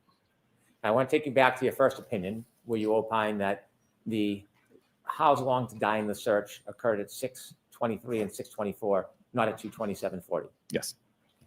And so in looking at the data, coming to that opinion, what caused the confusion with the software where it could be misunderstood the time those searches were actually made? Objection, Your Honor. I'm going to allow it. Objection.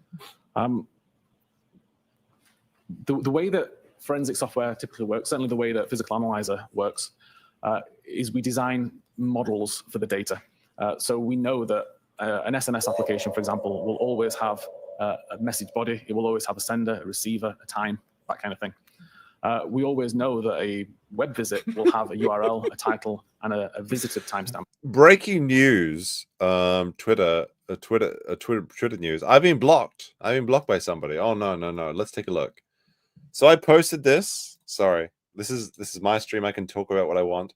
So this guy blocked me, and I called him a pussy. And then the Batman who lol says, "Meh, you look worth blocking, and you're a cunt." Well, he's true. This is actually true on both accounts. I am worth blocking, and I am a cunt. So this is a total W from Batman who lols, and he added me to a list is people that should join work camp. So my future's got work in the future. Oh no! Oh no! Oh no! How dare they make me work? Let's continue with the trial, shall we? In this particular case, he's seething, chat. The timestamp is called last visited timestamp. I have a blockable face. This is true. This is true. Would think of the time that the web page was visited. So when that information was there's being Cunners in the chat right now.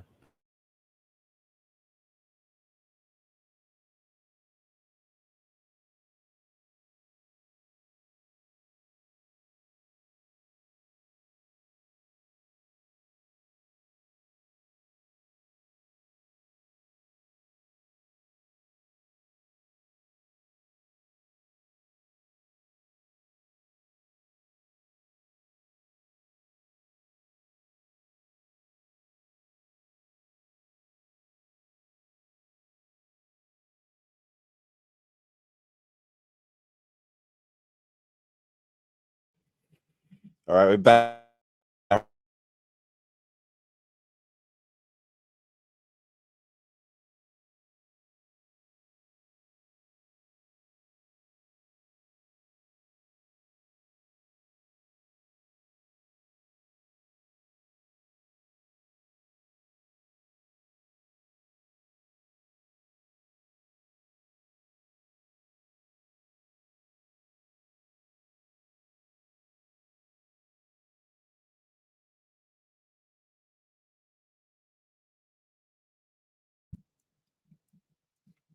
Wasted, felt it.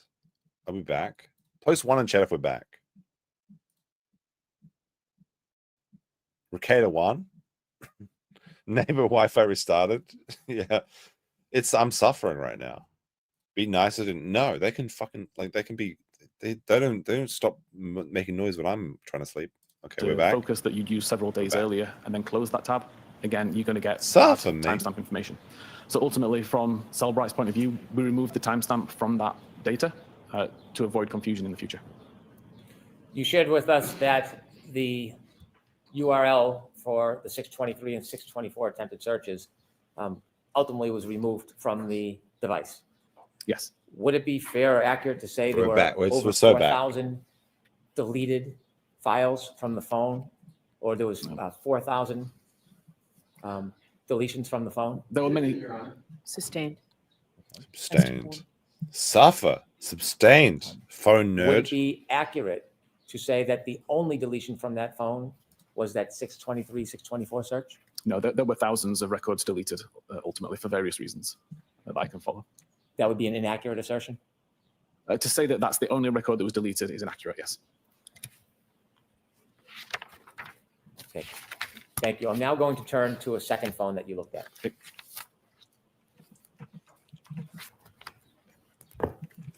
You told us that you looked at two phones. The second one was a phone that was, or is attributed to John O'Keefe? Correct. When you looked at the phone for John O'Keefe, were you looking at things different than we looked at on the phone attributed to Jen McCabe? I wasn't as interested in internet data. I was more interested in location and health. Why are the birds so loud on this stream? Okay, if your microphone standard has birds playing in it, you gotta You gotta get a better microphone. My voice is fucking dying. I'm suffering, chat. You at least you can do is like the stream, okay? And anything else that could be useful. I'm Before we working show the right now. presentation, I want to get a little This is understanding work. of what Oh, you look man. for and what you found. Thank you, Um, parole officer. Were you looking for what's I'm called working location right now. data? I was, yes. Was there a period of time that was important that you were looking Wait, for the gnomes relative stopped. to We gotta location restart data? the gnomes. We've already gone through 1 hour of gnomes. Typically after midnight and before 6 a.m. Is that on January 29, 2022? It is, yes, sorry. How does a phone, like an iPhone, store location data? Multiple ways that it can be stored. Primarily, there's a database called cache.sqlite. And every time an application requests location data from the device, a feature called location services on iOS tries to calculate the device's location using a combination of technologies, GPS, Wi-Fi, cell tower, and Bluetooth. Oh my goodness. Calculates the device's location and stores that into the database as a latitude, longitude, altitude, timestamp, accuracy radius. Lawyers actually believe this is Are content. there different types Oops, of location data that are captured and stored on a device like an iPhone? Can you define different types, please? Matt from Tinder says, if you could, like, unironically, I am thinking about streaming the entirety of the Koberger streams because I'm actually really interested in that. And also, Nino says, anime sucks, Coben Snape. Do you guys want to see more trial streams? Like, do we just stream the entirety of like Koberger? And we just like actually like unironically trial stream? We could do this. Okay, this might be like a thing. This is pretty entertaining. Like, there's no other stream with gnome noises. Okay, this is the only stream you can do it. Okay. You know what? I didn't even have to go to law school to do this. I don't have a JD. Okay, although I am a JD. That's my initials. Secret doxing myself. That's my initials. Is JD. You can call me JD if you want. But like no legal takes, all sarcasm. Yes, let's fucking go. Let's fucking go. define what you mean by different types. Wait a second. I have to be honest. This was never a law channel. Okay. This was never a law channel. Okay. This was always a gooning channel and a cheat on your wife channel. Okay. Wait, what the fuck? Josh's last name is douchebag. You fucking wanker. You fucking wanker. All right. I'm going to find you. Okay. I'm going to dox you. Katie says, JD's these nuts. That's pretty good. That's pretty entertaining. Do we just, is this what we do from now on, chat? Do we just drink whiskey and watch live streams? Okay. Like, can you make a career out of this? Oi, I'm working right now. This is a real serious profession. Different sources of data that are generated that then captured on This is an Pillstream iPhone. territory? No, we're not even close, bro. Yeah, so the application can specify how accurate it wants the data to I've be. passed out on stream before. So, for example, if you're using a navigational application, you'd want high accuracy data. This was So never the a LOL application channel. would request Exactly. high accuracy data from location services.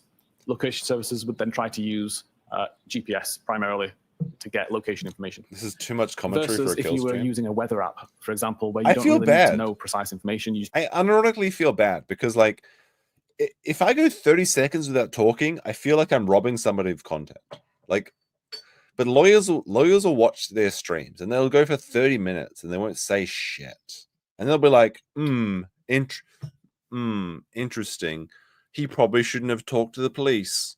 And then people are like, oh, I'm sorry, but like watching live trials is worse than what reactionary content. Okay, it's the lowest of the low. This is like base bitch material. Okay, like people like Kurt, he's a bit of an autist. Okay, he's a very autistic man, and his cooking streams are very entertaining. But Kurt found a document talking about Turtle Boy or some shit in the Karen Read trial, and he actually made content out of that thing, and he got 50,000 views. 50,000 views, 4,000 live. Okay, that's content. Okay, he made content, and that's a great stream. He like if you haven't seen him seethe, he's like seething at people in chat. It's amazing. It's amazing. It's great. Okay, Kurt bros are winning. Kurt coin like to the fucking moon.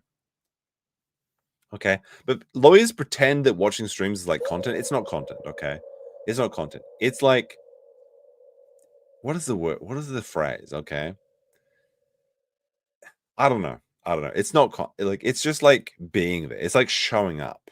I'm going to be honest. Okay, if you watch the content, if you skip the gaps, if you watch on replay, you have your legal analysis. That's content. If you're just sitting there going, "Wow, wow, this guy's a wanker," that's not content. Fuck off. Fuck off. It's non-tent, maybe. I kind of like. It's kind of silly to say non-tent because people like what they like, right? You can't. There's no accounting for taste.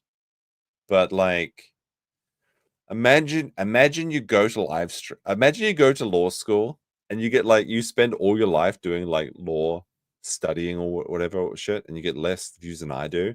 Just some wanker who's drinking whiskey at 1 a.m. in Japan. maybe just stop. Maybe just go back to work. Maybe get a real job.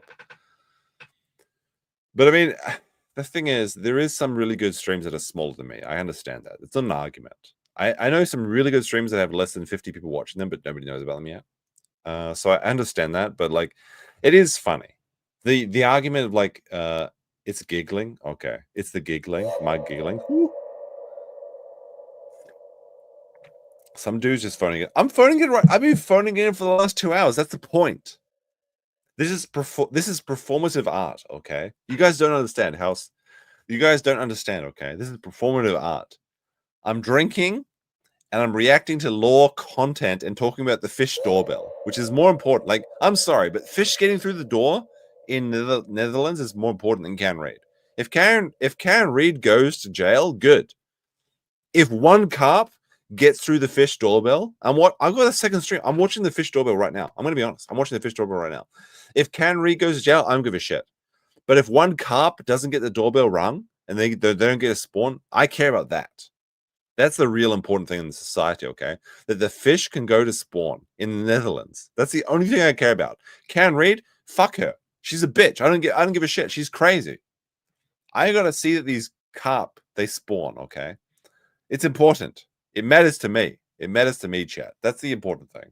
Need to know the approximate town, maybe, that the user's at. Yeah, thank you. So the weather application would ask for low accuracy information, and the device may be able to calculate the location based on cell tower information, for example.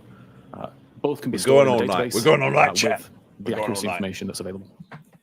Would a application that is devoted hey, to maybe she is, but I don't give a shit. I want to see carp get through the door. Stronger location data information than a more general application like a weather app? Yes, for sure. And Apple actually specify in their documentation, when they specify the various different accuracy levels, they have one for navigational purposes for map applications.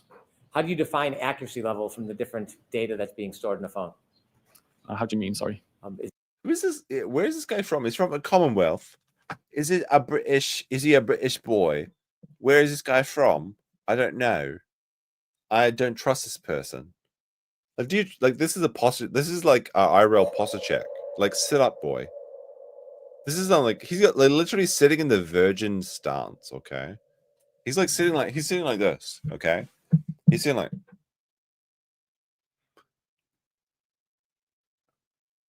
He's doing the white person face. He's like, sit up, cunt. Is there high level, middle, low? Yes, the information is typically provided with a range of meters. So you'll have a latitude, longitude coordinate and a number of meters that you have to draw around that location. Actually, maybe. The device is somewhere within that circle. It could be as accurate. He's definitely got the ears for it. I actually kind of recognize this guy. Accurate as 2 or 5 meters. It could. But that's the weird thing, is that Moody, who's the guy that Moody is the engineer that made the children sound effects on the Melton stream, which is really weird. Like, why would you code children speaking on a live stream so they can say sexual? That's a very strange thing to do, weirdo Moody. But like, Moody actually may be my alumni, which is kind of crazy. It's kind of really weird. But fuck him. I'm glad he got scoped. He doesn't know how to fucking hunt. Hold a gun, you weirdo. Properly. Be as inaccurate as several miles, depending on Auckland University. Let's fucking go. Are you familiar with an application called Waze? I am, yes. Tell us what Waze is. No, we're not gonna watch him talk about how he stands in the shower naked and uses water drops to drown spiders. No, we're not gonna watch that again. We did that before. Navigational tool, so you can. We're not gonna watch the Moody stand up. It will try to direct you the best way, avoiding toll roads, avoiding accidents, that kind of thing. What is the level of accuracy in location information that is generated by using Waze? That would be the highest level of accuracy. So it would aim to get GPS quality information of around 5 meter accurate. So why doesn't a programmer in every application just use the highest level location data for Good every question. application? Why not? Getting Tell me, GPS data is not always possible. If you're in a building, in a basement, for example, you may not get that. Well, if you're in Nick's basement, absolutely not. Sorry. Before I go, says glad to see you. See you. Oh, you too. Cheers. Cheers. We're having a long stream. We're having a fun tonight. Do we do that? Do we just do this every day, chat? I could do that. I have so much free time. We could just do this every day. Maybe for Coburg. Maybe for Coburg. Not for Karen Read, I don't think. But also, it can be expensive to the device in terms of processing power, in terms of battery requirements. We're gonna finish this whiskey so bottle. if it can chat, find okay? location We're like information so cheaper by using we're like Wi-Fi so networks, for Lord example, Tube right now. then it would prefer okay? to do that. So just a lot less resource intensive than using GPS all the time. Imagine In not order being to able to drink capture whiskey the for highest 5 level years. of location data, the most accurate Can't be in an me. application such as Waze. Can't be me. If somebody's using Waze and then turns it off, does it still continue to capture that highest level of accuracy? 5 years of Mr. Government as saying it's still no, kind of you working can't for drink backlog. the whiskey. But fundamentally, You can't own if the there's guns. no application open that's trying to use location services, then the location information that's being requested and recorded is far more sporadic. It's typically background applications that may be requiring location data. When you analyzed John whiskey, O'Keefe's let's phone, go. in addition to the location data, did you also look into data known as health care data? Yes. And could you tell the jury how that works? Yeah, so pretty much all iPhones for the last 10 years or so have Apple Health included. Imagine using it an monitors iPhone. activity on the device, such as steps taken using various sensors inside the device, looking for motion which appears to be walking. It monitors altitude, so it knows whether you've gone up a flight of stairs, for example. It uses that information in concert with the steps taken, so it knows the difference between going in an elevator versus walking up a flight of stairs. And all that kind of information is available to you as a user to essentially see how far you walked each day and to monitor your own health. When you look at healthcare data, you said it interprets it in different terms. One you used was steps. Mr. Me says. If I have an iPhone, hit that like button, you and cowards. I'm walking True. and it registers True and real. steps, can it tell what direction I went in? No, it's purely just looking for motion of the gyroscopes, which appears to match the pattern that it expects of somebody who's walking. I disagree with this. I'm pretty sure your phone knows exactly what direction you're walking with, because like apps like Pokemon Go know this. Okay, this doesn't like they know every time you deviate by at least 2 meters. They know. I think this expert is like fucking cooked. He doesn't know what he's fucking talking about. Okay, expert? No, I don't think so. No. It doesn't know whether you're in a straight line, walking in zigzag circles, just number of steps. What if I no, had my I don't iPhone think so. and I was moving the iPhone, but my feet weren't moving? Would it register? It could register some, but typically it's relatively good at picking the difference between actually walking or throwing the phone around or shaking it.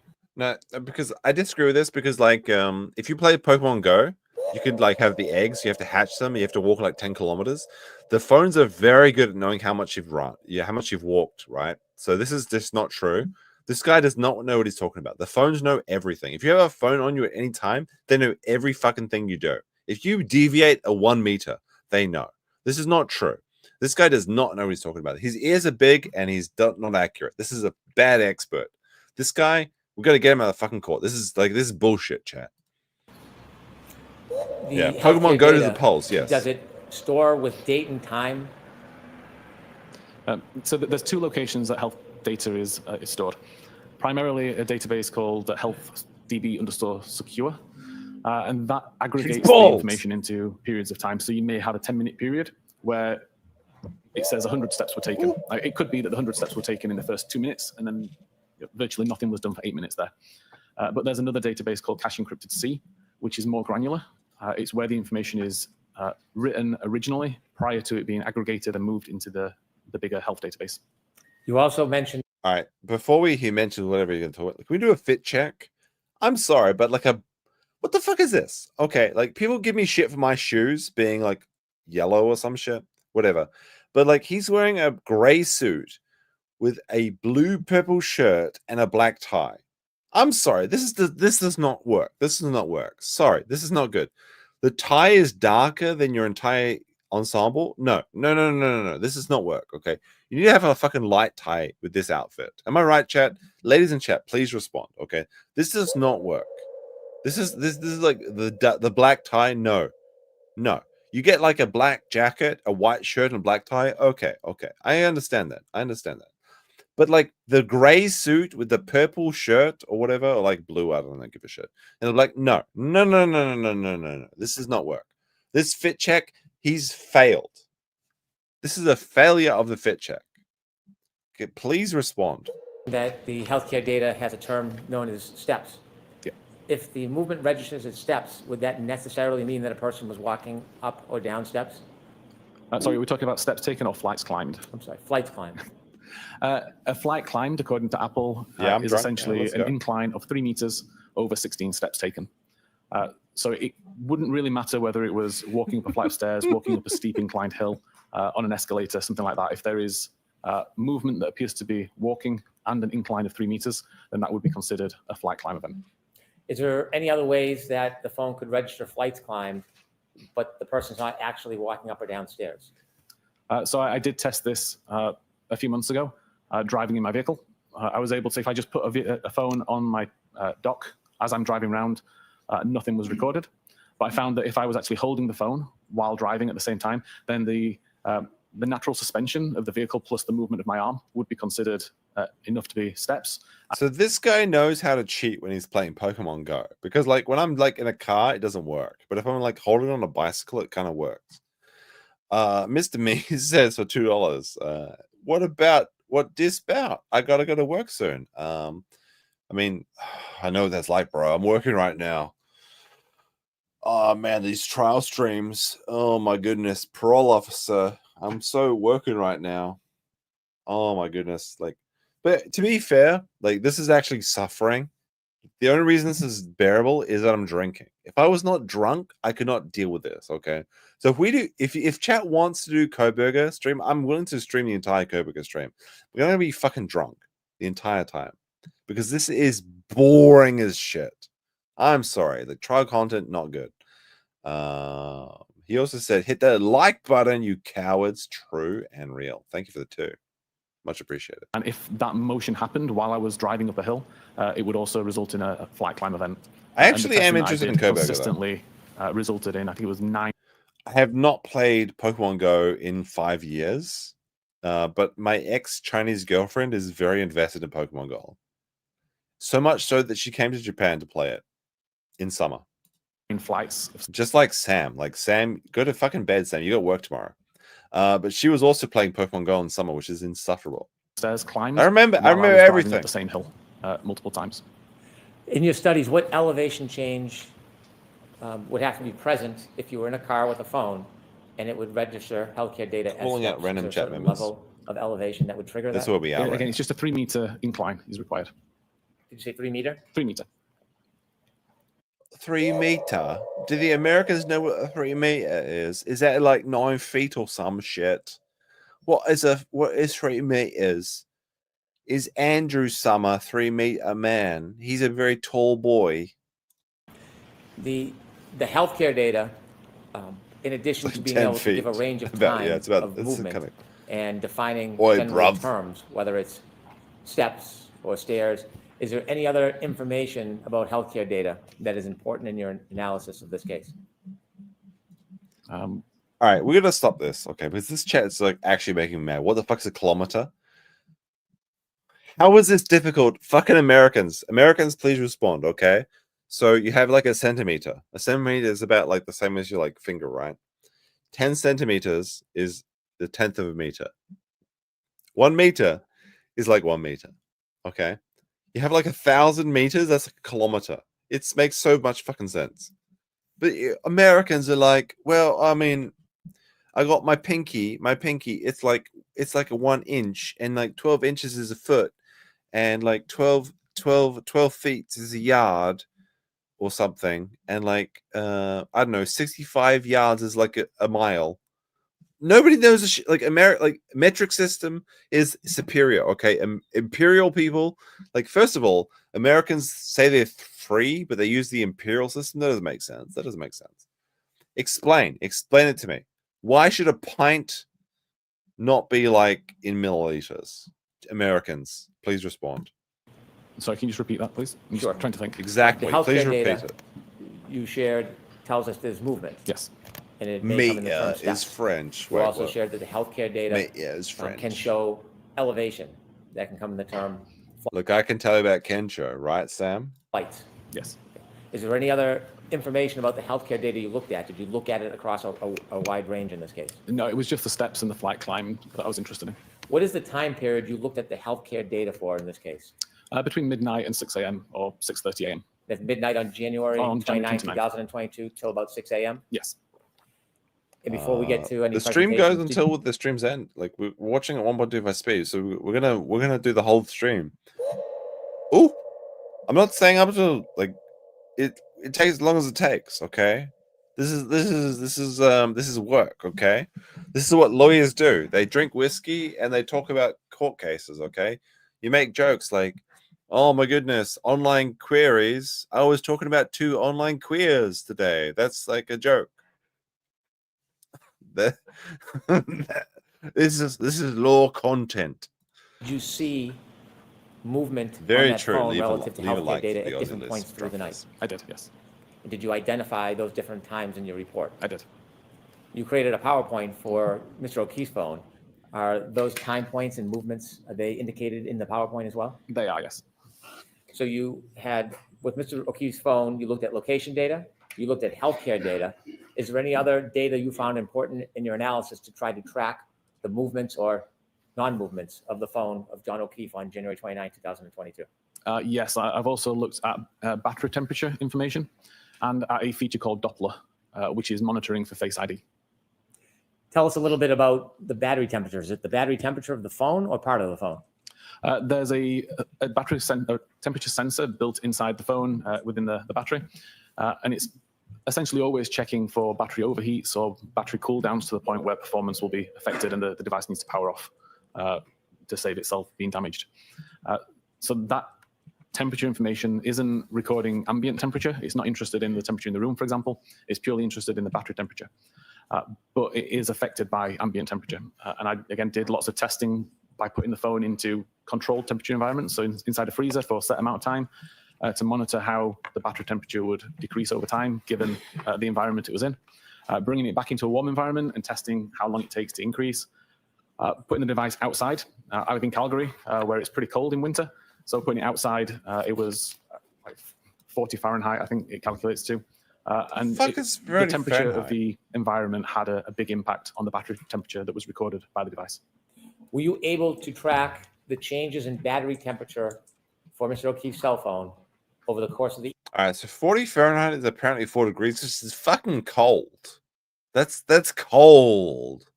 Like non-Americans in chat, that's fucking cold. Evening from after 12 on January 29, 2022 through after 7, 8 in the morning? Yes, there wasn't a massive number of records, but there were records that I've included in my report. In addition to those 3 areas, it's not that cold. when a person uses an fuck are you talking iPhone and about? presses the buttons... 4 degrees or is they fucking hold cold. it and What are you try talking to about? open it by It's almost recognizing their freezing. face. What is that process called? The Face ID fucking like would be the process for the unlocking, and then the locking, pressing the button on the side would lock the device. When an iPhone is being used, does it What act or the operate fuck? differently when it's out in the open or if it's in your pocket or under something? Yes, so this is the Doppler function that I found within a feature called Unified Logs. Essentially, whenever the device receives a phone call or when you pick up the device, an iPhone X or above is trying to find a face to use to unlock the device. If the camera is blocked, a record is made to say that it's within a pocket state. So if my phone's in my pocket, when somebody calls me, it tries to look for a face, it immediately recognizes that the camera's blocked, and it records pocket state. As soon as I take the phone out of my pocket or unblock the camera, it records a pocket state cleared event. So we know when the camera was covered up versus when it was uncovered, if at the time it was received. Can we get rid of this guy? I want this guy to leave. Okay, I'm done with this dude. Even a phone call or was being picked up. 1.25 is not fast Does an enough. iPhone always record whether or not the camera was blocked or hidden or covered at the time a call comes in? No. For example, if the device is already unlocked then it won't make a recording to say that it was within a pocket state or a pocket state cleared. I can't skip it. I can't skip. the I can't device skip it. That's the thing is I can skip the sidebars. I can't. Like, I'm doing trial streaming. Okay, you don't understand. Like, I ruse myself into doing this. I have massive regrets. Okay, I do I want to be trial streaming. I don't. Okay, maybe for Koberger, but no, I don't want to be doing this right now. We can skip the skybars, but we have to watch this. Okay. We have to do this, okay? You understand? Isn't blocked at all. So It's if fine. I have the device on a desk in front of me, for example, and a call comes in, Yeah, BP can there'll be help no you record now. that says that it's in a pocket state or a pocket state cleared. It will only record a pocket state event if the camera's blocked, and it will only record a pocket state cleared event if the camera was blocked and now isn't. So if I have my iPhone and I put it inside my jacket in the darkness and I get 30 calls, would all of those calls result in a reading of pocket state? They'd all result in multiple readings of pocket state. The pocket state check Max is Murray, he's conducted busy. I'm gonna be more than once a second. I can't remember the exact number, but it's very frequent. And an average We gotta watch. phone We gotta call, check. We gotta check the from the, the cat, the start fish of the door ring bill. to The fish door bill. when the device essentially hangs up. Somewhere. Look, I am committed to the. I'm committed to the art. This is art. You don't understand. This is performative art we're seeing right now. Okay. I am watching a trial stream. I have no legal experience. So, look, law tubers, if you have less than 500 people watching you and you have a law degree, what are you doing? I'm just a weirdo streaming from my room at 2 a.m. in Japan. You can't beat me? Oh no. That's very sad. Oh no, not like this. Not like this. Whiskey. Tastes good. Tastes good. Can we pay Max? Max is gonna appear on one of my I got a Max video coming up. Don't worry about it. This is performative art. You have to understand, okay, chat. You have to understand, okay? I'm not having fun. The only fun I'm having is talking to chat, okay, and the gnome noises. I actually don't like this, but I have to do this because if the law tubers they respond to this saying like, well, you can't do what I'm doing. Obviously, I can, because if I have more views than you, well, then I guess you can't complain. Interesting, funny. I guess that the law doesn't matter so much, eh? Let's Are in the continue. region of 500 checks. So if We're you only had 10 phone halfway calls, through. then Fuck me. you have I 5,000 want to checks. play made dinosaur that would games. all It's so much report more pocket fun state. to play dinosaur games. Did you analyze Fuck, John O'Keefe's hell. phone on the It's evening, funny and weird, yes. early morning hours through the next morning on January 29, 2022, in an attempt to identify where he was, what he was doing, and whether his phone was inside or outside? That was my goal, yes. And did you engage in that analysis, sir? I did. And in your efforts, did you write? Unironically, I would love to powder my nose. On these separate I would issues? love to powder my nose. I have no coke to do. I In only addition have to the whiskey. reports that you generated from your study, did you present or did you prepare a PowerPoint? Look, Sean makes a lot of money on memberships, okay? Like, I don't get as much. I get more super chats, but he gets more memberships. I don't know. Like, people are always like dropping 50 fucking memberships on Sean. I don't have those fucking guys, okay? Sean makes a lot of fucking money in memberships. Like, let's not pretend. Does the PowerPoint outline some of those points? It does. At the end of the PowerPoint, do you go through a timeline accumulating many of these pieces of evidence together that show them in a chronological sequence? I do. And does that help capture the movement and non-movement of John O'Keefe's phone through that night? I believe it does. Yeah. May I approach? I got like broke watches. We got the broke boys in chat. Who the fuck is this nerd? Yes, this is the presentation that I created regarding John's phone. This guy sucks. It does. Can we switch? Can we get another guy? Like, come on now. Where the boys be at? Like, let's fucking go. Thank you. With the court's permission, Mr. Whiffen, referring to Exhibit 39, I'd like you to watch. Sorry, this is the only place. This is the only place you can get the Rekieta content. He can't drink for 5 years.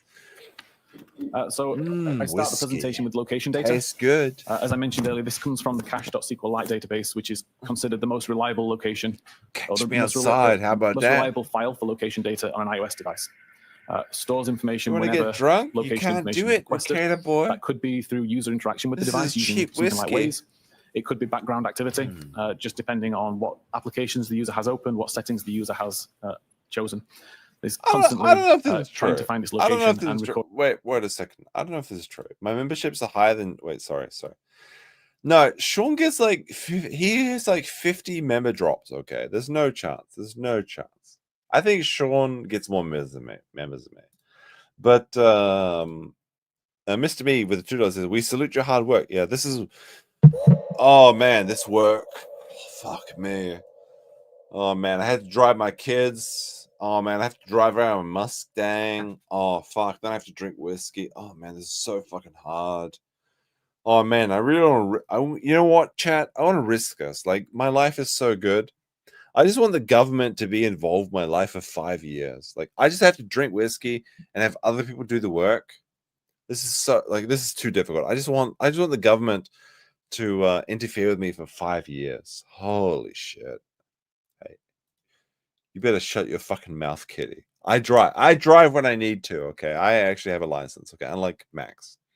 Putting it in this database, partly for the purposes of identifying frequent locations. At 12 minutes and 5 seconds after midnight, the device shows multiple location points at Washington Street around Forge Pond. Kitty, what I tried that's to a show rat. here, there's a Mods, ban her. kind Ban of her in gold chat. dot in the middle, which would show the actual latitude, longitude information. And then the circle around it is what's considered the accuracy radius. The smaller the accuracy radius, obviously the more accurate the information All is. right, this is accurate. I do have my blue license. I'm gonna have my gold. I'm like 2 years away from having my gold license. Okay, just because BP has his gold license, that's no fucking shit. Okay, that's some rat opinions. That doesn't make sense. Okay, he was in Japan for longer than me. To be according to the device, but ultimately, if the device is anywhere within that circle, then iOS would consider it correct. It considers it an accurate record. Fucking rats in Mr. chat. Whitman, why are there multiple Oh my circles fucking of God. location data for one point where Mr. O'Keefe's cell phone was? So this wasn't a single point in time. This was multiple records at around 12 minutes and 5 seconds. No application was actually in use at this time requesting location information, but the device, for whatever reason, recorded multiple records with various degrees of accuracy. Typically, you would see accuracy start quite low and get better over time, which you may have seen on your own device when you open up the map application, and it may show your device close to where you are, but not perfectly where you are, and then wait a few seconds, and that information gets I refined. don't have any snacks right now. Essentially, this is the same thing. But pizza, maybe. So low accuracy Pizza. would be a wider circle, and higher accuracy would be a smaller circle? Correct. At this point, Mr. O'Keefe is not utilizing Waze on his phone, Correct. but location data is still being stored randomly on the phone from multiple different sources? It is, yeah. Depends on the device itself. In the top left-hand corner, it says 12:05. That's the time that this snapshot? Yes. Garrett And Peace, below- he gifted below it, 5 that's the date. memberships. Let's fucking go. Take a Say minute, please. hello. Say thank you in There were chat. multiple records between that last time We're and, drunk. Let's fucking and go. what's shown on screen. I'm suffering. There's like another hour. Fucking hell. There's like another hour before I can go to bed. Okay. Garrett gifted 5 memberships that gains you access to the membership and also all the emojis. I just want to go to bed, but I can't for another fucking hour because apparently there's like some I don't know, location shit. Now at 19 minutes and 33 seconds, but all of the records were sporadic and low accuracy. Merkins says meme with slurry, values yes. of 1,000 meters or more. But around this time, around 19 We minutes do and have 33 dinosaur seconds after nuggets in midnight, Japan. is when Waze was actually brought on screen. Waze starts to ask for high accuracy data. This is so we the see lawyer accuracy content immediately people start to are improve. asking for. So Okay. again, we see You relatively low can't accuracy get data this to begin, anywhere else. and then over the next few seconds, it begins to refine No other itself lawyers are drinking. until it gets Okay. down to a I am a 5-meter accuracy non-practicing records as the non-lawyer. device Okay. continues up here. I'm not a lawyer, but I We'll drink. highlight that there's a cluster of records here as the device came to either a slow or a stop. Oh my goodness. Momentarily, multiple Fucking records were iPhone, created, and then the device continued driving up down the street. I want to brain this dude Mr. with Whiffen, like a below spanner. the time, 12/19/33, in the date, talks about the average Holy accuracy. shit. Yes. And that's in meters? That's in meters. So again, the records that are It's shown in at the bottom here meters. are around 55 meters. The records shown at the top are around 5 meters. Americans can't Is it understand typical what in Waze 55 that once meters it are. locks That's in, like the at range least is around 5? 150. It's like 150 feet. It is, yeah. I wish Miss Joshua $1 million. Thank you. Me too. Me too. Meters? Typically, yes. That would be the goal. You also mentioned the average speed. Where do you learn the speed from? Where does that data come from? The database, the cache SQLite database also calculates the average speed between 2 data points, and also the bearing or the direction of travel between those 2 points. So the average speed that's shown here on the left is approximately the average of all of the records that's shown on this map at the time. And each of these map points has a directional arrow that points in the direction that the database recorded the device was traveling in. When you look at this information generated because of the usage of Waze, and you can see both the accuracy and the speed, with the Waze information at its most accurate, can you actually tell whether the vehicle is moving or whether it stops? Yes, based on the speed and the location and the timestamps, you can determine whether the device is moving or stopped. Thank you. Also important to, I think, I point did out my here, best. in terms of knowing how reliable this location information is, I typically look at something along the lines of... Can we get another does guy? This guy sucks. The location think it's This accurate, guy in this case, fucking 5 meters. sucks. So yes. Does it make sense? Like, it's on the road, it's on the correct side of the road. So again, it kind of makes sense. It fits the pattern of the road. The cadence and the speed are what you would expect for this road. How many like yards? traveling at 20 to 30 miles an hour up here seems quite reasonable. So all of these factors taken together This is a increase really my good confidence that question. this would be reliable location data. Grok. How many Moving to the yards next do we slide, meter? Between 20 minutes and 19 seconds and 21 minutes and 58 seconds after midnight. The device starts on the left side. Sorry. This is not an American. This is like a British cunt or some shit, right? Like this is not an American man. Like, can we get this guy? Can we get him gone? I don't like this guy. Can we hear somebody else talk for once in our lives? On the right side at Dedham Street, drives up and turns left onto Maplecroft Road. Again, we see that all of these location points match the pattern of the road layout. They all have a consistent cadence, a consistent speed, traveling at between 10 and 20 miles an hour. And we see a cluster of records here, which is around a stop sign. So again, it indicates how reliable the data is, because the location, the location data that's recorded recognize the vehicle slow, come to a stop, and then continue after the stop sign. Is Maplecroft Road in Canton? Yes. At the end of Maplecroft Road, the device turned left onto Oakdale Road and continued heading down there. These are not very patriotic names. Like I'm gonna see a Lake Wakanda here. Ironically, I want to see a Lake Wakanda. Yeah, that's the best lake. Woo! Between the hours can go, of no 21 minutes, bros. 59 seconds and 22 minutes and We're 53 drunk as seconds, fuck, the device let's go. continues down Oakdale Road. Again, all of these location points show with 5-meter accuracy. So good. They show a consistent cadence, consistent pattern to the road. And again, we see a cluster where we see the device come to a slow or a stop for a stop sign. The device ultimately turns right onto Cedar Crest Avenue, I believe, and continue down there between 22 minutes and 54 seconds and 23 minutes and 57 seconds. Again, as I've said before, all of these points, 5-meter accurate, they all conform to the road. The cadence is good. And again, we see a cluster on approach to a stop sign.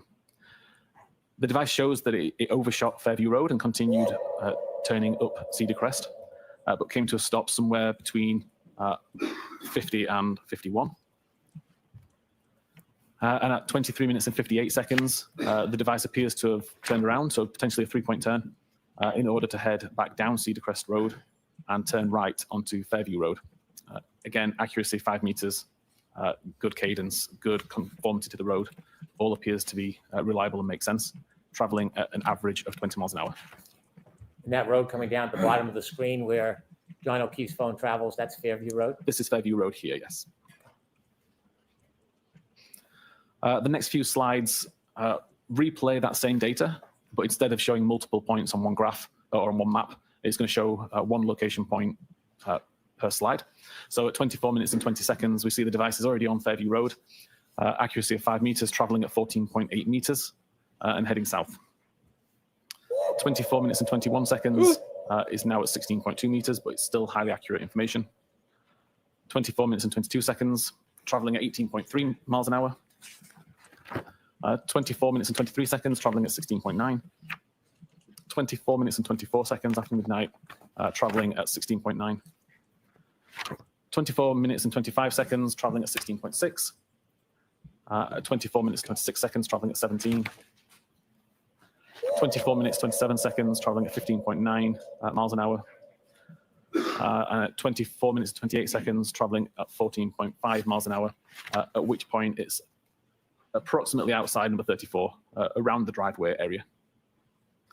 24 minutes and 29 seconds, traveling at 12.1 miles an hour. I'm not even listening. 24 minutes and 30 seconds, traveling at 11.5. 24 minutes and 31 seconds, traveling at 10.4. 24 minutes and 32 seconds. I have no idea what they're talking about right now. It's like some phone bullshit. I don't even give a shit. Okay, I'm not paying attention. I have no opinion. And to be honest, this is the worst stream that I've ever done. And I want to play bigger dinosaur games. Okay, I regret starting this. We're only halfway through. Fuck me. 8.9. 24 minutes and 33 seconds, traveling at 7. 24 minutes, 34 seconds, traveling at 5.2. 24 minutes and 35 seconds, traveling at 3.5. 24 minutes and 36 seconds, traveling at 3.2 miles an hour. And at 24 minutes and 37 seconds, traveling at 1.4 miles an hour. That's never gonna happen. Finally, the device comes to a complete Give me stop $100. at 24 minutes. Parallax, drop $100. I'll show you how many dinosaur get. I'll say from the testing that I've done related to the speed, it may not be 100% accurate, but it's a very good indicator of the speed in general. Good advice. So Good advice. if it says it was traveling at 10 miles an hour, it would have been traveling at let's go to like 105. Okay. Mr. Whiffen, Shut you the just fuck showed up, us the Richard, man. travel of Mr. O'Keefe's cell phone around 12:24 to 12:24:38 on January 29, 2022, and you said at 12:24:38 it came to a complete stop. Yes. Before that complete stop, was the car continuously moving at some speed?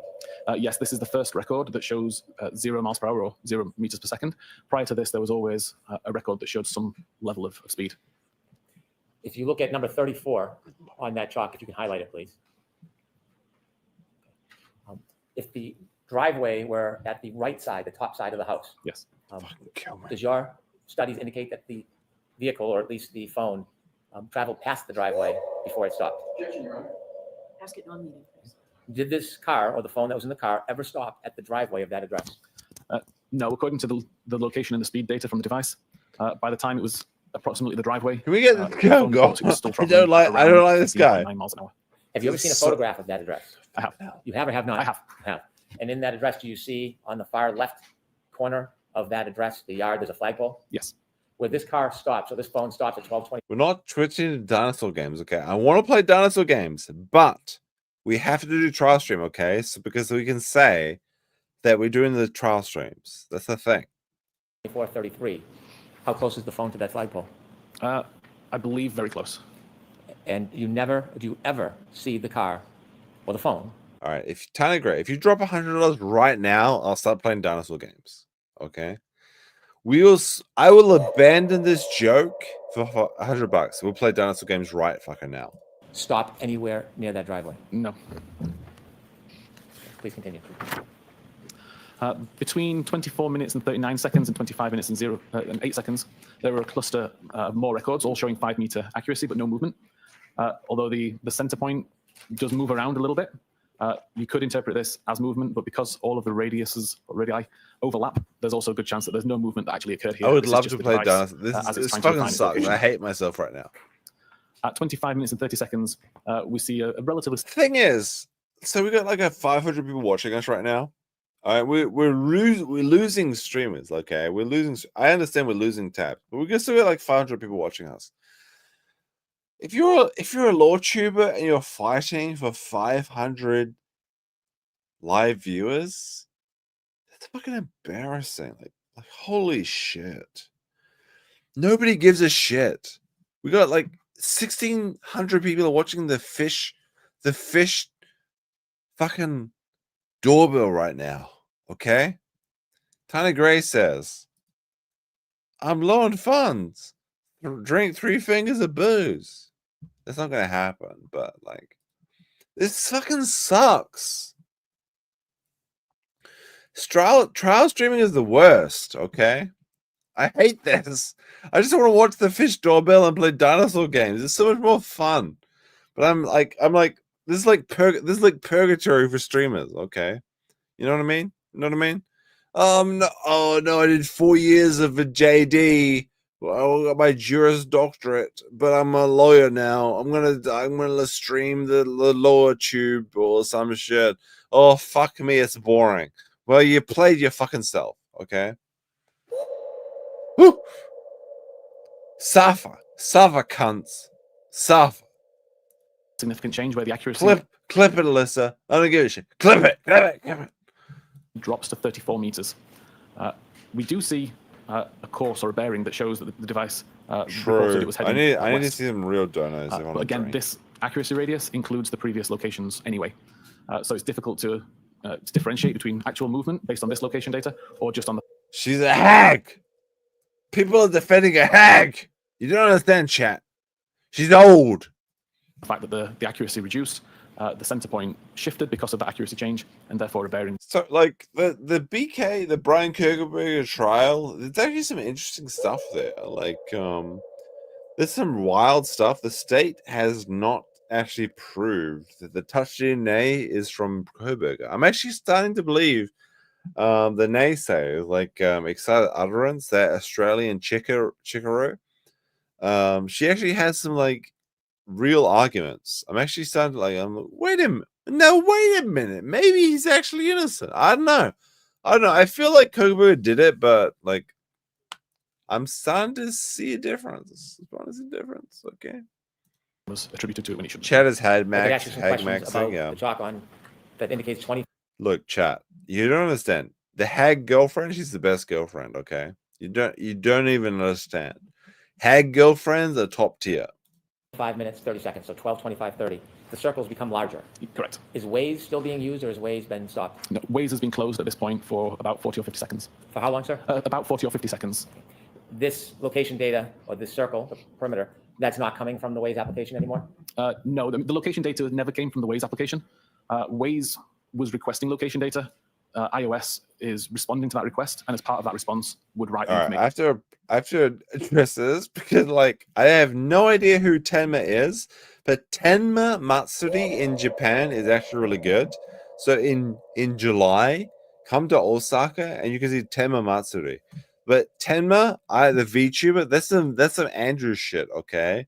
Like legal miser, more like legal fucking dick sucker. I see him in the chat. I see you fucking in the chat right now, you cunt. He said he heard rackets looking bottle drunk. Sub chat. Okay. Look. I've been to Tenma Matsuri many times and it's pretty fun, okay? But you gotta hang out.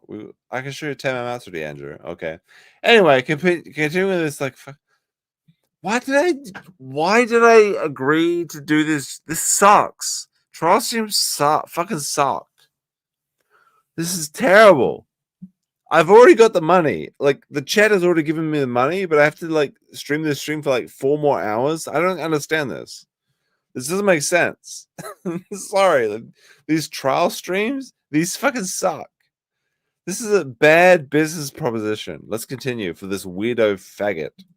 To its database. Waze itself records very little location data.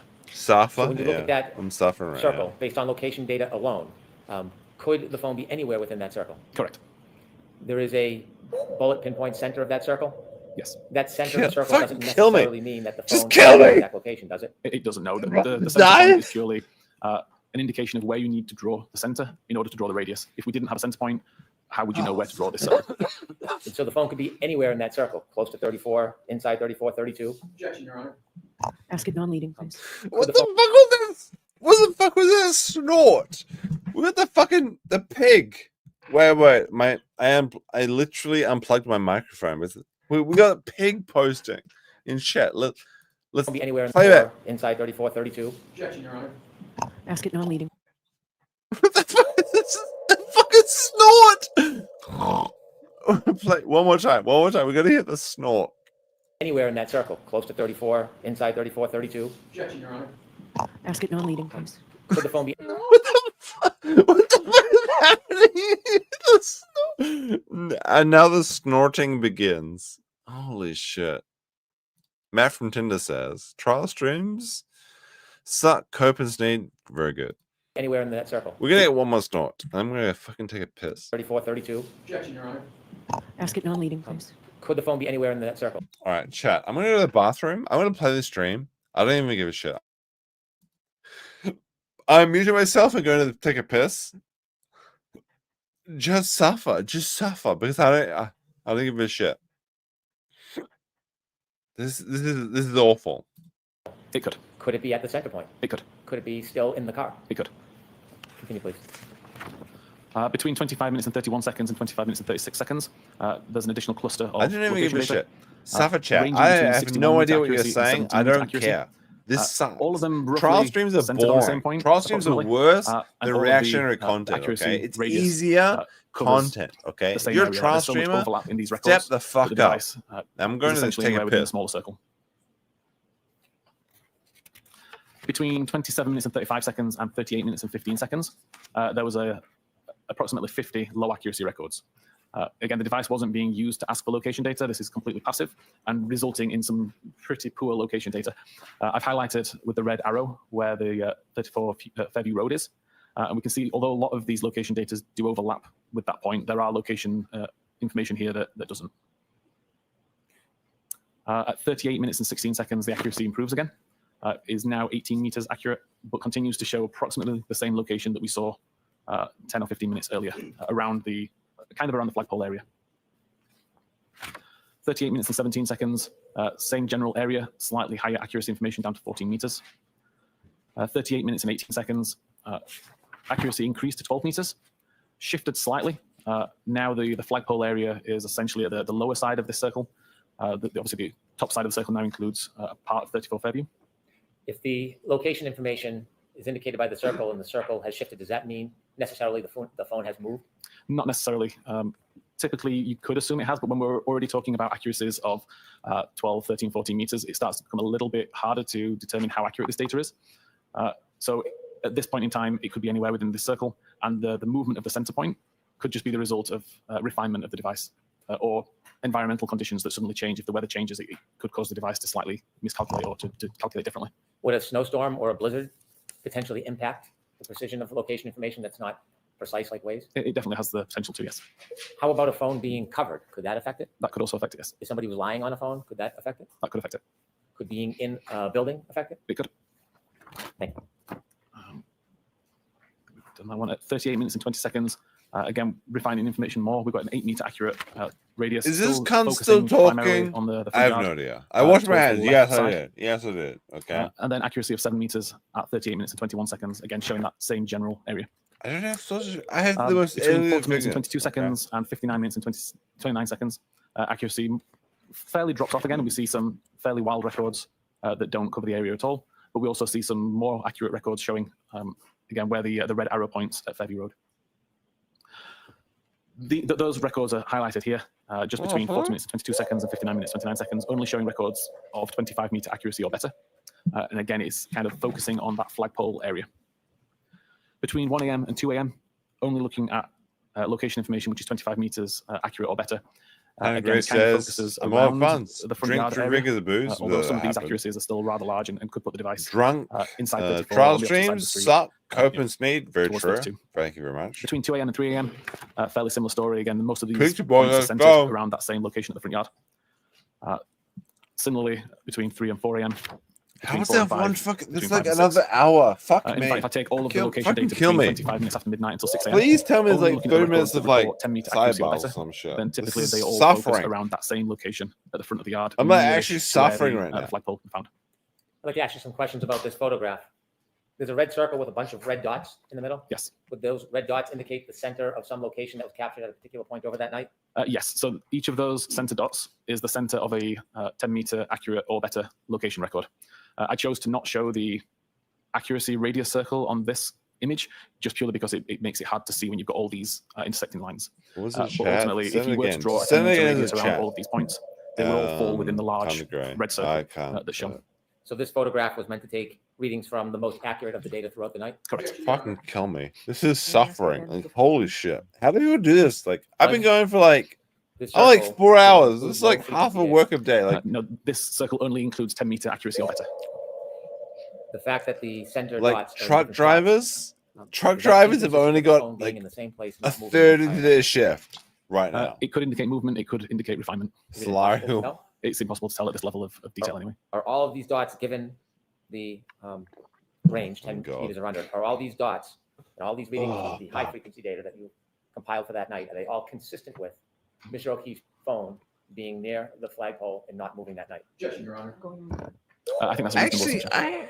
I do have Right, this might be powder a in good my spot. Are you ready to move I on have to the like next area, or do you have powder any more questions That about would be this? in my fine, freezer, but Folks, no, why don't we I'm not take our gonna use morning it. break, 15, 20 minutes? We can see that. 15, 20 minutes. Bye, bitch. Get the fuck out. All right. This means fan content, which means we get the dinosaur content. Okay. All right. Here's the dinosaur content channel. The dinosaur content is going on the channel called Gigwig. Here's the content. Like, let's have a look at the content. Okay. Oh, fucking hell.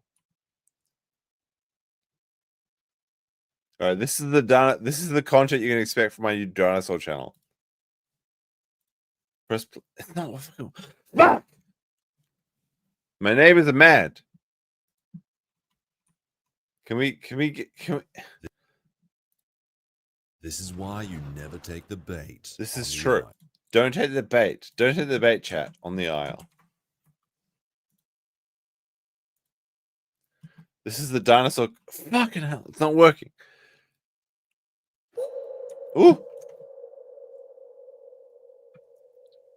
Yeah, I'm sloshed. Okay. You worried about it? All right. This is good. This is a good video, though. This is a good video. It's got like 3,000 videos already. Fuck. All right. Hold on a second. What's the fan? What's the fucking fan for a second? Fucking wankers.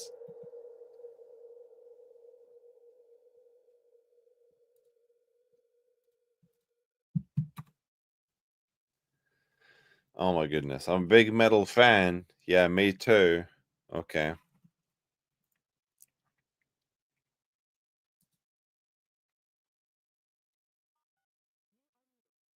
What the fuck? Fuck off, Max. Max says if Josh plays a female dinosaur, that makes him a Tyrannosaurus. Look, playing for female dinosaurs is actually kind of beneficial for many reasons.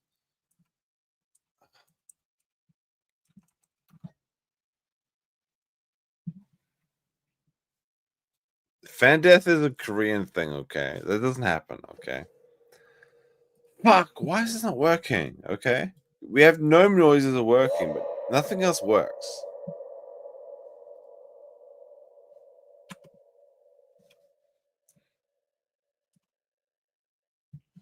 This is not fair. Fuck you, Andrew. Okay. My dinosaur channel actually has content. Okay, I already have people reviewing to me. Okay, it's not just fans and shit. Shut the fuck up, Danielle. Okay. Oh my gosh. You guys don't even understand. You guys don't even understand.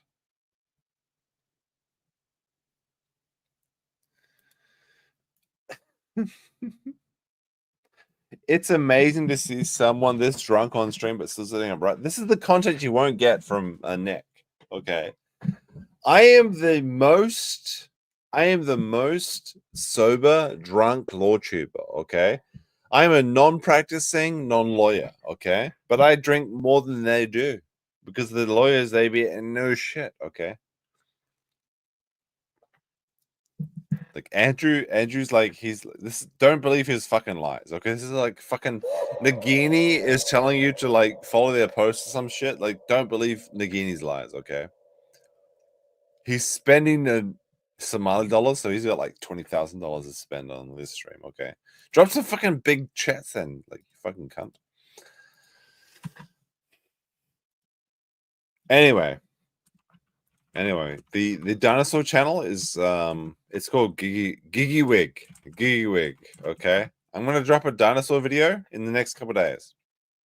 It's a pretty good 2 meter man, okay. Holy shit. I can't. What the fuck? YouTube is fucking up right now. This is not fair. I gotta share my dinosaur videos with people.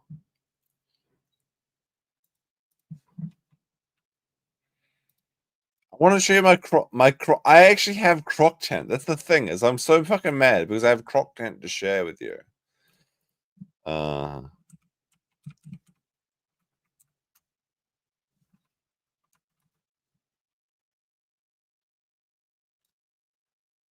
This is why you never. All right, take there the we go. bait There we go. on There we the go. There we go. We got the. This is my first video on my croc tent channel. This is a good video. This is a good video. Watch this. This is why you never take the bait on the aisle. True and real. The fucking Carnotaurus, he's trying to trick me with his fucking crocodile. Far away. I'm pretty sure I can get a bite in. This is like a second croc, okay? And there's two. Almost got me, but not today, you cheeky little pack mixers. Fucking pack mixers. Am I right, chat? Okay. We can't watch this. This is actually hard away. This is actually a great video. Timu Attenborough? That's what I'm doing. It's not true. Woo! Alright. Anyway, continuing with Karen Read.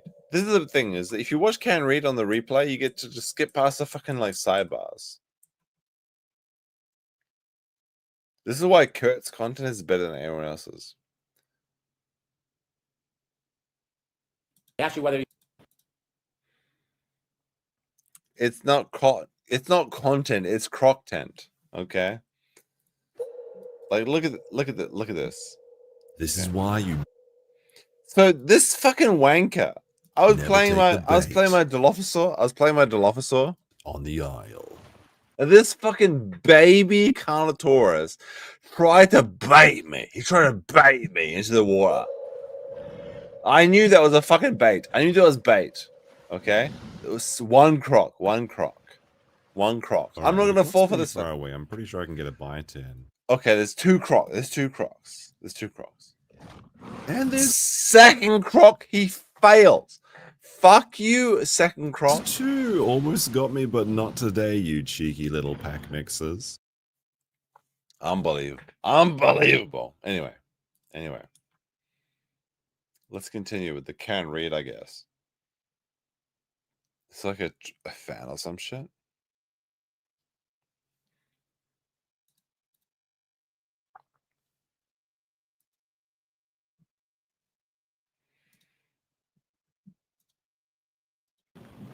Oh my god, I'm a big metal fan. Yeah, me too. Let's go. It's the Apple Health data, yes. we asked about it, or I asked you about it earlier on, but I just want to talk about it a little bit before you show us and present to us the data that you've compiled for us. Is Apple Health data different than when you have like an Apple Watch? No, it's the same Apple Health data recording on the phone or the watch. The only difference is the sensors being used to do that monitoring. So if you're just using the phone, obviously you're only using the sensors in the phone. It's limited to steps walked and to altitude climbed.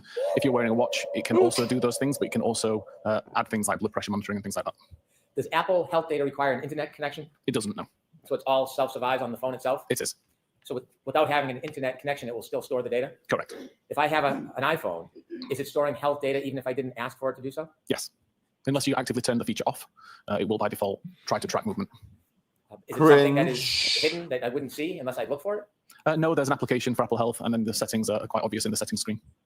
Apple Health data tracks movement of the phone? Correct. When you were considering the Apple Health data in this case, did you begin looking for the Apple Health data before Mr. O'Keefe's phone began approaching Fairview Road? Yeah, I started again at around midnight and looked at the health data up until 6:30 a.m. on the 29th. The different points when you track Apple Health data, is that helpful, even if you're only trying to isolate a certain point in time? It can be, yes. Does it help determine whether or not it was working properly? If it was, it can determine whether it's working properly. It can determine an average kind of walking speed, for example, of a person, the average gait that the person may walk with, if that was important. If a person has an iPhone and they're moving and it registers Apple Health data, and then they stop moving, and the healthcare data doesn't register because there's no movement, would the Apple Health data resume movement even if somebody else picks up the phone? It would. The phone itself doesn't care who's carrying it. It just looks for movement. So it doesn't identify the owner in order to register movement? Correct. Your Honor. Does it identify the owner in order to register? Better movement? question. It doesn't, no. Could you turn to the next part of the data analysis that you did? Yes. Please. So the two sources that I got the Apple Health data from were a database called HealthDB_secure.SQLite. This, as I said earlier, is the typical database that's used to store long-term information about the health activity that's been recorded. So this database can have years worth of steps taken, flights climbed, and any other kind of health data that's been recorded. The downside to that is that the information is aggregated. So you see chunks of time and multiple activities can happen within those chunks of time. The cache encrypted C.SQLite database is much more temporary, but is much more granular. So we can see exact times that flights were climbed, for example, or at least you can see the exact time that flight climb was recorded to the device. And then that information is aggregated into the larger chunk of time. Can we? So again, we might see within the cache encrypted C individual flight climb events that occurred, for example. Terrible. For This sucks. but This by the time fucking that sucks. information is written to the HealthDB secure, you're now looking at a 10-minute time period with 3 flight climb events, as opposed Let's go to to 3 2 individual point. flight climb Let's events. go with to 2 individual point timestamps. speed. Typically, that source is not used because the data is not stored there for very long. The information I found on John's phone was essentially these 5 records. So between 11 minutes and 9 seconds and 21 minutes and 5 seconds, there were 170 steps. But we have an important chat. Okay, I saw him in the chat. Where is it? Recorded by the device. Mr. Whiffen, I'm going to stop at each one and ask you some questions. At the time period between 12:11:09, 12:21:05, you don't have any independent information where Big Chungus says. The location data that I showed to begin. Do you need to go to the bathroom for roughly 45 minutes? No, every 45 minutes is fine. With on Washington Street was around 12 minutes after midnight. So the presumption is that's where the location was at that time. And then 21 minutes and 5 seconds, the device had already started using Waze. It was already driving along Denham Street or turned up to Maplecroft. What time did you say that Waze was initiated? It was approximately 19 minutes and 30 seconds-ish. Thank you. Again, we see at 21 minutes and 10 seconds until 24 minutes and 22 seconds, there are 80 steps recorded. And again, if you compare this to the location data, we know that the device was in a vehicle at this time. Between 22 minutes and 14 seconds and 24 minutes and 37 seconds, we have 3 flight climb events that are aggregated into that time period. And again, the location data shows that the device was traveling in a vehicle at that time. Mr. Whiffen, you had showed us a slide of 24:37 on January 29, 2022 in your PowerPoint presentation, noting at that time, 12:24:37, the phone in the car was still traveling at 1.4 miles per hour. Correct. This is about a second before it came to a stop. Can you conclude to a reasonable degree of scientific certainty that that period of 12:22:14 to 12:24:37, Mr. O'Keefe, or at least Mr. O'Keefe's cell phone was still in that car? Yes, the location data shows it was in the car at the time. And my next few slides will demonstrate why that was still recording a flight climb event while it was in the vehicle. Thank you. At 31 minutes and 56 seconds until 32 minutes and 16 seconds, there were 36 steps recorded. And then there was no further health activity recorded on the device for several hours until 4 minutes after 6 a.m. When 432 steps were recorded between the time of 6:04 and 6:11. You know what's better watching this is watching the movie Ponyo. Ponyo is a really good movie and it has much better payoff than this fucking light expert. Okay, watch Ponyo. Ponyo is really good.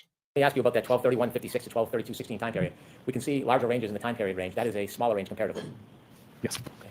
At 12:31:56, is that the beginning of the 36 steps?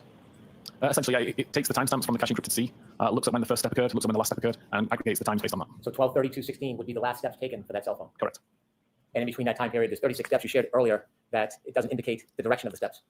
Other than the movement that equates the steps, can it tell anything about what direction, the positioning, how the phone was moving? It can't, no. It's just purely registered what it thinks are 36 steps. Could it have been a straight line? It could have been straight. Could it have been somebody pacing? It could have been. Could it have been somebody moving and jumping? Yes. Jumping, if they were jumping forward, essentially. After 12:32:16, when this phone took its last steps, it never moved again? Form of the question sustained. After 12:32:16, when this phone took its last steps, did it move again until 6:04:01 a.m.? There were no more steps or flight climb or any other health activity recorded during that time. Do you know what triggered movement at 6:04:01 a.m. of Mr. O'Keefe's cell phone? I presume that the device was moving at that time, but I don't know the details of who. Oh my fucking god. Please continue. Okay. Can we just regarding get the flight climb events, chat? looking at the cache encrypted C data. Do we just skip past the guy's content? Post a 1 in the chat if you want to skip past this guy. This guy sucks. I was able to find more granular, accurate timestamps for these records. And I showed those timestamps on this map at the position that the device was, according to the location data at the time. So you're going back to trial the evening, content. 12:22:14. Correct. To 12:24:37 when the phone stopped near the flight goal. Correct. Okay, thank you. So we have the first record at 22:17, flight climb event was recorded. I've highlighted that was a red line. That equates to a red line that shows underneath the timestamp where the location was. Where the device was at the time. Chat. The second record is 22 minutes and 32 seconds, showed with a green line, which shows over here. And then finally, 24 minutes and 37 seconds after midnight, shows with an orange line down here outside 34:30. I'd like to point out that health activity events are recorded upon the event completion. The device doesn't know that you're about to walk up some stairs. It doesn't know that you're halfway up some stairs. It has to wait until you reach the top in order to detect that an altitude change has occurred. So that change only gets written to the database once the flight climb has ended. I tested approximately 8 different phones, different models, different versions of iOS, and found that on average, there was a time difference between 15 and 50 seconds between when I physically stopped walking up a flight of stairs and when the record was made. So it's just based on the time that the device takes to pull the altitude, detect that an altitude difference has occurred, and then write the data to the database. So I took that average data between 15 and 50 seconds and plotted it onto this graph, which also plots the altitude of the device over time.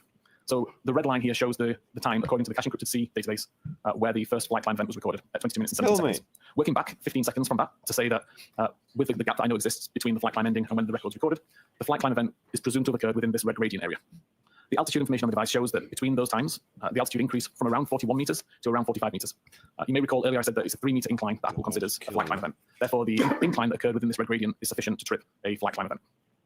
When we look at the second record at 22 minutes and 32 seconds, this is shown on this chart as a green line. And again, working back 15 seconds and beyond to allow for the tolerance, we see the green gradient area. This shows an altitude change of around 45 meters to 48 meters. It's a green gradient, for chat. a flight climb event to be recorded because we have 3-meter incline change. We then don't see an incline change for a while. All we see is the device going downhill until we get the record right at the end there at 24 minutes and 37 seconds. And again, working back around 15 seconds to the orange gradient, we see an increase from around 25 to 28, 29 meters. Again, that would be sufficient to cause a flight climb event to be recorded. I'd like to ask you. Sorry. Continue, and then I'll ask you, please. I then compared that information to a topology website from the area according to topology website data and plotted that out here. We see the red circle now is related to the first flight climb, the green circle to the second flight climb, and the orange circle to the third flight climb. The gradients that we see here are the same gradients that were shown on the previous graph. So the presumption is that within this red gradient is where the flight climb event occurred. Within the green gradient here is where the second flight climb event occurred. And within the orange gradient here is where the third flight climb event occurred. The white circles show the altitude of that particular location according to the topology website. So again, we see that for the red gradient, there's an increase from 43 to 47 meters. Between the green gradient and the green number 2, again, we're going from around 47 to 50 meters. And then with the orange gradient at the bottom, we've gone from around 26 to 28 meters. So fairly consistent with the data that was recorded on the device in terms of altitude information. And I would suggest is the reason that these flight climb events occurred.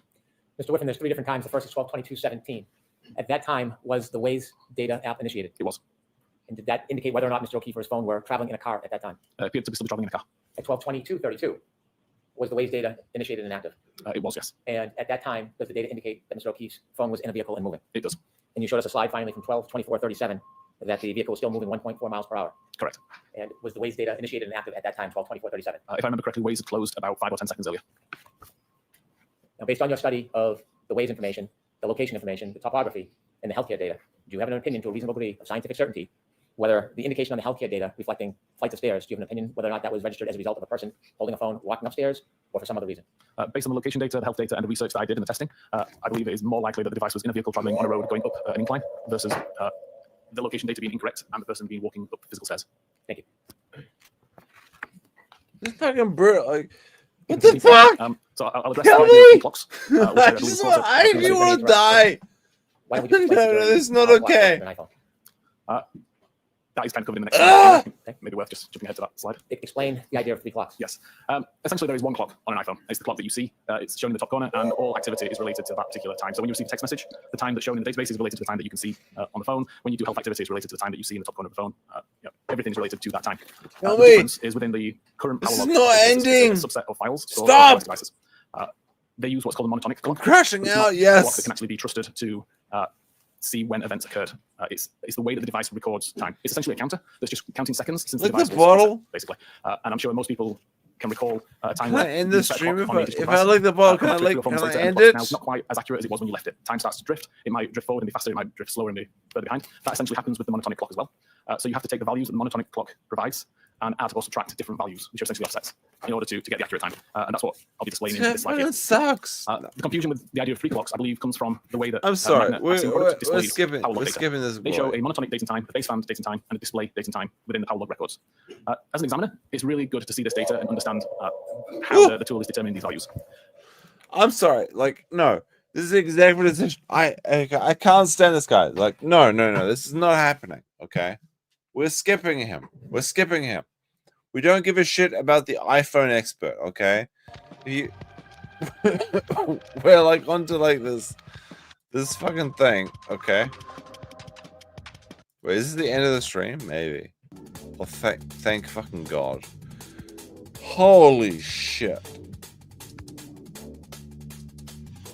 I don't have any lighters. I don't smoke.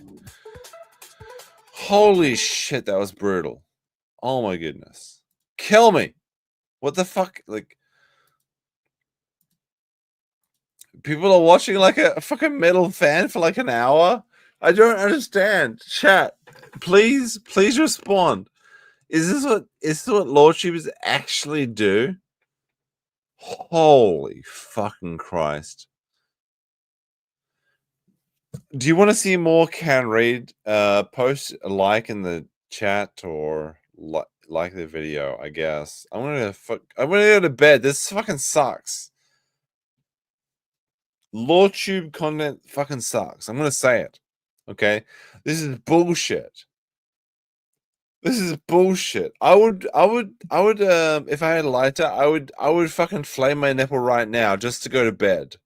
It's better to go to bed with a burnt nipple than watching 4 hours of this content. Holy shit. Oh my goodness. People make money doing this? How fucking easy is their job? Oh my god. Oh my fucking god. Do you think, like, post one in the chat, do you think Nick can do 8 hours? He can do 8 hours for 8 weeks of this every fucking day? I did this for like 2 hours. I can't stand it. I'm sorry. I'm spent. I cannot do Karen Read for more than 2 hours, and this is the best thing I can do. I can't do it, chat. I can't do it. This is insane. I dropped in total, like, look at this. This is full when we started. I have like a shot left. Okay, I would rather drink this than do more Karen Read. Holy shit, so fucking boring. Do the shot? No, it's not gonna happen. It's not gonna happen. Okay. Lol. Do it now, sober. No, fuck you. I'm gonna go to bed. Do you know how good it feels to go to bed and wake up at like 8 a.m. and then you just like spend 2 hours playing the fish live stream thing? Okay. Look, the fish, they're not gonna make it with my help. I have to help them. Oh fucking hell. This is so bad. Nick has, and the thing is, Nick has to do this for 5 years. I couldn't do it for one day. He has to do that. He has to do this for 5 years. He has to be a good boy. 5 years. This is so fucking boring. The only reason I can't do this is because of whiskey. Thank you, blessed. Oh my god, my camera turned off. Okay. We're actually on camera unreveal mode. Okay.